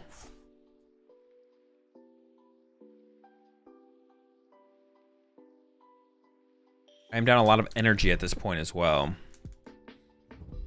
Yeah, the Dun loop is infinite because you'll always draw...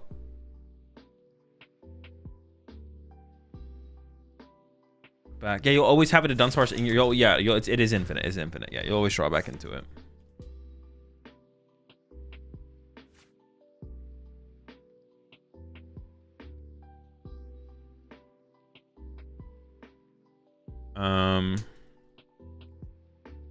This is all right, huh?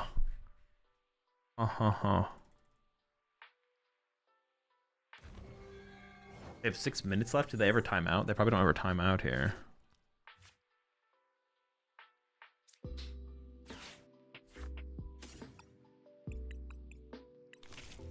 Oh, I have Mooney X though.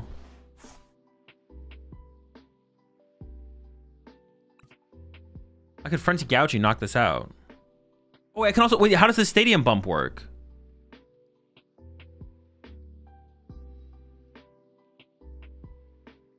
They can't Dun next turn. That's a good point. Do they have second Super Rod, though? Yeah, they actually just can't Dun next turn. They might literally just lose. Yeah, wait. How does the Moon thing work with bumping the Stadium? Moon discards the Stadium. Like, do I do damage, though? I do damage, right? Forgot I had Moon. I'm to find out for science. Might be like that, yeah.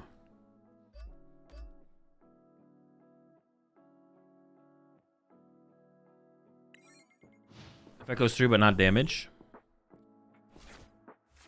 Stadium discard happens after the damage is dealt. No damage. No damage, but we would discard the Stadium. Okay.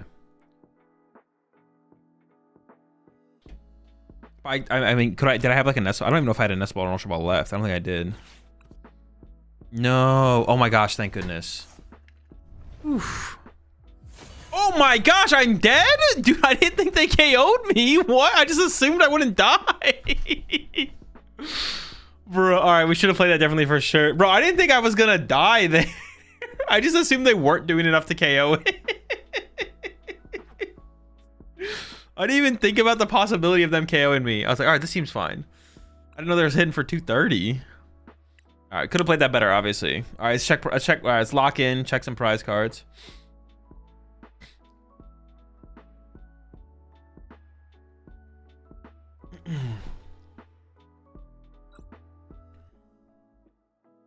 You should have to let the Blissey take the damage and so on. Well, that doesn't work because I deck out first. They have an infinite deck with the Dunsparce. Well, they didn't do it, so they maybe messed it up, and I actually maybe could have won. But they wouldn't have attacked either. They weren't going to attack either. Like, attacking wouldn't win them the game either, so. They weren't ever actually attacking my Blissies. That was never actually the reality. Why'd I put Cornerstone in play again? Oh, you put the Kappa. Okay.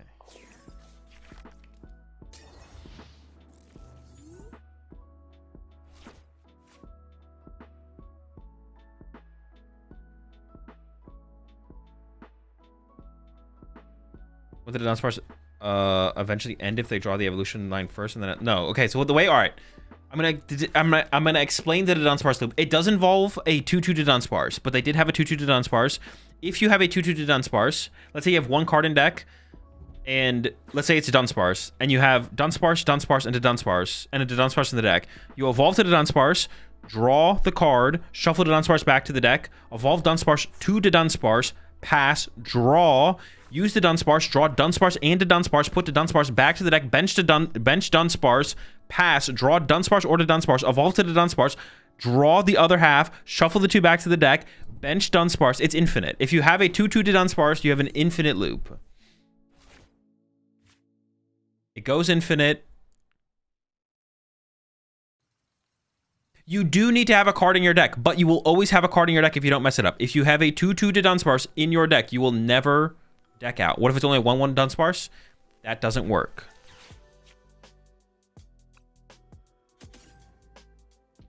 Well, I don't know what I'm up against here. I always want to be a little bit hesitant on this third Monkey Dory until I know what I'm fully up against. But it's definitely... It's probably... No, definitely it's Raging Bolt. It's Raging Bolt. Okay. Raging Bolt seems tough. We definitely care way more about Blissey than we do... Would I even go as far? Let's get this squad. Let's get this squad. I actually kind of want EXP share in play right now so I can chain attacks. I want like EXP share plus. I have energy in hand for 2 turns. I have an Ultra Ball, but I don't have anything to go with the Ultra Ball. Like, I have nothing to discard, but I want to play the Ultra Ball. So I should just get like a dead card here. What's the worst card in my deck? I could also get switch into Monkey Dory and then lose a Monkey Dory instead of losing a Chansey. Rigid Band is dead if it's Bolt. Yeah, but I want EXP share. I can't get EXP share and Rigid Band here. I don't really care if I lose a Chansey though, so I don't think I'm grabbing switch here. But is switch a dead card moving forward? No, maybe not. Let's just get a Nest Ball, right? Nest Ball's fine, yeah. I want to go EXP share here. Actually, I could have put that on a Monkey Dory still. That's fine though.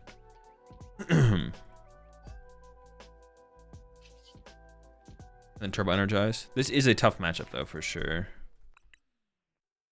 Psychic Energy can be cool. Dark Energy is cool. Fighting Energy, Fighting Energy is not very good. I probably should grab both Fightings here. And they could get like an aggressive Gust cast. So I think I split them, right? Like this. Everybody gets a little bit.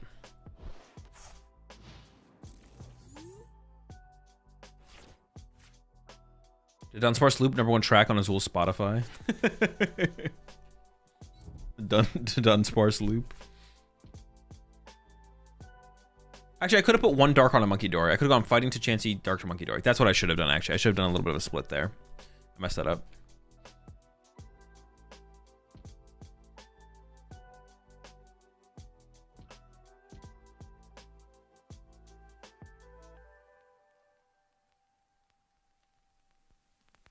What didn't they say they were changing? Oh no, but it was something.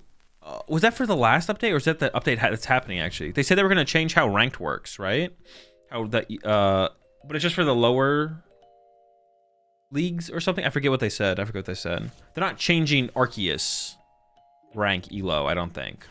But they are changing something about the rank system. I think it's just like the prior tiers and stuff they're switching up. That was the last one? Oh, that was the last one? They were changing, it was just the name of the leagues? No, it was something else. It was something to do with like who you match and how you match. I'm pretty sure. It was elo based. Just lower ranks. That wasn't the name changing thing. They were gonna make sure that below Arceus had better matchmaking. Okay, yeah, that's what it was. Yeah. Are you gonna throw this Raging Bolt at me like this? It's pretty cringe, bro. It's pretty cringe. Oh, it's gonna be tough. I just lose. How do I win? What do I win? Honestly, Boss KO Hoot Hoot here might be the best play.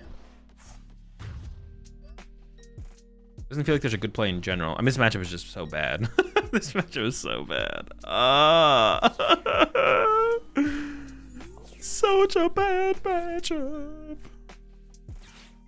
Help.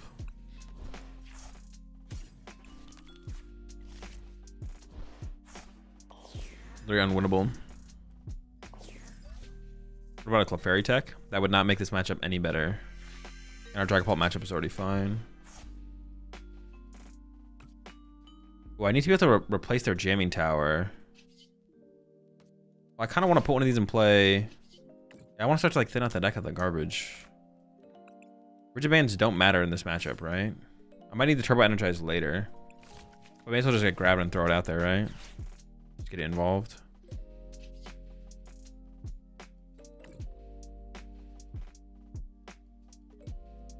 I should just take this energy and put it to the active here, right? Yeah. Return. I don't draw any off my return though. That's a pretty bad return. Like, what the heck? All right, it's fine. Return.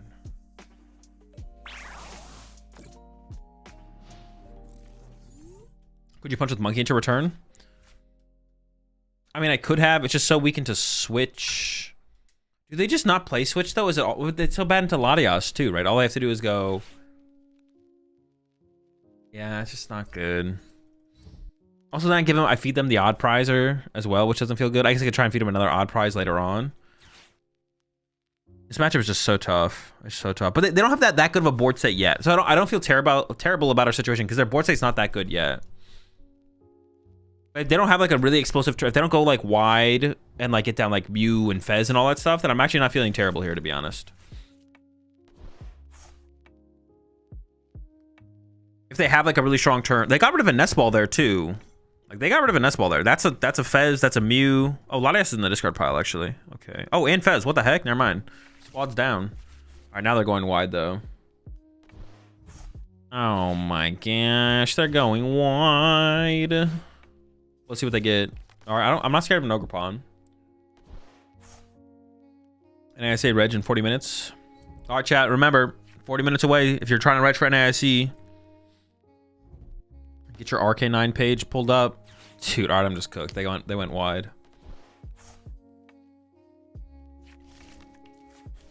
Holy smokes. Yeah, they got the Mew down. I mean, they don't have Fez. Obviously, that's something. All right, all right.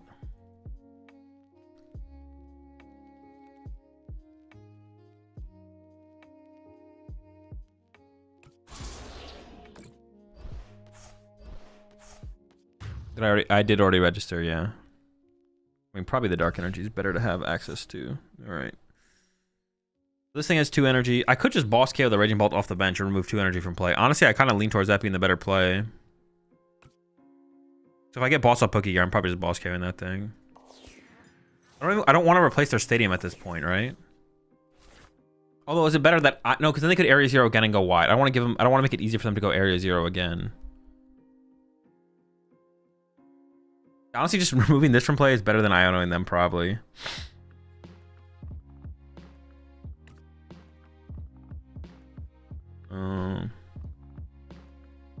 Yeah, I'm down for that. If I get the boss. If I don't get the boss, obviously KO the active, but I'm down for just boss remove their energy from play. I just need so much. Man, I just need so much, man. I just need so much. We're just getting farmed here, man.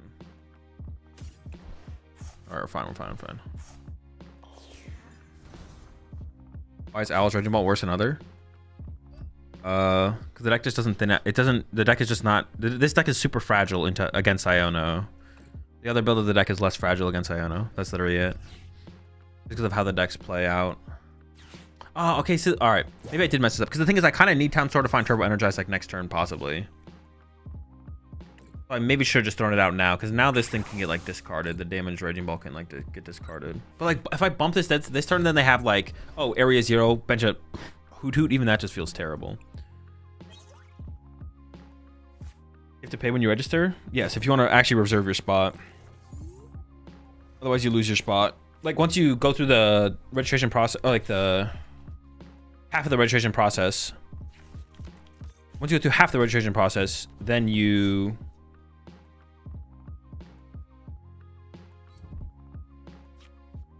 once you go through half the registration process, then you have to pay. And if you don't pay after 15 minutes, you lose your spot, basically.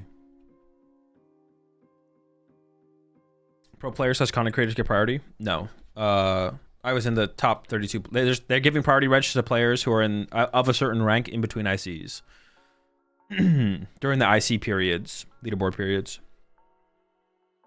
So if you're in the top 30, I was in the top 32 North American players after EUIC, between LAIC and after LAIC and after EUIC. That time period between those two. Okay, they did whiff for a turn. That's big. Okay, they do have 6 good Pokemon on their bench, so I could Town Store now. Town Storing now would be okay, to be honest. Because even if they discarded this, they would have 1 less energy in play. What did they Palpad for there? Tubble Sada?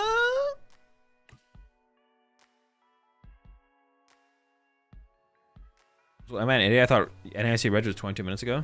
I don't know. Did you Reg for NAIC 22 minutes ago? If I like play the Town Store, they're gonna get rid of Owl, Raging Bolt, right? They really only lose 1 Raging Bolt in play that has 1 energy. If I'm gonna Iono them, I don't think they're gonna get a good Area 0 response anyways.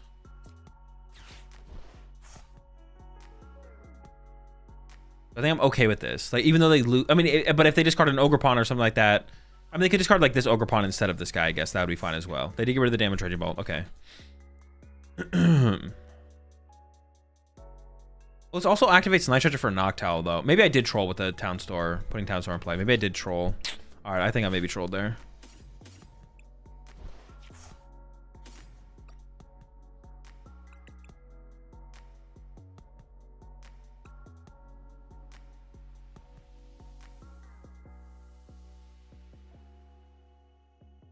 Maybe some slight trolling.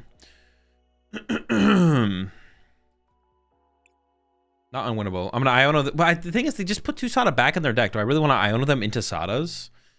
Not to say that they don't have a Sada right now, though. They could have a Sada in hand right now, or just a Noctowl. They have a higher chance of having Noctowl in hand. I think I just Iono now because I need to cycle my deck, probably.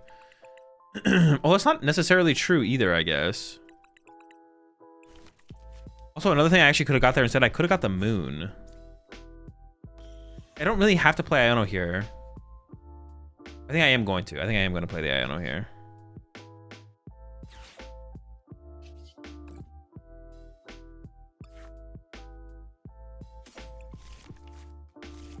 I'm gonna go Rescue Board, Rigid Band. Actually, I could get another Chansey on my bench this turn through Night Stretcher off the Iono, and then I could actually have the option of the Roaring Moon on the next turn. Okay, okay. I kind of just want to get the Psychic Energy in play so I could go for a Mind Bend, right? Just kind of like Psychic Energy here. Iono? Sure. I'm not sure that Iono is actually correct here, though, to be honest. It maybe is better to just like not interact with their hand. But I actually just don't know. Boss is a good option. I do want to play I should Ultra Ball away these 2, I think. Oh, I actually got the Nest Ball for the Moon. I actually have Nest Ball or I could Ultra Ball for Moon, actually. So I want to draw extra cards. I mean, I could set up the Moon just so I could go for like I mean, get drawn to an Iono here, but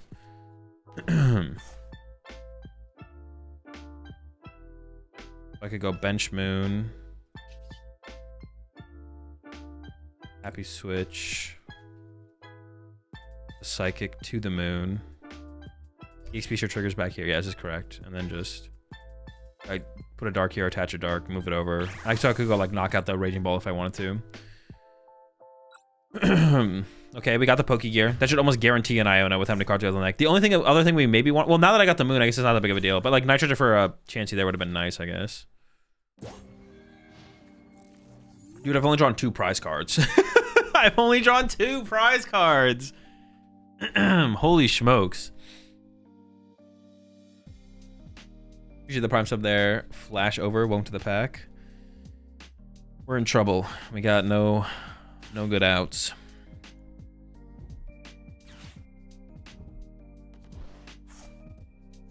Okay. They got Noctowl for Sada. Raging Ball must be this deck's worst matchup, right? It's up there for sure. It's pretty bad. Oof, and they got the Fez. Oh, another Raging Ball actually instead. Oh, they maybe needed that though. They maybe prized their last Raging Ball. Or they just want to be with the Sada to 2 bolts. That's like a reasonable play here. This matchup feels impossible. Your attachment is so slow. I mean, the EXP share like kind of covers it, especially if they don't have like a super aggressive start. But yeah, it's tough. But yeah, we're not like KOing their... They 1-hit KO us, and we like 2-hit KO them. So it's pretty bad. It's pretty bad.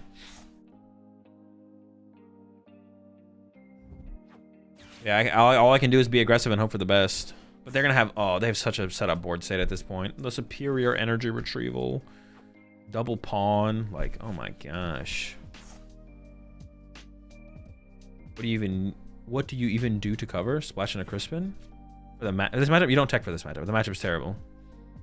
This matchup is absolutely awful. You don't do anything. You just lose. That's what I was saying. Like the Blissey deck is like a little bit more of a meta-based deck than some like other decks out there. Have you seen the Copper Asha deck with our Child on and Monkey Dory? I have, yeah.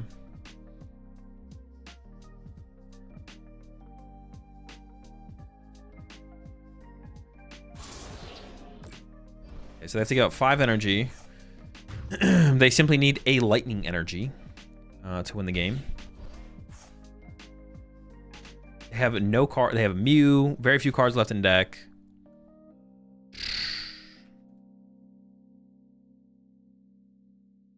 Yeah, I don't know the best thing to do this turn. I could Moon. Is Moon KO plus Iono always just the best play? And pray, I guess. Hold on, I don't have the Iono yet.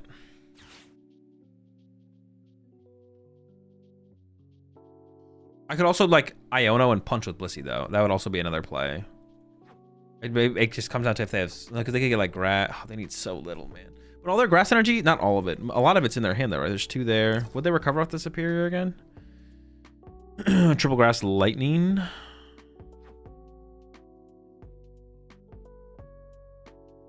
Lightning light. So it'd have to be through a Sada to get this thing to attack. They could double grass though as well. Let's just see if we get the Iono. Okay, we got it. It's our last Iono as well. I think I just play aggressive. I think I just go for the Moon. Yeah. Yeah.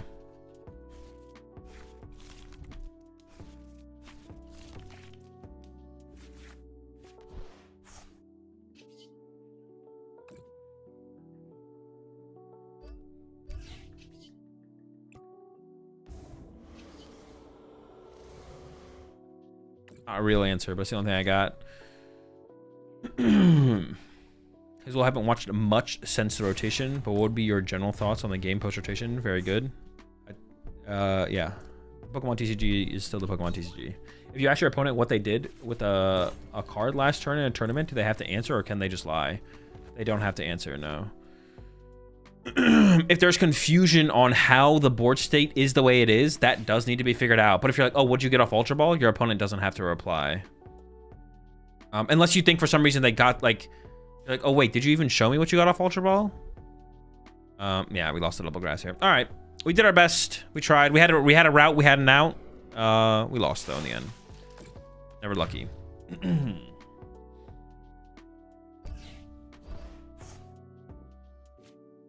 Yeah, if the board, there's a difference between you being confused and the board state being confused.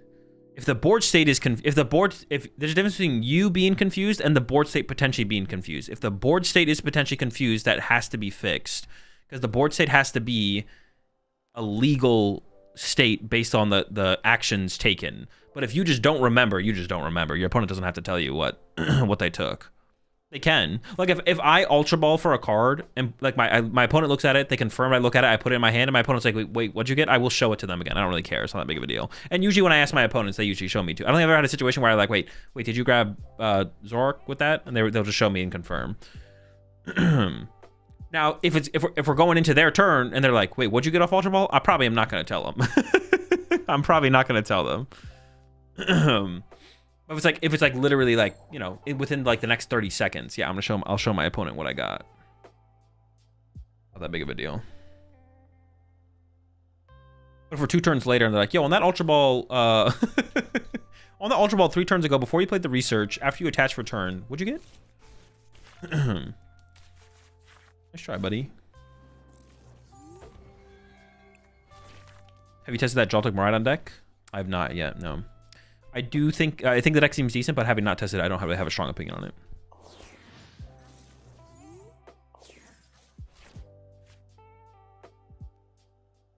So what did you get off that Ultra Ball from round 3, game 1, turn 2 in the Charizard League Challenge video? What is this? It could be tank, could be not tank. I don't need to town store here. I mean, I'm gonna do this. All right, hang on. We're prize checking now. Let me lock in.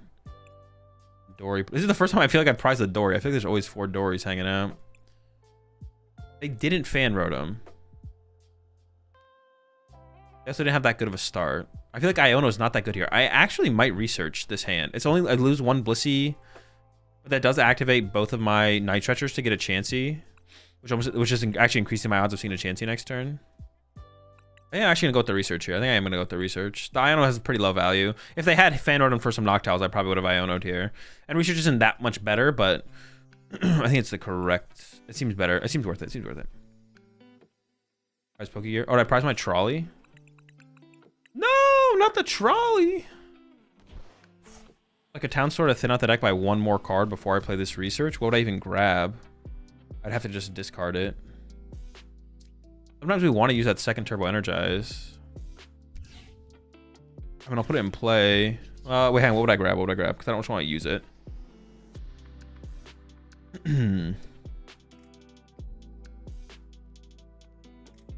I'd want to keep my rescue board. I want to keep my other regiment. I think I just don't use it.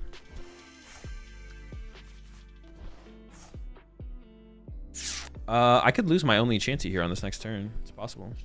That would kind of suck, man. It would be kind of shitty. If they're gonna replace this, I think I want access to the EXP share. Dude, our trolley beam prize is kind of shitty. That kind of sucks.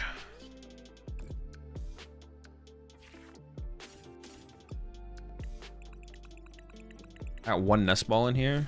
We kind of like need to draw into some. Yeah, dude, I need my trolley, man. Please, man. The trolley. Hazel, how's your games been? So far, so good. What's your favorite exercises at the gym or muscle group? Probably chest. Just like bench press. I don't actually do bench press though. I do Smith machine and machine. But yeah. Feel that.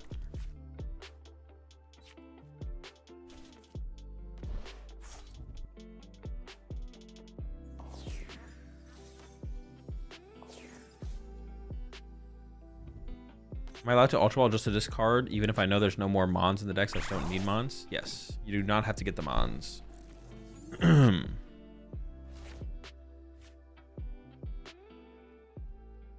I'll never know.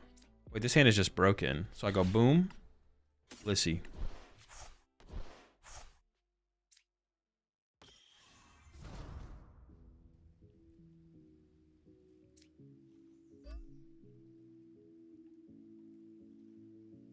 I think I should boss KO their Hoot Hoot here for sure.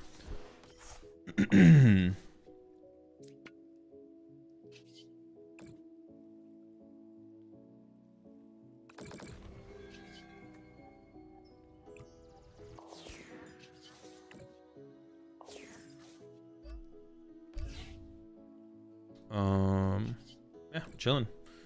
Pretty good spot. No complaints. Azul, are you challenging viewers? Nope. Only thing with the you can use channel currency if you want to. Oh, I own a price. Okay.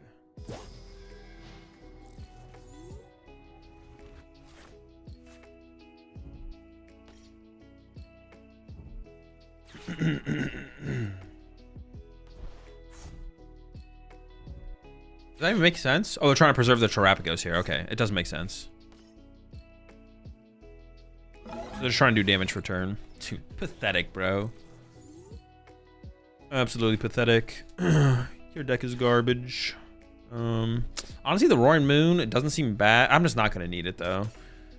I'm just not going to need this guy.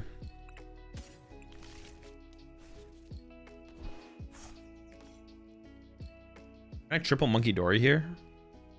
I think I can, right? Monkey Dory. Back it up. I want to challenge you? Is it possible to do that now? Yeah, with channel points. You can use channel points to challenge me. This match feels unwinnable for Pagos. It does. Yeah, I don't know how they ever win. Yeah, it does seem unwinnable. Only thing I can't figure out for this deck is the Raging Bolt matchup. There's nothing to figure out. It's just a bad matchup. Good KO on Turtle if you had Nest for Monkey. Good position either way. Oh, that's actually right. Wait, am I tripping? Fighting Energy active. No, I don't think I did chance. I don't think I did. I couldn't have KO'd the Terrapagos there, right? I couldn't get the energy on the Blissey and then move it from Dory to Dory.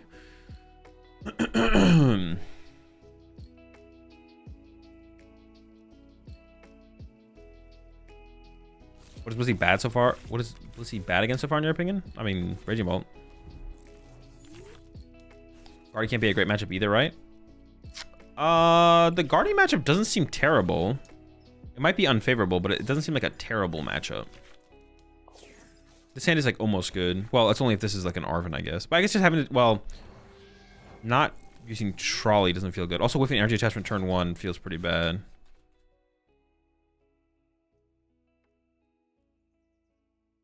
Just pass. Bongo seems bad too. No, because we have Cornerstone.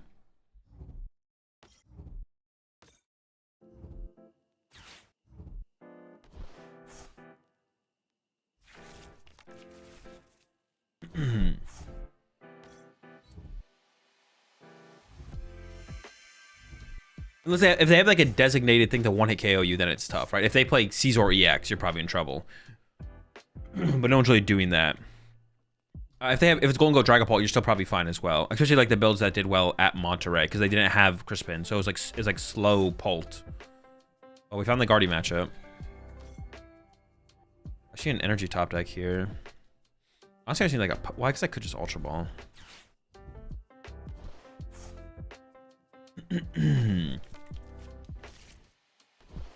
Does the Rujiban go above the white part of the egg, or just cover the pouch?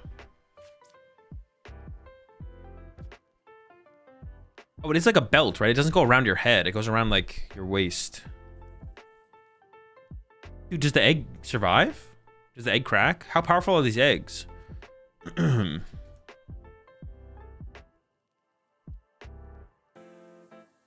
If I find Arven, dude, Arven is just so weak here.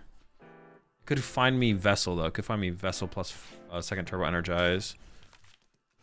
It is like insanely weak though.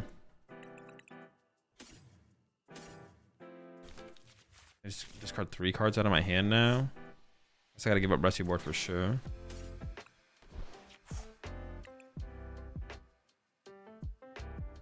Psychic Energy is probably terrible in this matchup.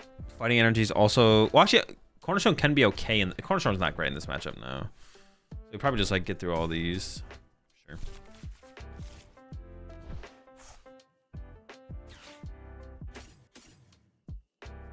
much does EXP share matter in this matchup versus the Rigid Band? I guess I just don't know, to be honest. So I guess we're gonna find out. Why is it Chansey? No Dory. Moon? Oh, Moon could be okay in this matchup though to 1 KO Guardy. Why is it Arvin? Iono's in hand. Researches.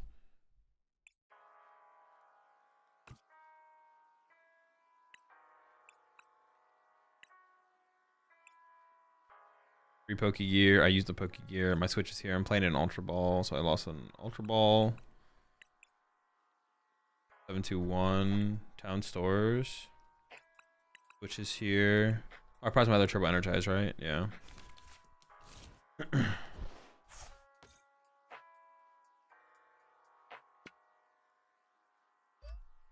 I could Rigid Band the bench one. I mean, I'm not getting gusted. No, I could get sniped. Oh, dude, they could have like Candy Guardy Screamtail KO. I guess if they have it, they have it. Yeah, what if they have it? I can't do anything about it, right? If they got it, they got it. Feels bad. Yep, hopefully they don't have it. Bang goes around the egg, I guess. Oh, Blissey. Hang on.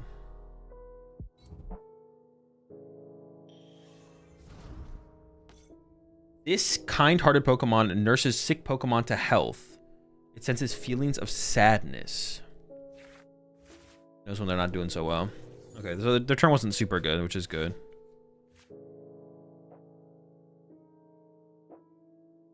Rate this deck on a skill to play, 1 to 10. I don't know. A skill. Some skill.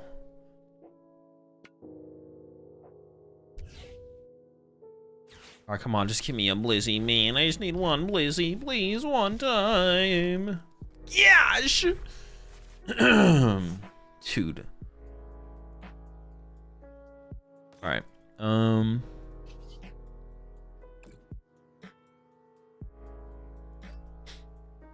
That's so bad. That's just so unbelievably bad. Wouldn't Clef fix the Raging Bolt matchup? No. Nothing fixes the Raging Bolt matchup. Being able to 1-hit KO Raging Bolt after they 1-hit KO you does not make the matchup any better. Also, if they went first and left a 2 prize turn in the active. No. Yeah, if they went first, if they went turn 2 knock out your active with something that wasn't a 1 prize. Let's say they went turn 2 Raging Bolt. After they go first, turn 2 Raging Bolt, KO your Chansey. So then you can go after Turbo Energize, attack with Clefairy. Clefairy knocks out. You just lost all your energy in play. So not only would you have to get Clefairy into the active to attack to KO the Raging Bolts to get the first 2 prize knockout, you also have EXP share in play to consistently cycle energy. And then on top of that, oh, they whiffed. Thank goodness. Holy smokes. On top of that, D's. Didn't think about that, did you? Another boss bites the dust. What was on the bottom of my deck there? Singular Dark Energy. I guess I don't really want to give them Town Store though, right? I mean, them Town Store seems like a L. Oh, let's get it. Blissey's for days. I always believed. Always had faith. Not worried. Never stressed.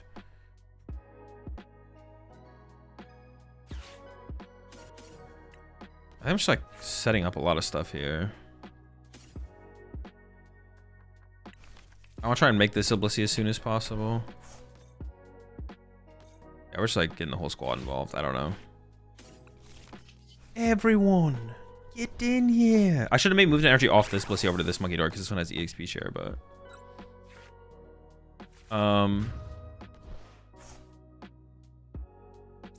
what were we talking about? We're talking about something. Oh yeah, so even if you did all that, you'd also have to have EXP share in play and then consistently be able to go Night Treasure plus Fine Energy Attachment to chain Clefairies from there after they Iono you. And they could still attack with a 1 prize to throw off the prize trade, so you cannot fix matchup. Stop trying to fix the matchup. It's not fixable. Take the L. It's fine to take L's. Not every deck can be Guard 4 and Dragapult where they can tech for every single matchup and just like... Blissey is not one of those decks. Like I said, when we started playing the Blissey deck... like I said, it is a meta...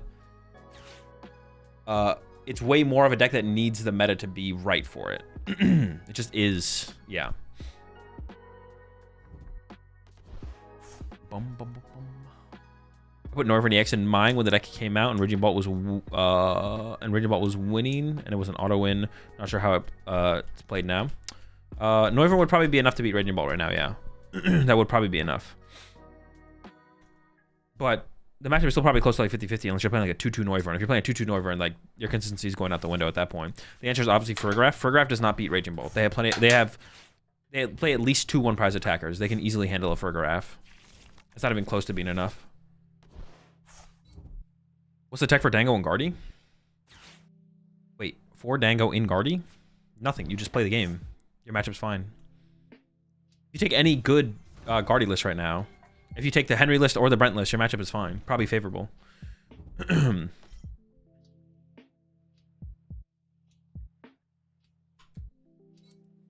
Yeah. I definitely should. Actually, I should have moved I should have moved energy off this Blissey to this Chansey. So that way, this. Yeah, I should have done something. I should have done something. All right, so I am getting nuked.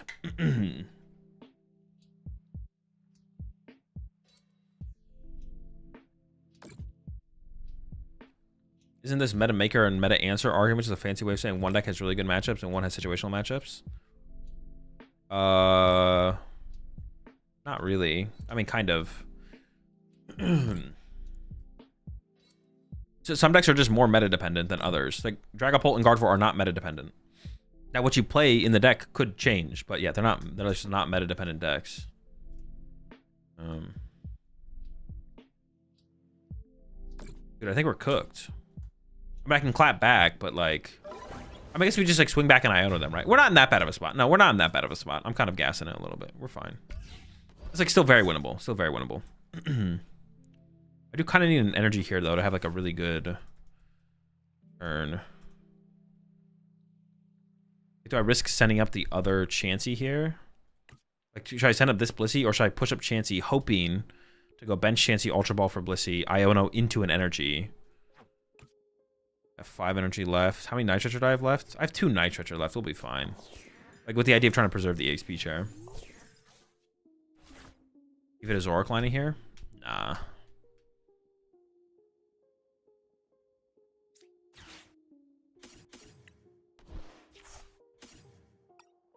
How many outs do we have? I have 6 outs? Bro, if I whiff this, pack it up.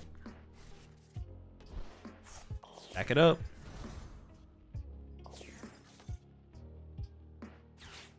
I mean, I guess in this situation, though, they just get to keep Artisan and play infinitely.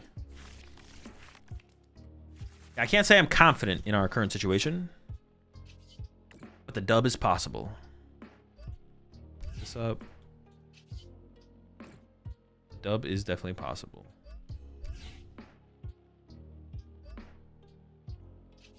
A little bit of a return on our investment here. We're chilling. Want any heavy baton? Honestly, it wouldn't be terrible for the Guardy matchup, but the HP share it probably just does enough, to be honest. Doesn't your belt save you? Oh, yeah, you're talking about the last situation. No, not quite. Never lucky.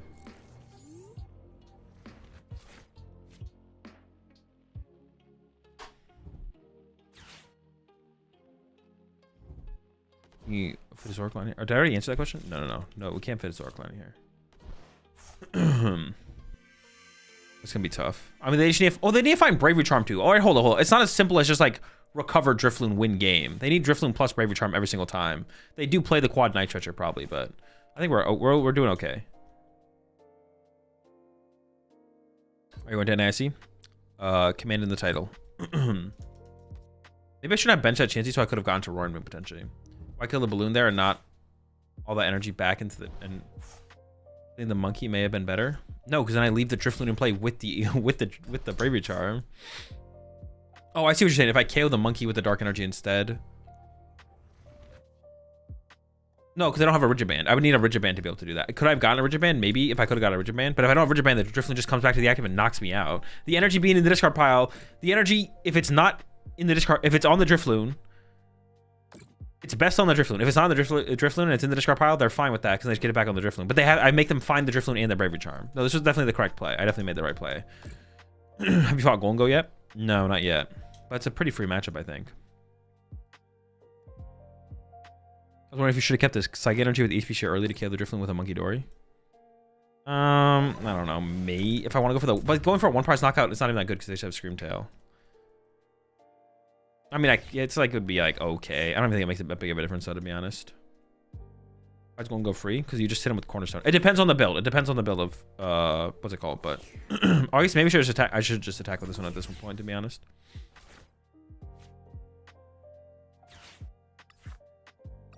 I should leave the bench space open. But even if I Iono here, I am so far behind on the prize exchange. Like, does it matter?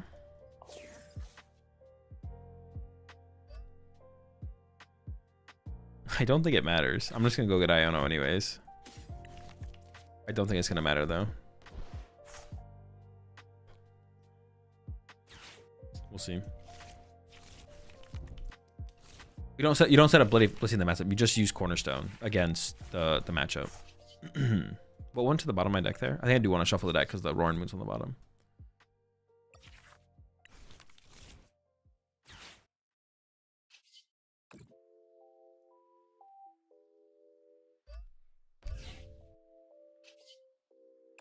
Put 3 Boofle on here, it'll fix all your problems. True.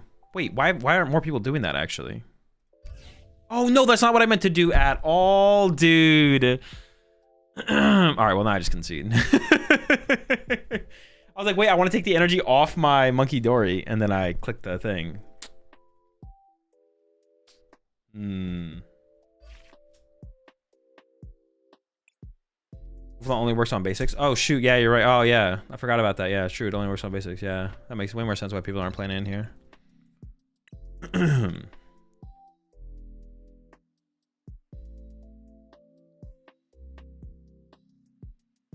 Appreciate the prime sub there. The woo.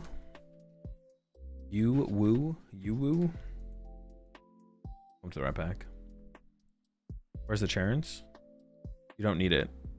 For the matchup spread for the deck, Charons card doesn't matter.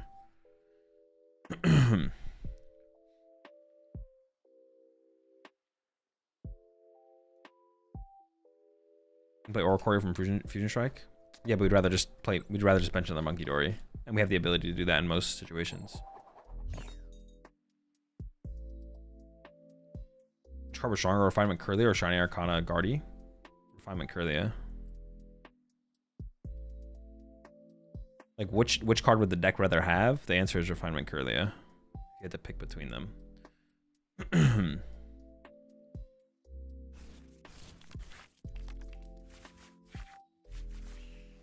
Not the worst hand ever. It's not great though. Is it hard to register for NAIC? Yeah, it sells out pretty fast. It will sell out pretty fast. I'm not going. Dude, that sucks. Well, I know what they're playing. Excuse me. Would I ever want to turbo energize with something else? I honestly might. I would maybe like. Would I ever turbo energize with Roaring Moon if they set up Iron Hands? I could. I'm just gonna pass and see what they do first. Sure. Yeah, I'm just gonna pass and see what they do first.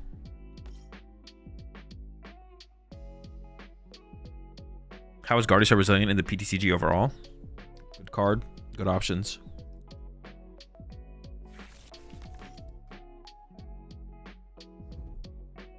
I think this deck is a bad option against the one-shot decks like Golden Go Raging Ball. What do you think? It's bad against Raging Ball. Its Golden Go matchup is fine. You should have Cornerstone. You think the Joltik box is actually good? No idea. I haven't played with it yet. Seems okay though.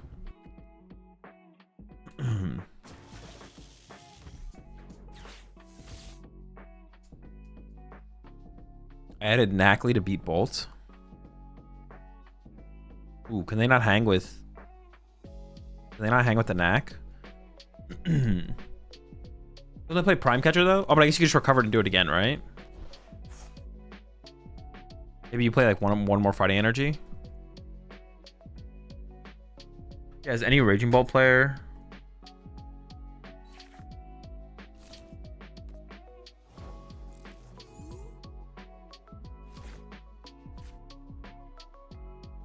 See, now I kind of want to send up Moon and then like... Is that correct though? That feels a little weird to do.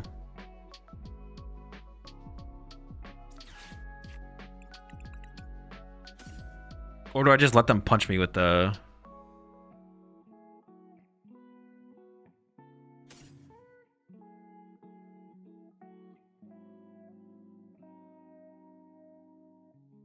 I actually just don't know what the correct play is here. I could go Rusty Borcha Moon. But then if they decide... Just go Joltik, load up Pikachu. Then I just have a Moon chillin'. Honestly, this maybe should have been a Rigid Band. Maybe I just give him the Monkey Dory here. I think I literally just want to get the Chanseys here.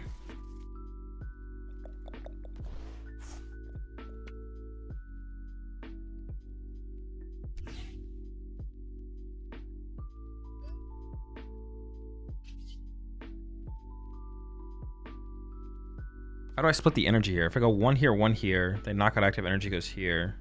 Move it over. I still can't attack because my hand is lacking in energy.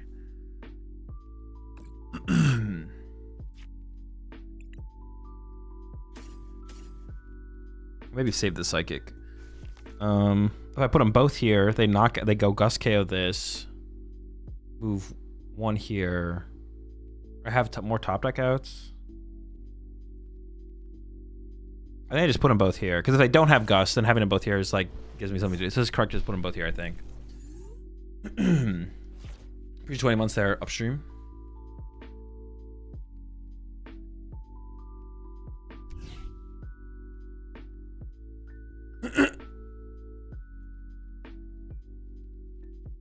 A friend says that the cards appear more accommodated than when you pick them up from the deck in real life. Do you think that is true? I just don't know what you just said, to be honest. I'm not gonna lie. You're gonna co-stream the F1 races this summer? Of course. All right, chat. NAIC reg is soon. Lock in, lock in. 3 minutes. You have 3 minutes. Pull up your... If you're trying to reg for NAIC, pull up your Arcanine page. You ready? All right, so Prime KO Chansey. And then I have to hope to top deck a Blissey or an Ultra Ball, I guess, or draw supporter into one of them. So I guess I can like push Monkey Dory here and just see what we top deck. I gotta click it.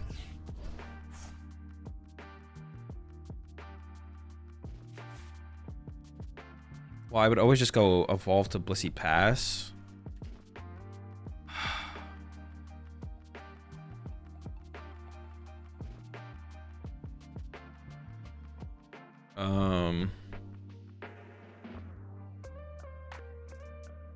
Is Red just on Arcanine this year? We don't have to go to the other side like last year, right? Oh, I didn't even think about that. I assume you don't have to. No, I actually just don't know, to be honest. I'm just gonna do this because I have the rescue board, I guess. Yeah, I assume you don't have to, but I actually honestly just don't know.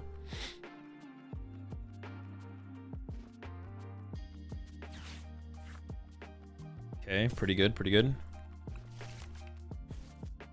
I don't want to bench another Monkey Dory because I give him the hands play, theoretically. Just do this, evolve this, and then research. Go for some good options. I guess I could have actually benched... Ooh, I could have benched Moon there, actually. Actually, I can Night Stretcher for the Moon. If I Frenzy Gouging this, they don't have a way to return Knockout, right? Am I trolling? Do they? Wait, the Moon is just kind of sick in here. Can they do any? If I Frenzy Gouging this, can they do anything about that?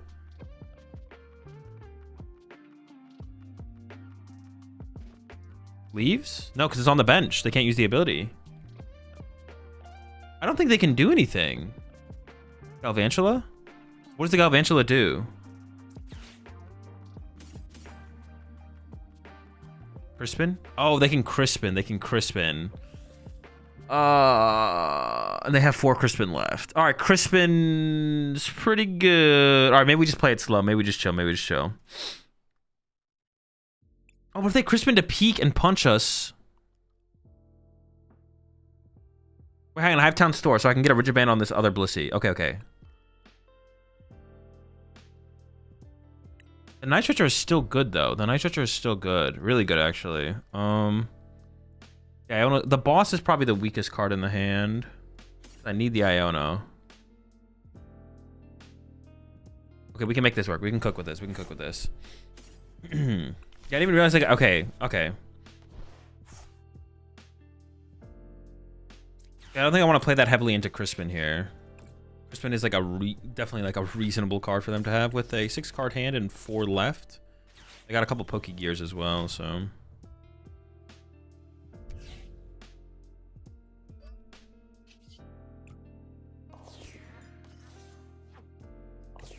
I mean, see, the only thing with this though is like if they push Joltik here, I really want a boss, and I actually just don't have a boss to work with. So that would kind of suck, but we could still draw into one, of course. Does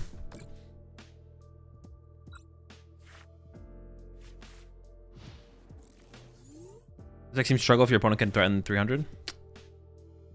Yeah, the one-hit KO matchups are not great for us. They're not great matchups, but they have to get the one-hit KO through Rigid Band. Like Rigid Band, like this matchup is probably fine because of Rigid Band. Could be 100 damage if they attach Grass to the Galvantula and hit for weakness. Okay.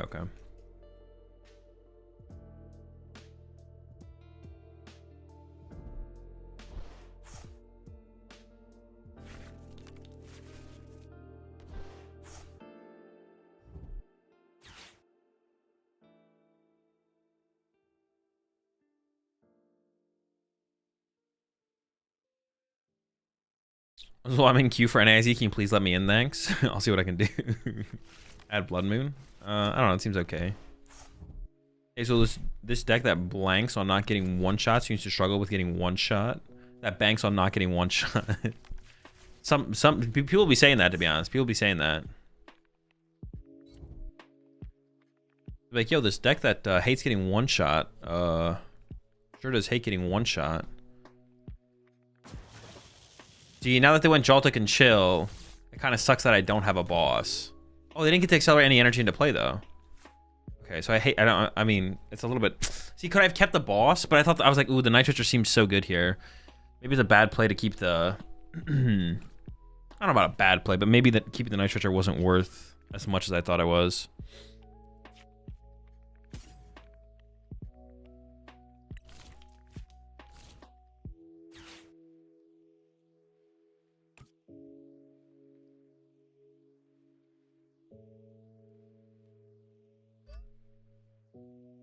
Yeah, it would have been pretty good to have a boss here. Boss KO this guy is like... Boss KO their Iron Hands, just take it off the board is like pretty good.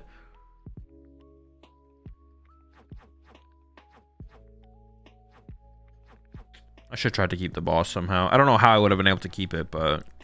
I probably should have tried harder to keep the boss.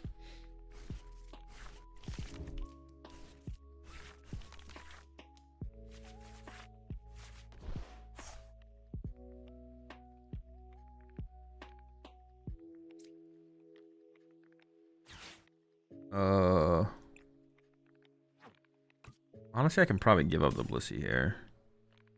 I just need to draw some cards here. Well, I don't even want to KO this, though. KOing this thing is so bad. I might just pass. Because KOing this thing is literally terrible. Like, KOing the Joltik here is so bad. Oh. I think I take the energy off the Monkey Dory, though, based on like what I drew. I don't know if that changes it too much, but... Yeah, I just don't want to KO their Joltik. Like, screw this guy. No counter catchers? No, the deck doesn't play a counter catcher. But I think it, honestly, I think it should. From what I played with this deck, we fall behind a decent amount. Counter catcher would be pretty nice. I don't think I would cut a boss. There's 4 boss in the deck. I would try and fit counter catcher. Not good. I would try and fit counter catcher. What were the other things I was talking about trying to add? Counter catcher would be one of them, but there was something else. A 4th Iono would be nice. Counter catcher, 4th Iono, I think would be the main 2. I don't know what I cut though, to be honest. I actually just don't know what I cut. All right, it's not looking great. Because I can just boss this Blissey off the bench and take it out. I don't have an Iono as well. I would like to Iono here, but no Iono. Okay. Attach. Marvin. Just grab a Poke Gear to try and find an Iono for next turn. Leave the turbo energize. Knockout, draw 2. Hope they don't have lightning boss or lightning iron bundle. Does this deck play iron bundle? You said Turo, I think. Turo seems okay. I don't think I'd add it though. Yeah, Turo seems okay. Yeah, let's make some changes after this game.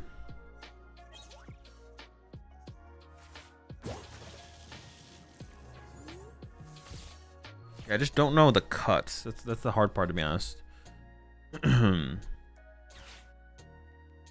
Would you consider a different aspect than Trolley? No, I think Trolley creates too much room in the deck.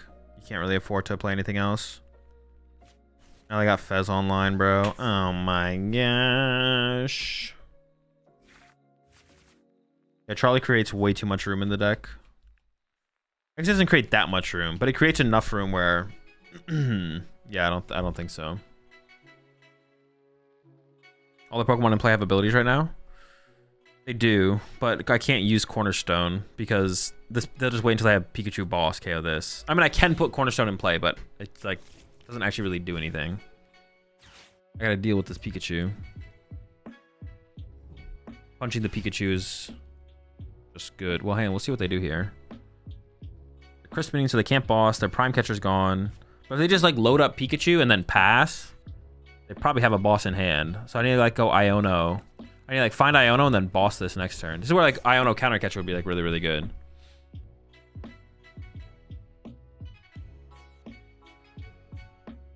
Why this deck have to become good the second I made a cool spread deck? This deck being okay does not stop you from playing your spread deck. Don't worry, you're chilling.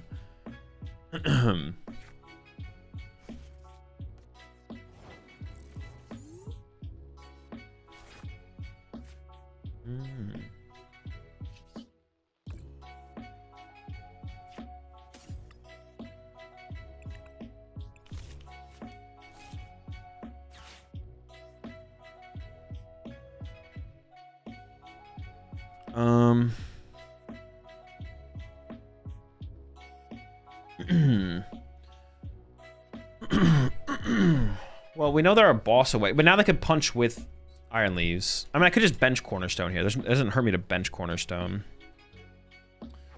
They have 3 boss left, 3 Pokegear down. I mean, the deck plays 4 boss, right? So they probably have boss.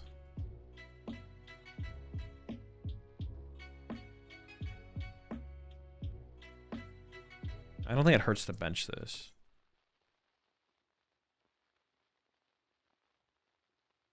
I feel like I just have to Iono. If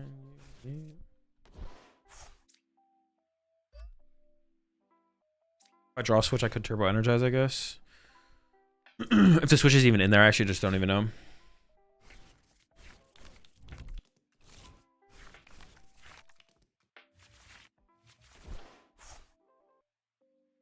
I have the switch, but I have nothing else for the next turn. That's not good.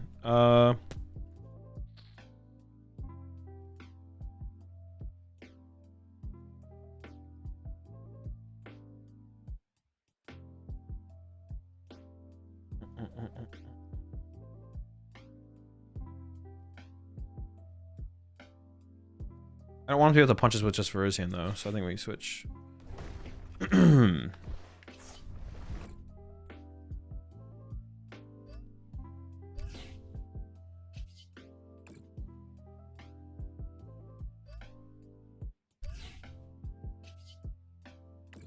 Yeah, I'm not killing the Jolta because then it just gives them Fez draw. No energy is fine. Hoping for a top deck.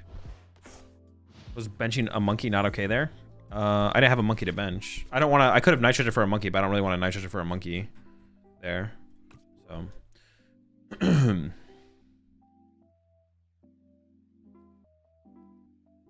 No, posting Discord, that isn't me. I can just ban them, scrub. It's not a big deal. I believe you.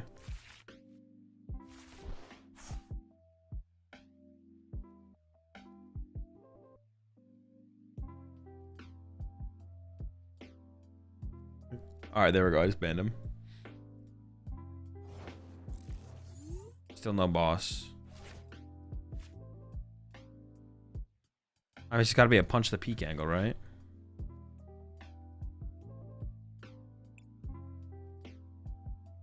Energy that. Where's my other boss? Somewhere. I don't think I want to shuffle the deck because I want to draw into the other boss. All right, just punch and chill. I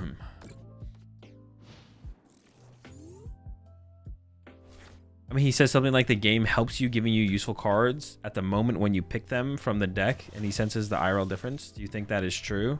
No. They don't have boss? Dude, where's my boss? All right, well, now I'm playing stuff. Oh, maybe I shouldn't have done that, actually. Maybe I did troll with that.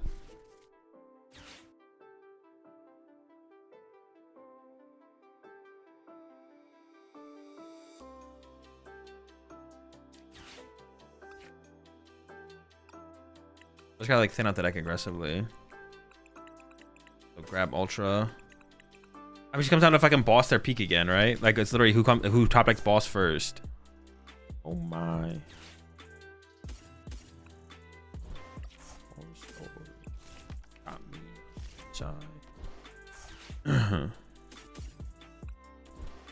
There's nothing else good for me to do. Like there's nothing else to do here, right? It literally just comes down to who top decks boss. I don't care the draws because I give him Fez draw. I pass, yeah.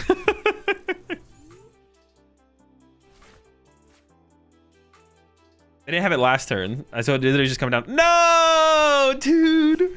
We could have won. Yeah, we need to make a couple changes. We'll make a couple changes.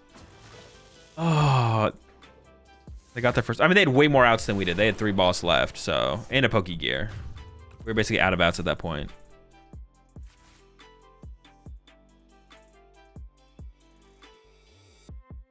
Honestly, we're probably only playing this deck for the rest of the stream.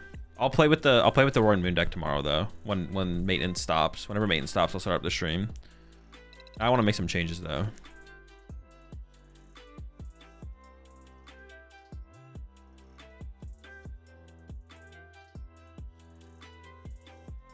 I want to make some changes though. If you put Moon before research, you can win, right? Oh, I could have. Yeah, I should have put the Moon down. Why did I not put the Moon down? There was no reason to not bench the Moon, right? Yeah, you're right. Well, no, I would just get returned and knock it out. No, because if I Moon KO the Pikachu, no, the Moon doesn't work there. I can't put Moon in play because if I Frenzy Gouging the Pikachu, I just lose. Yeah, I would just lose.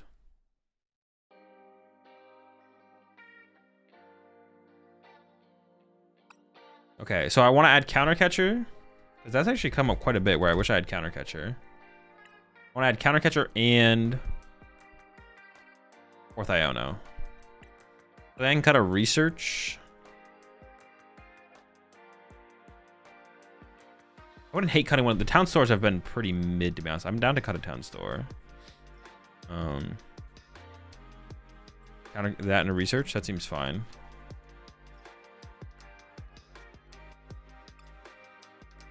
I could also see myself cutting a Nest Ball actually as well. What would I rather keep? A Rigid Band? No.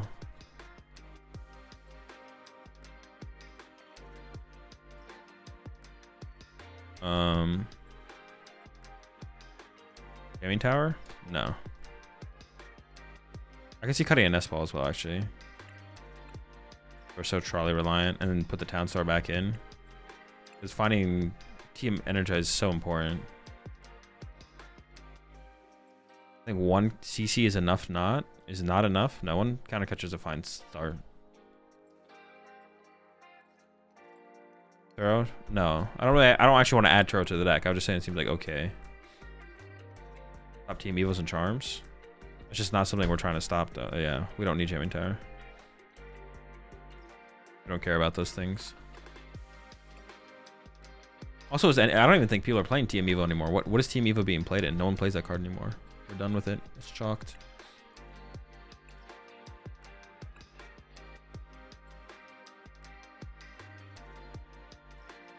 Golden Go? Oh, Golden Go's the only one. Yeah, true. Yeah, playing Jamming Tower for Team Evo is just it's just bad, to be honest. It's just bad.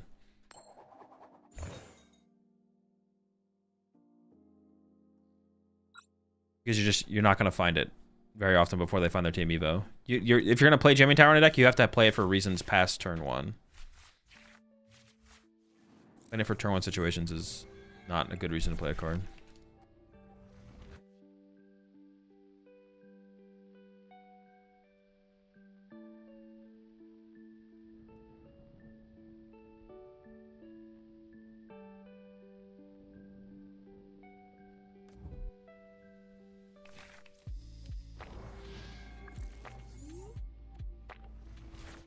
Guardia again. I mean, blocking Brave Charm versus Guardia is really good. I mean, we'd have to include like 2 to 3 Jamming Tower for it to actually be like a factor, though, probably. We need a lot.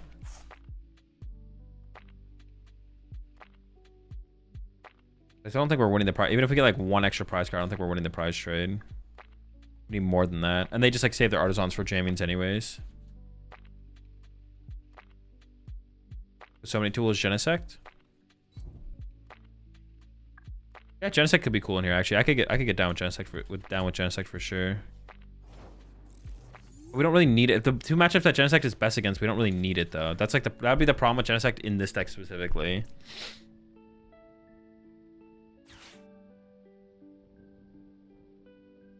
I just have the Night Stretcher in hand, so I can just get back the energy with Night Stretcher. And it's obviously not great. Because against Golden Go, we have Cornerstone plus Monkey Dories. And against Dragapult, we don't care about the unfair stamp that much.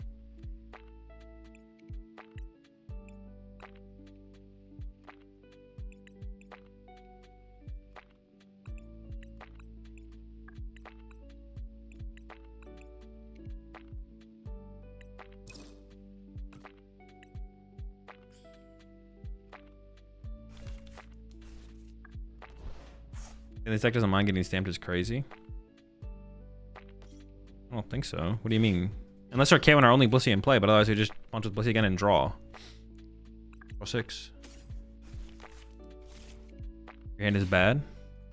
Oh shoot. Are you sure? Oh wait, actually you might be a genius because I don't see that.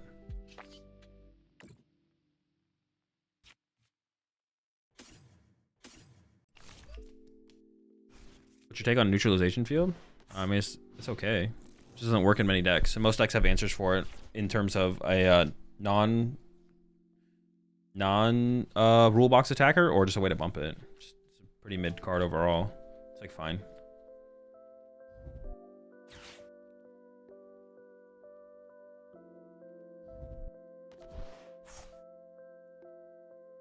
What's the deal with Roaring Moon? I don't know. I didn't try it today. I'll probably try the Roaring Moon deck tomorrow. Well, if I stream tomorrow, I'll try the Roaring Moon deck tomorrow. The question is whether or not I stream tomorrow. Help. In theory, Frost Lessons that could work to get the damage on Blissey to move the Monkey Dory. Bench space is so limited, though. I think actually you'd have plenty of bench space for a Frost Last, but I think the problem becomes consistency at that point. Like setting it up and everything is just not realistic. Oh, maybe I should Nitro it for the energy. I guess maybe I should have got rid of the Nitro instead. I kind of forgot about getting Bedewed, to be honest. I'm not going to lie. So I definitely should have Nitro. Well, I guess I still have Town Store for Rescue Board to retreat, plus living off the top deck to get the Blissey. We'll see. I don't even know if they're going to Bedew me here or attack with Guardy. Bedew. Alright. Well, the board's not broken, so might be possible. I think the Rescue Board, yeah, we didn't price it, so I just need to top deck a Blissey here, no problem.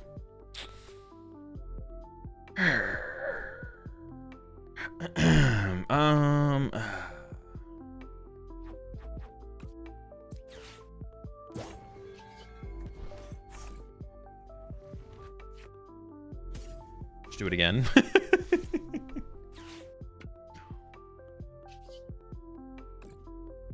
Oh, I could have Adrenaline Brain there, I guess. Chansey's loaded.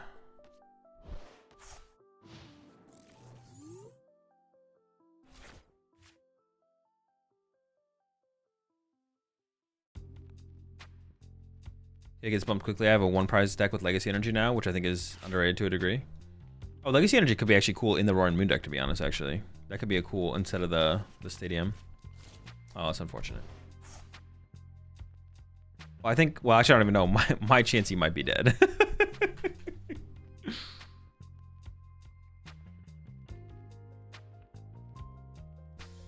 Folks, it's not looking good. It's not looking good, folks. I think we're going down with this one. How's that feeling so far? It's fine.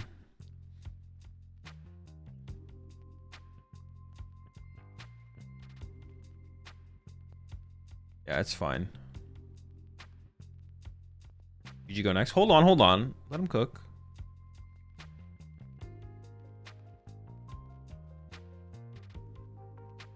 We might be fine here. We could be fine here. I mean, it's unlikely that we're fine here, but it could be fine. Is this a trolley build? It is a trolley build, yeah. You push the prime sub there. Your fave cryptid.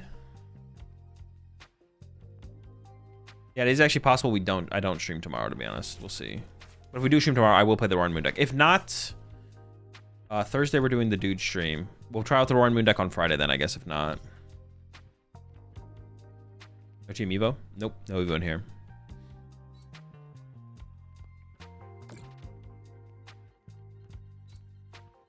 Whoa, am I getting scream-tailed? Okay, we can concede this one. Actually, I just want to see them. Okay. Maybe they didn't think about it, and we're just going to attack with Guard EX. Never lucky.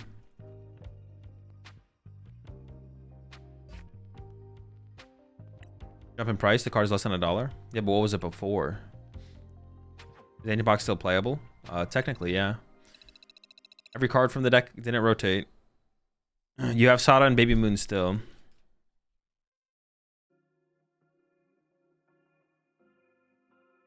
$0.80 to $1. I mean, that's a 25% increase in price. Push the primes up there, Lele. Okay, so would you happen to know who the account May Valentine 10 belongs to? No, and even if I did, I wouldn't say. I don't know who it is, but even if I did, I wouldn't say. The only people I would say, like, people who, like, if people know who the people are, but I'm not trying to dox anyone.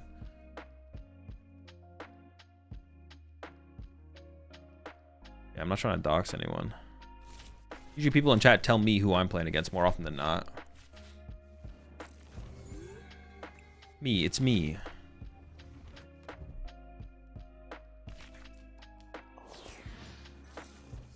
It actually belongs to Yu-Gi-Oh character May Valentine. Is that a Yu-Gi-Oh? Oh my gosh, this broken deck, bro, the broken evolution deck. Can I beat this?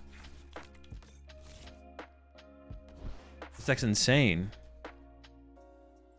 Next NISC Reg remind me to do it without a blindfold on. I usually prefer the challenge.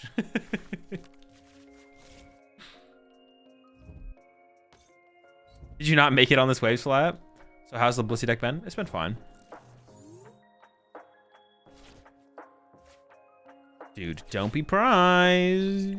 Oh my gosh, let's go. We are cooking, man. We're absolutely cooking.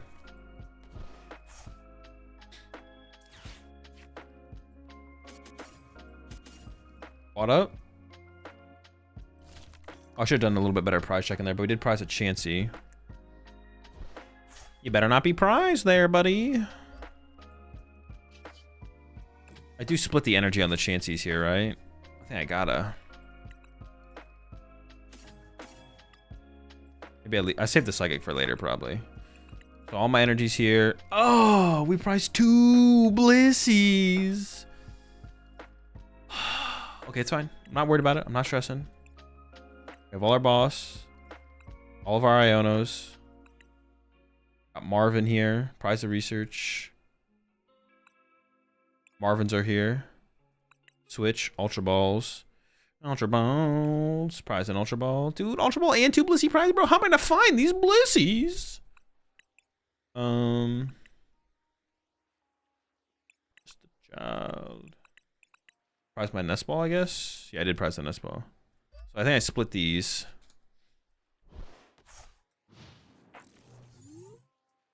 Before Sylveon turn 2. I don't care if they do that, right? I don't think I care if they do that. I mean, I guess it kind of depends. I mean, I guess finding my Chanseys again actually would maybe be tough. I'm not gonna lie. Finding the Chanseys again might be tough, but yeah, I don't think I'm that scared of it though, to be honest. If they have that play. This deck seems to be on the weaker side compared to other decks you use, broski. Okay, I don't know what you want me to say.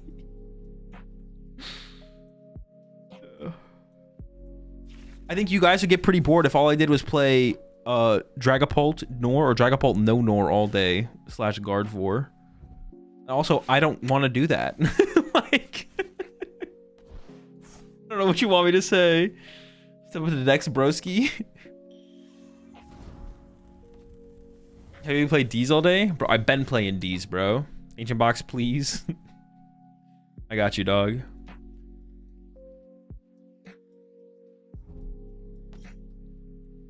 They attack with Sylveon, your moon does 100 damage to itself only. Yo, I saw that interaction. Oh, it's not a Sylveon. I was going to read Sylveon. I always hate to watch Pult on the watch parties. Apparently it's everyone's favorite deck now, though. Doesn't matter what deck you play, I can spread misinformation no matter what.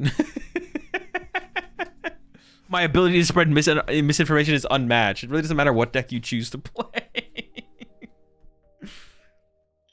The misinformation will be spread.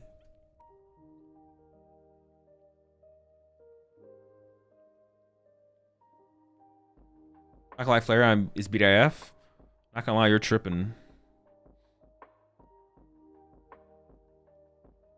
Cool deck though.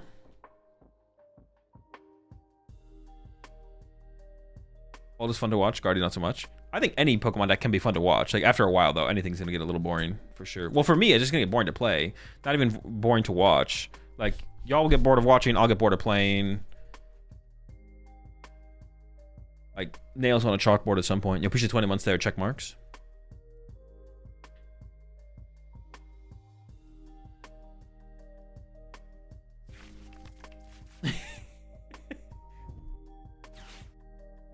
Are you on the hunt slap? You have 3 minutes slap. That's the next 15-minute mark.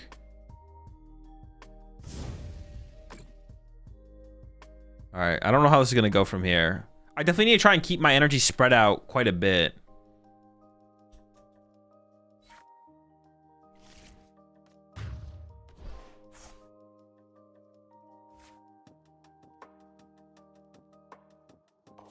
All right, well, let's see what happens. Okay, it's a good start. Well, now, like, Arven would be pretty good here, right? And how did their... I didn't check their fan rotom. Owl Eevee doesn't tell me that much. If I go Arven here, that becomes Ultra Ball for Blissey, plus the tool card. Arven me! Oh! All right, what would I want to draw into Boss or Iono? I'd probably want to draw into Iono off Iono. So attach active. I could bench the Monkey Dory, or I could just leave the bench space open. I'm leaning towards leaving the bench space open. Iono's just like not that good here. I really wish... Man, Arven was so good there. Bench Moon. No, I'm definitely not benching Moon. Bench Dory, question mark. Maybe? It seems okay. I don't have many ways to find Monkey Dory again. That's like the biggest thing. Just get him involved. Get him involved. He wants to get involved. Please give me a... Please, please. I need this. I need this chancey. Throw the tool card in there while you're at it. Oh, let's go! All right, now. What do I Ultra Ball away? Do I ever need to get into the Roaring Moon? That'd be the reason to keep the switch, but I want the second Rigid Band to protect my second Blissey from like a Kieran. Not a Kieran. Kieran play. Is it Kieran? Is that the name of the card? Kieran?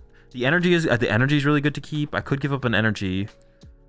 Arven is okay as well. I guess I'm pretty comfortable getting this in play so I can draw more cards, but I do want it in play. And then I have to play Ultra Ball. Arven's got to go here for sure, I feel like. And then... I mean, the Switch is like the unique card, so I'd probably keep the Switch, right? Yeah. The Switch is the unique card here, so... I've outs the energy. Yeah, keep the unique card here.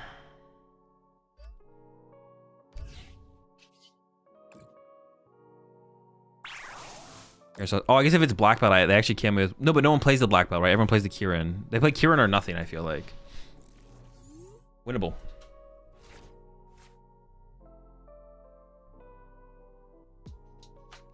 Winnable.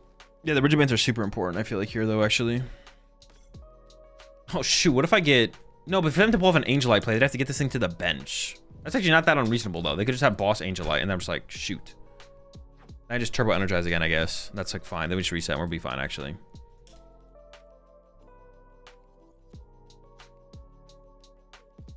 This deck in second place. Decent deck. Good player.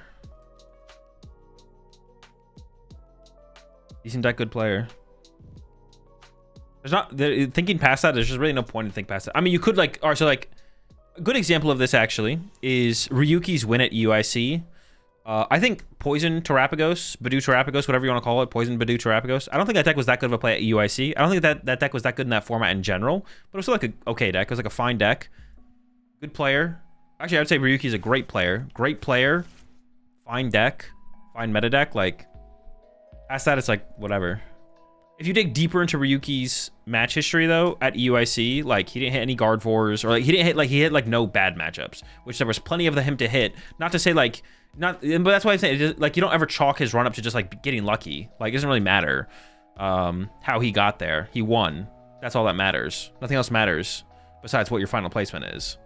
Doesn't matter how lucky or unlucky you got. Your final placement is literally all that matters. So, yeah, fine deck. Good player. Good to go. What? They're just leaving the rigid band here? Oh, they're gonna put both these back in the deck. All right, my bad. They're cooking. They're cooking. I was like, oh wait, that's so good for me. Nope, not as good. Nope, not good. Not good. Not good. Oh. All right, let me think. My second Turbo Energize is in the deck, right? Okay, cool. I could go like, I don't want to Iono them again. Down store. But it's a good thing I kept the switch because I'm going to use the switch now, right? Yeah. Well, do I want to switch into a Monkey Dory? I guess I don't even know if I want to do that. I can switch into an Ogre Pawn, actually. I don't really want to give them a free prize card, but I don't want to let them punch my Blissey either. I don't think, right? I could go like Ogre Pawn.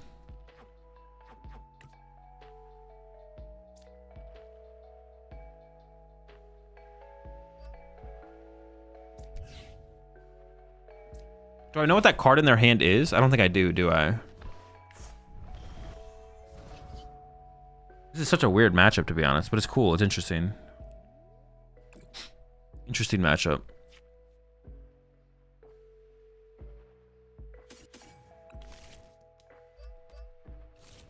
Then discard the Flareon. I mean, it's still like a powerful attacker. Yeah, discard the Flare. I don't know. This deck. So this deck doesn't have that many. Doesn't have that much recovery, or it doesn't play that many Pokemon. This deck plays like 3 EV, 2 Flareon, and they do play a Super Rod, but the Super Rod usually has to be dedicated towards the energy recovery. So especially if they prize their other Flareon, they kind of probably have to keep this guy, to be honest. Okay. This is where I want to be.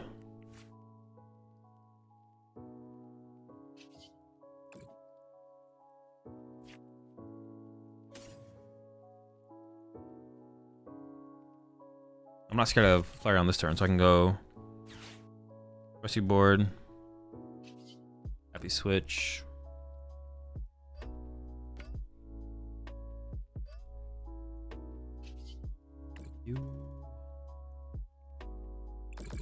They can Angel Light this turn. I think I just punch, right? I could have like brought up the Pheasantipity and punched a Pheasantipity instead. I think I want to pressure the. I think I want to pressure the Sylveon. I like the idea of pressuring the Sylveon more.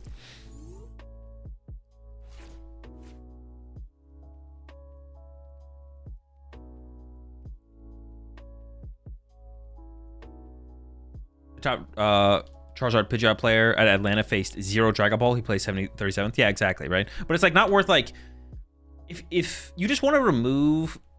Like, if you want to get better and just have a better mentality about the game, like, obviously luck and stuff matters, but you should just never think about it. Like, if you, like, it's okay to, like, if you just, like, I don't know, like, say your opponent has 1 boss's orders left in their, like, a 30-card deck, and they top deck it to win the game. Like, in the moment, it's fine to be like, oh, man, that sucks. My opponent definitely got lucky there. That sucks for me. So, like, I got a little bit unlucky, right? But, like, if you carry that with you, and be like, the only reason I can't do well at tournaments is because my opponent always top decks their boss. That's just not true. No one believes you. You're lying to yourself. You're creating like an unhealthy mental state to kind of excuse potential poor play, right?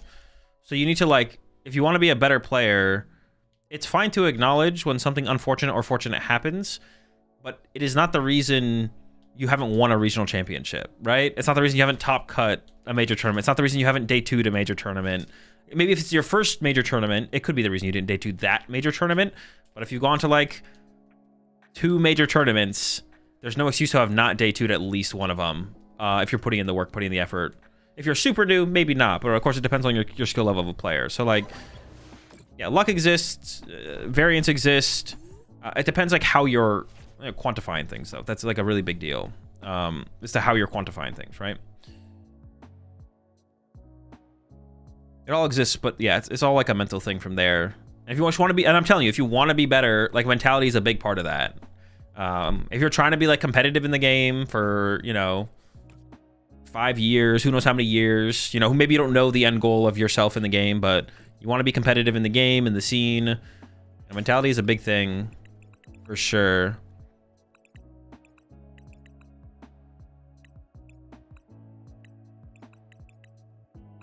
You have way more control than you don't have control. And whatever happens with other people is just irrelevant to ever think about as well. You have way more control than you don't have control, and like worrying about what other people are doing is super irrelevant. Yeah, worrying about what other people are doing and have going on, and if they got lucky or unlucky is like super irrelevant. So it's not even worth ever like thinking about that stuff.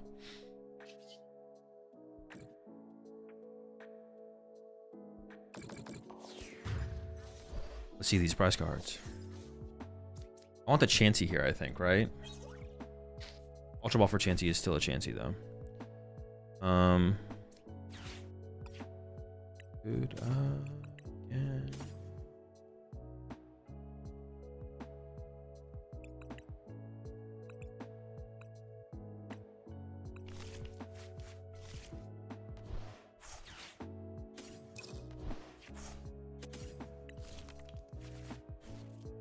Could I have gone like further? No, I don't think I could have gone much further.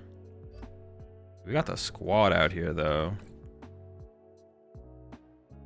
I'm gonna have 2 prize cards left. I can theoretically Monkey Dory like a million times. Just hit up the Eevee, I think. Pressure the Eevee, seems fine. Throw this here. Play this. Get rid of this and this.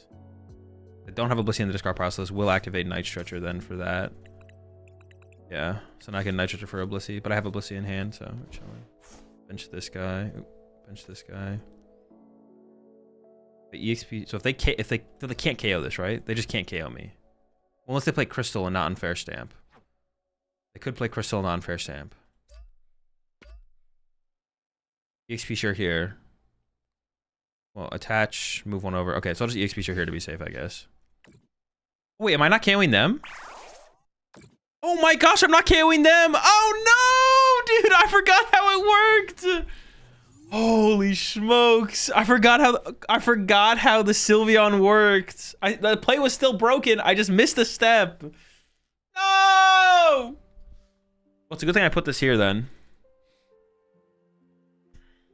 Appreciate the 93 months. 93-month tier 2 sub there, also. I appreciate the continued support. This should continue. Hope all is well. It's going good for me. Hope things are going well for you as well. Well for you as well? Oh, dude. I forgot how the card worked. Is Rigid Band really worth it in this deck? Yes. No. Play Rigid Band. They could also have Trumpet. They could also have Trumpet. That is fair, yeah. Yes, the EXP share was definitely correct on my bench here. Also, I should have KO'd the Flareon to force him to have way more this turn. We do have game in hand, but now they can Iono us. They could Iono plus attack this turn, and then I could be in trouble. Please don't have Iono plus attack. Why are there 4 boss in hand? It just be that way sometimes. It's a good question. It just be that way. But we actually have a ton of time. We have a ton of time because we have like Monkey Doors. We have damage to work with our Monkey Dory. We're okay. I'm good, man. Got engaged Sunday to my lady as my Easter hunt for her. That's sick. Congratulations. Discarded Iono. It could be one of those situations where that's the best thing to discard, and then they go get their other Iono with Noctowl. Okay, maybe not. Maybe we're just cooking them. Yeah, congratulations. Also, can you use specifically the third boss? Sure, I got you. I will use specifically the third boss's orders. Honestly, the damage I put... all right. Well, the damage obviously should have gone to the Flareon, so I could just KO the Flareon. But I maybe should put the damage on the Fan Rotom so I could actually threaten the Fan Rotom. Okay, they just drew... They didn't even get a Noctowl there? They do have 3 Noctowl in the discard pile. They maybe prize the last Noctowl. Okay. All right, well, I guess it's shocked. We got him.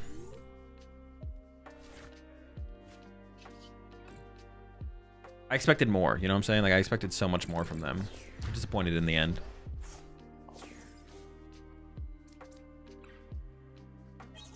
Honestly, just super disappointing from them. They need to step it up. They need to pull together.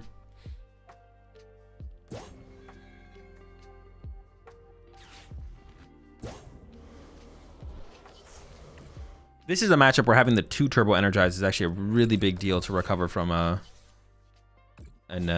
Angelite turn. But even, yeah, just hitting energy attachments turn after turn on turn in this matchup is like super important. Also getting EXP share established as well.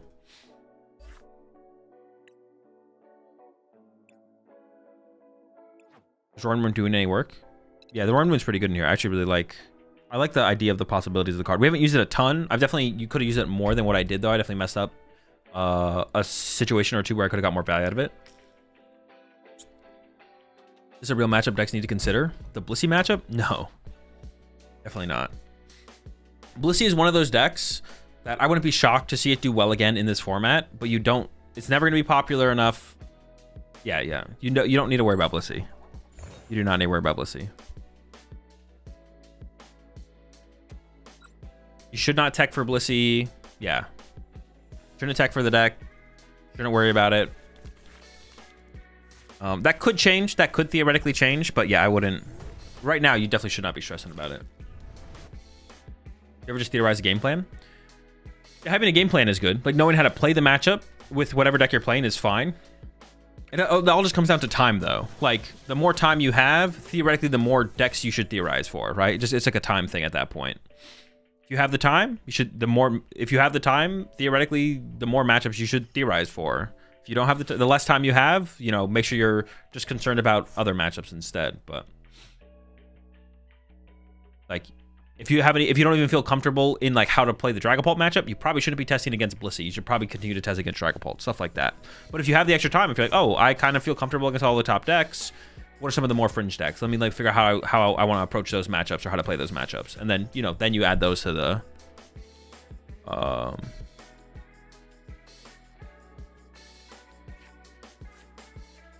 toolbox, toolkit. Ease those. They currently can't hit my Ogerpon. Oh wait, does this guy's guy kill Ogerpon? This guy's guy. What does that dude be doing, you know?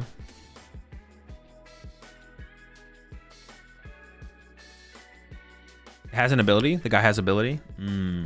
So he's not the guy. Control, I was losing touch. I think I just do triple Chansey, no Dory, right? Or triple Chansey, no Dory. Maybe one Dory? What's singular Dory? Because actually Roaring Moon can be good aggressively in this matchup.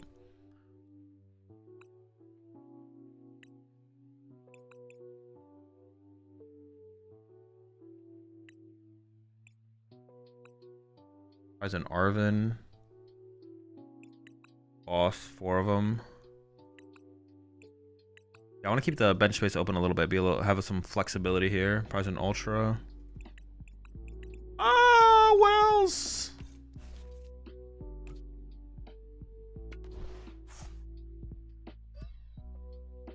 Could just get the Rigid Band down. Their deck plays like what, 1 Iono, 2 Iono sometimes?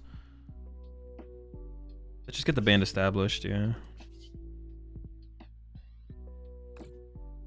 I should just throw them both on this guy, right? Because I don't even care what they do. I should get a fighting and psychic because I could actually put the fighting to the active and just use demolish this turn depending on what they do.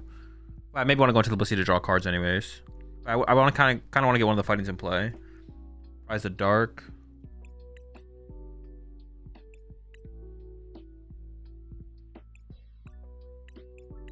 Counter catchers here. 2 Night Stretcher here. Turbo Energize. Rigid Band in hand. Using Turbo Energize. EXP share.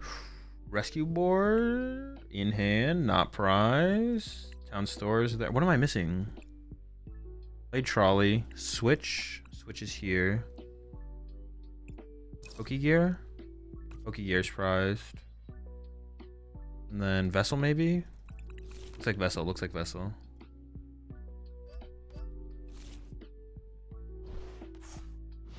This might be my last game of the day, chat. I am doing a giveaway over in the Twitch chat. Twitch chat only. Put exclamation point enter in the Twitch chat to enter the giveaway. I'll be running the giveaway at the end of the stream here, and I'll be messaging the winner over on Twitch.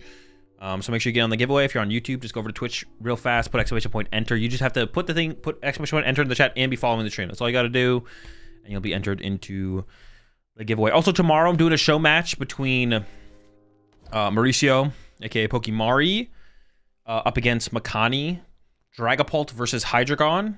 So we're gonna do a little best of 5, show match action, money match. So that'll be tomorrow at how do I approach this coming up here? Because they still haven't put anything in play that can answer my Ogerpon, but I have the Rigid Band on my guy. I think I need cards though, so I think I attack with. Let's see here. Oh. Okay, it's fine. Oh, the rescue board. I couldn't attach it though. I guess we're fine. We got the. Oh wait, don't have the Blissey though. Okay, we'll see how this goes. Also see what they load up here. If they just load up 2 peaks, EXP sure will be safe on my Monkey Dory. And I can attach here, and then Iono and pray I find it. I guess.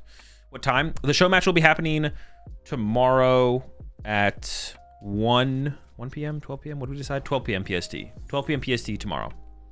When the show match will be going down. Thank you for calling that out because I didn't say anything. Didn't say when it would be happening. Arvin works. Shuffling the deck is still good here actually. So EXP share. Maybe in this situation the EXP share. What the fuck? Oh, they're using that to get through my demolish? Don't they know that Iron Hands works? Well, apparently not. I guess if they're doing this. Well, hang on, okay, hold up. If I get Blissey, I can go retreat and move the energy over from a Chansey to a Chansey. So I should attach this to Chansey because it's safer. And then, or I could have put on the active even, actually. And then I could have moved the fighting energy active if I wanted to and then attack with this instead. But I could probably want to draw a card. But that would, okay, so I should have attached active here, actually. I messed up. I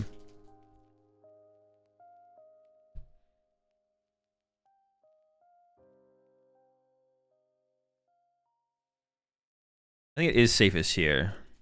Well, on this chance, he would have been fine as well. All right, let's see what we get.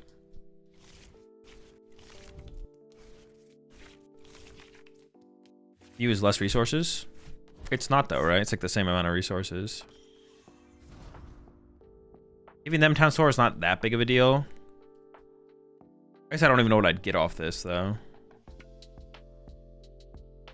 I could get my other Rigid Band and put it on this Chansey with energy. Are they really gonna go chase this Chansey with anything they have? No. They get what? Bravery Charms. It's probably fine.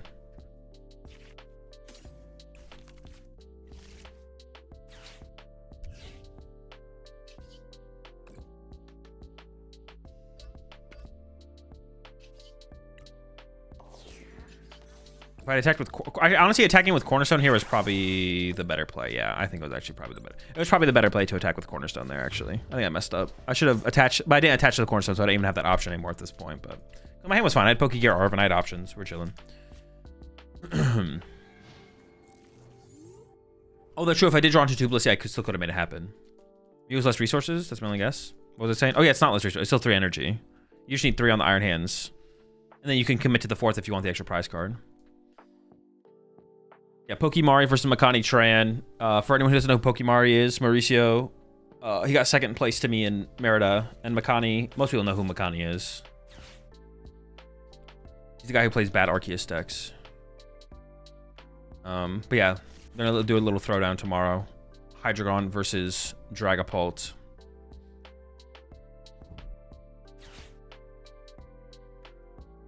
Arc player, yep. Wait, they bench Joltik? Are they just going back into... Dude, where are their hands? Did they just prize double Iron Hands or something here? What's going on? What's going on, man? What are you doing? What's happening, you know?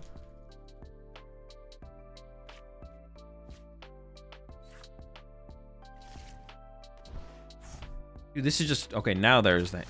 This is so slow, though. I just win, right? I can't lose anymore at this point. I don't see how I ever lose. It's counter catcher bait? Dude, don't say stuff like that. You know better. I think Boss Punch Iron Hands is probably the play here, because this is like the biggest threat on the board right now. So do this to thin out the Turbo Energize real fast.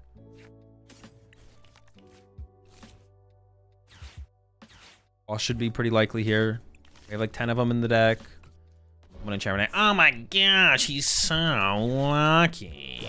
Dude, shut up. Alright, put this here. Honestly, I'm just gonna leave the Turbo Energize in the deck because this could Ultra Ball fodder. I could evolve this Blissey here.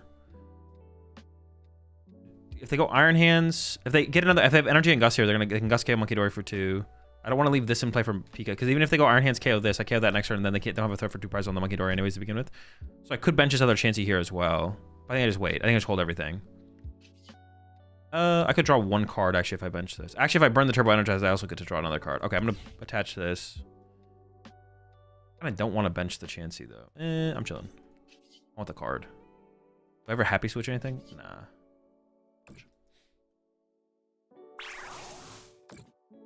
How strong would you rate this deck? It's fine.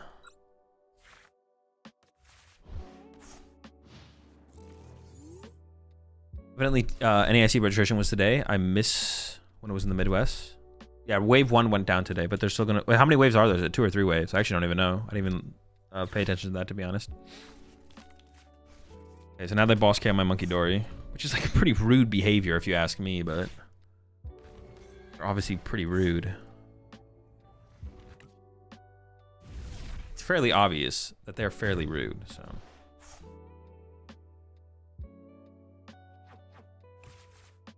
We just take the knockout on this now, right? With this guy? Sure. I do need to get another Monkey Dory established, though. I'm gonna go, like, Ultra Ball off this. I'd rather thin out the hand than not. And then I can thin out...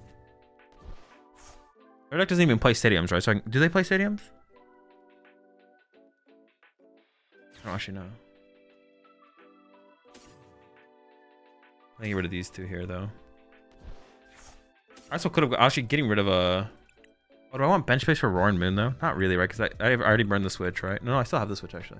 We can just grab this guy, though. I think it's probably pretty chill. I just don't want to evolve this Blissey here, because then they can go Peak Gust KO. I don't want to give them that option. We're just in full chill mode.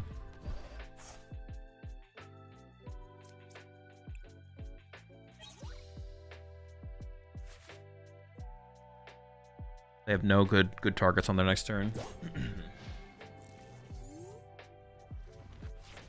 Do the players in a certain format ever missed a possibly very good deck? I mean, that's not possible. Well, okay. You could confirm that by people going back and playing retro. But even then, if you look back, you'd have to like go back and play retro. To my knowledge, I don't know. I'm sure there... I mean, the answer is yes. The answer is yes. Even if we don't know for sure, the answer is always yes. But yeah, I don't play retro, so I have no clue, to be honest. Why not Evil Blissey? Because then they can go attach to Pika, Boss KO, Blissey, get 2 prize cards, then go back into Joltik, reset up options for like Iron Hands and Iron Hands KO Monkey Dory. But in the current board state, they have no possible way to get a 2 prize knockout. So if I did do that, if I went Evolve, Blissey, they went Pika, they go Pika knockout for 2, go down to 2. Their board state actually honestly sucks so much, it probably doesn't matter at this point, but I don't want to give them more prize cards for free. I don't want to give them better routes to draw prize cards here. The answer is yes. Do I know of one? No. Someone in chat maybe does. I saw someone in chat mention Blissey, actually. I think the Lickitung deck in the very early formats were not played at the time, but are very popular among retro players. Yeah. It is also really hard to tell how good it actually is, though, because like there's so few players actually playing the game anymore in those older formats that even if... Yeah, we had them board locked at that point. Even if it seems like it would be good, if the players aren't playing that format, it's hard to tell for sure. But the answer is still just yes. Even if we don't have any confirmed decks, because the chance that there is just so high that yeah, it's just so the answer is just always yes. Isn't it a good choice to put Grass Ogre Pawn for Draw Engine and use Blissey's skill to move those energies around? I mean, it's like fine. So that's another way to play Blissey. It's another way to play Blissey. I don't know if it's the best way to play Blissey, though. I couldn't tell you. All right, chat. With that, I am going to be heading off here. Appreciate the 28 months there. It's Manor. Appreciate the 7 months there, Luke. Before I do head off here, I do have a giveaway going on Twitch that at the very end of my ramble here, I will go ahead and roll. So if you want to enter that giveaway, go to Twitch chat, put exclamation point, enter in chat. You'll be entered into the giveaway. And then I got to do this real fast. And then I'm doing a show match tomorrow. Mauricio Pokemari versus Makani Tran. Hydreigon versus Dragapult. It'll be interesting. I have no idea how that matchup plays out, so I'm curious to see how things go. Doing a $300 money match. They both put up 100. I put up 100 myself into the pot. We're gonna do best of 5. Oh wait, live's gonna be down tomorrow. Oh shoot, we're gonna have to reschedule that then though. All right, we'll have to reschedule that for Friday. Good point. Live is down tomorrow, so that won't be happening tomorrow. Friday or Thursday. Friday or Thursday. I was like, yeah, I'm gonna stream tomorrow at some point. All right, so actually, is the giveaway even working? The bot isn't saying anything for double entries. Yeah, it's working, Lock. I'm doing it on Night Bot instead this time around instead of Streamlabs. It is working though. Okay, show match won't be happening tomorrow because PTCG Live will be down. So Thursday or Friday we'll be doing it instead. Thank you for that call out because I forgot. I thought Live was down the 25th. No, it's down tomorrow, 23rd. So tomorrow I might not even stream. Thank you for letting me know. I almost forgot about that. So tomorrow I might not even stream. That'll depend on when live is live and not live. And then yeah, so I might stream tomorrow. Won't be the show match. The show match won't happen tomorrow. The show match will be happening hopefully Friday if it works for them. If Thursday works for them and Friday doesn't, then we'll do that instead.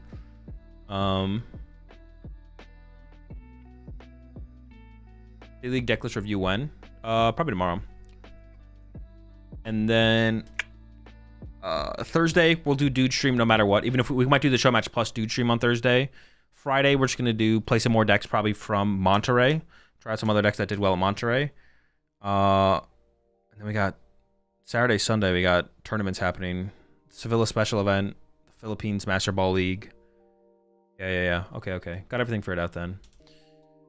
Final thing before I go.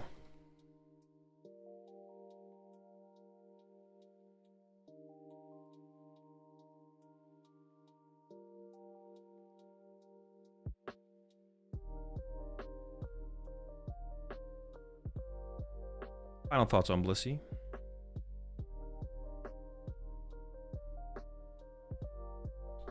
Oh, is there anything else? Yeah, I'll take a look at City League tomorrow or something. Well, tomorrow maybe. We'll see when what's it called comes back though, to be honest. All right, we played a little bit with Blissey. Of course, we started with Fernando Cifuentes' second place list from Monterrey. This was the initial build we started out with. And overall, going into it, I said, I think this deck is definitely... it's not a Dragapult. It's not a Gardevoir. This is a more meta-dependent deck. It's not a meta-defining deck. It's what I've been saying. It's a product of the meta. It isn't. It's not the meta itself. It is a product of the meta. You got a good Dragapult matchup. Gardevoir matchup doesn't seem terrible, but it's definitely unfavorable. I don't know how unfavorable it is. That's what I have to figure out. Raging Bolt matchup is tough. But against some of the other decks in the format, you're definitely fine. Stuff like Archaladon, you're doing fine. Ogre Pawn plus Monkey Dory gives you a pretty solid win condition, if not just like a really favorable matchup up against the Golden Go. So definitely feels okay right now. Definitely feels solid right now. But it's not the next Dragapult. It's not the next Gardevoir. This is the build. For anyone who's unfamiliar with this deck, the whole point of this deck is use Turbo Energize early to accelerate energy in play. Then you use the Happy Switch from the Blissey EX to move it around, to give you access to a bunch of Adrenaline Brains on the turn, and then attacking with Blissey as your main attacker, doing 180 for 3 colorless, and then you draw until you have 6 in your hand. So that's like the main engine here. No Fez? No, you don't play Fez because you don't want any low HP 2 prizes in play. You want to force your opponent to go through the high 300 HP of the Blissey EXs. And most decks can get through a Blissey or two, but if they could get through 2 Blissies and a Pheasantipity, or like 1 Blissey, 1 Pheasantipity, and 2 Monkey Dories, like the deck becomes way worse. So the deck has to be built around limiting your two prize vulnerabilities in play. Although I have seen some builds with the Grass Ogre Pond, but those are like more of like a counterbox style deck. So you're a little bit more okay with giving up 2 prize knockouts to your opponent because you're playing stuff like maybe stuff like Water Pawn and Clefairy and stuff. So you're more aggressively taking 2 prize knockouts in those situations. So, and this build specifically is a trolley build, so we're super reliant on Arven, of course. So Pokegear, Arven, trolleys, Turbo Energize, like I mentioned. The Rigid Bands are in here as well. Increase Blissey's HP from 300 to like an effective 330. Reducing the damage Blissey takes can be great to effectively turn stuff from 2 KOs to 3 KOs. And then specifically, really good against Pikachu EX. Pikachu EX does 300 damage. So making Pikachu EX not do 300 damage is pretty good because then we don't just die. Energy counts that. So the changes I made, this is Fernando's build. I made some changes. The big change that I made initially, or the card that I really wanted, that has already come up in a couple games, a game or two, and definitely would have come up in more games if I played it, is Countercatcher. Countercatcher's sick in here. Also, I kind of just wanted more Ionos, so I cut a Research, added the 4th Iono, cut a Nest Ball, added the Countercatcher. I'm not convinced. I was also in between like cutting the Town Store as well, and I'm not convinced that the Nest Ball cut is correct. I can see it's going back to the Nest Ball. I can also see 1 Night Stretcher being good enough, to be honest, as well. So, 2nd Night Stretcher, 2nd Town Store, both feel reasonably flexible as well. But I really like the 4 Iono. I also really like the Countercatcher, and those are the cards I feel most flexible to further experiment with the deck. Cornerstone's great in here though, because that's like our win condition against Golden Go. Also good in a bunch of other situations as well. And the Roaring Moon is a really good, I didn't mention the Roaring Moon yet. The Roaring Moon EX is like a really good, I don't know, just like win condition card. Like it gets through our opponent's cornerstones. It's a way to just 1-hit KO anything if we need to be more aggressive. So big fan of the Roaring Moon EX in here. I didn't use it a ton with my games played, but there's a couple situations that came up, and I definitely, the idea behind it I really, really like of the Roaring Moon EX. So even though I didn't use it a ton in my games, I still really, really like the Roaring Moon EX. But yeah, that's the Blissey deck from Fernando. Yeah, appreciate 30 months there, Insano. Did everyone get their round 0 win for NAIC? There were definitely some whiffers in chat, I think, for sure. Some people did whiff. All right, chat, with that, I'm going to find someone to raid here on Twitch, and I'll give you all one last chance to get in on the giveaway. Go over to Twitch chat, put exclamation point enter in the chat to enter the giveaway, and I'm going to run it as soon as I find someone to raid here on Twitch. Might stream tomorrow, might not. Depends on maintenance. Depends when maintenance is done. If maintenance ends around like 1 or 2, I'll stream. If it ends around like 3 or 4, I probably just won't stream tomorrow.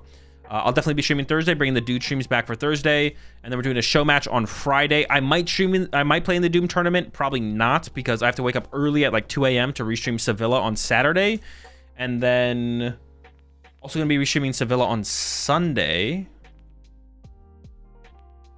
But there's also a tournament in Asia happening as well. I don't remember if that's streaming. They're only streaming 1 day of it, or it's only a 1-day tournament. They only have 1 stream scheduled on their channel. Basketball League Philippines TCG Division 426 at 7 p.m. The 26th is Saturday. Okay, so Saturday we'll be restreaming Sevilla into the Philippines Master Ball League. I'll probably take a break between those two things and like take a nap, get some food, just kind of chill. And then I'll be back for the Master Ball League later in the day. And then Sunday we'll restream Sevilla as well. Wait, 628. Master Ball League Singapore TCG Division 620. Oh, 6 is 2 months from now. No, that's not for a while. Okay. Yeah, let me see who to rate here.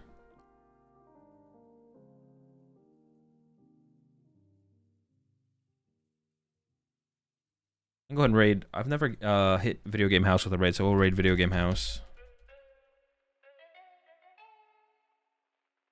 All right, chat, with that, have a good rest of your day. Catch y'all maybe tomorrow. I'll maybe catch y'all tomorrow. If not, I'll catch you for sure on Thursday. And we need a winner for the giveaway. The winner is JLWP. I'm going to message you on Twitch, JLWP, whether you're here or not. Have a good one, chat. I will see you tomorrow.